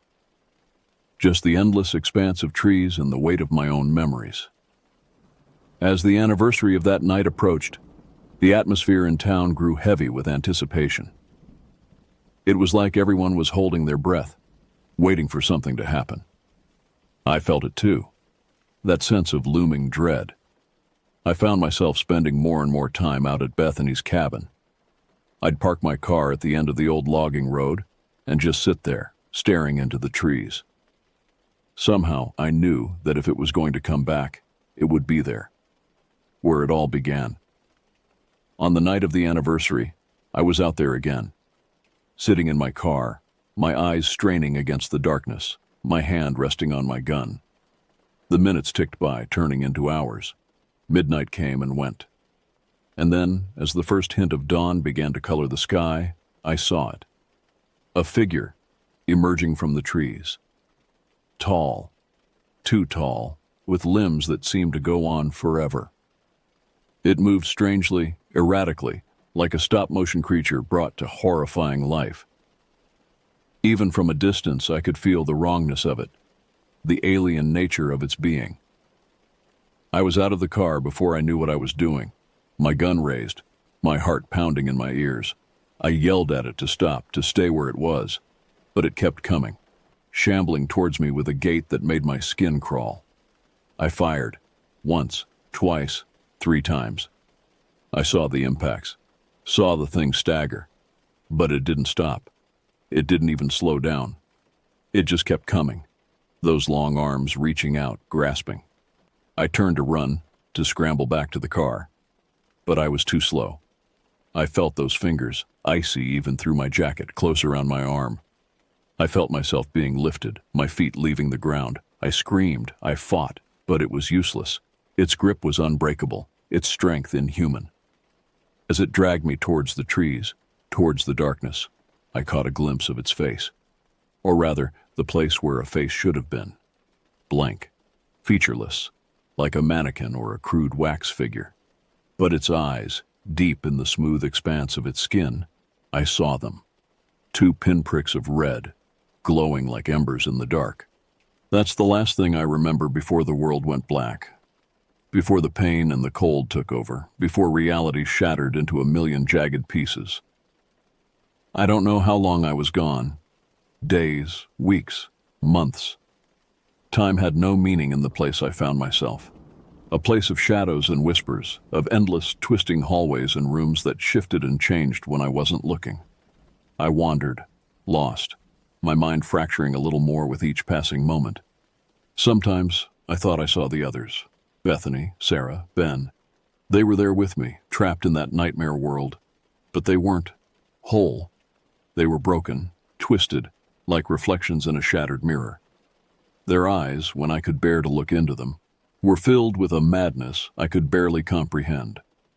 And always, always, there was the creature, watching me, toying with me, breaking me down piece by piece until I couldn't tell what was real anymore.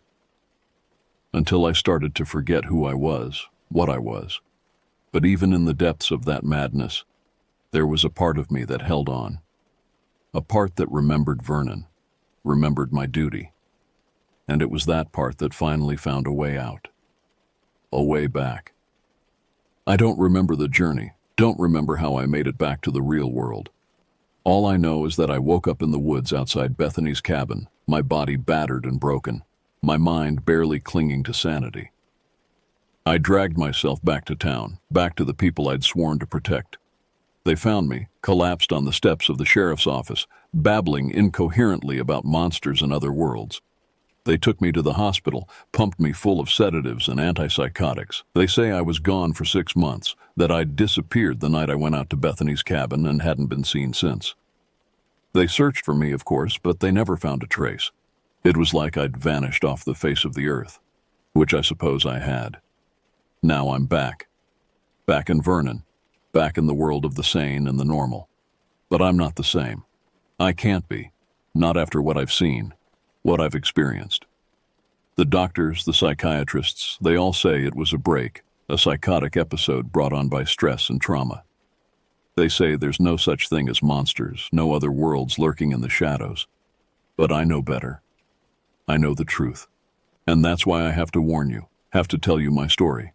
Because it's still out there. The creature, the darkness, the madness that lurks just beyond the veil of our reality. And it's coming back. I can feel it in the marrow of my bones and the depths of my shattered psyche. It's coming for me, for Vernon, for all of us. So be ready, be watchful, and above all, be careful. Don't go into the woods alone. Don't trust the shadows. And if you see a figure tall and dark and impossibly wrong, run. Run and don't look back, because if it catches you, if it takes you, there are fates far worse than death. Far worse than anything you can imagine. Trust me, I know, I've seen it, I've lived it, and I will never, ever be the same.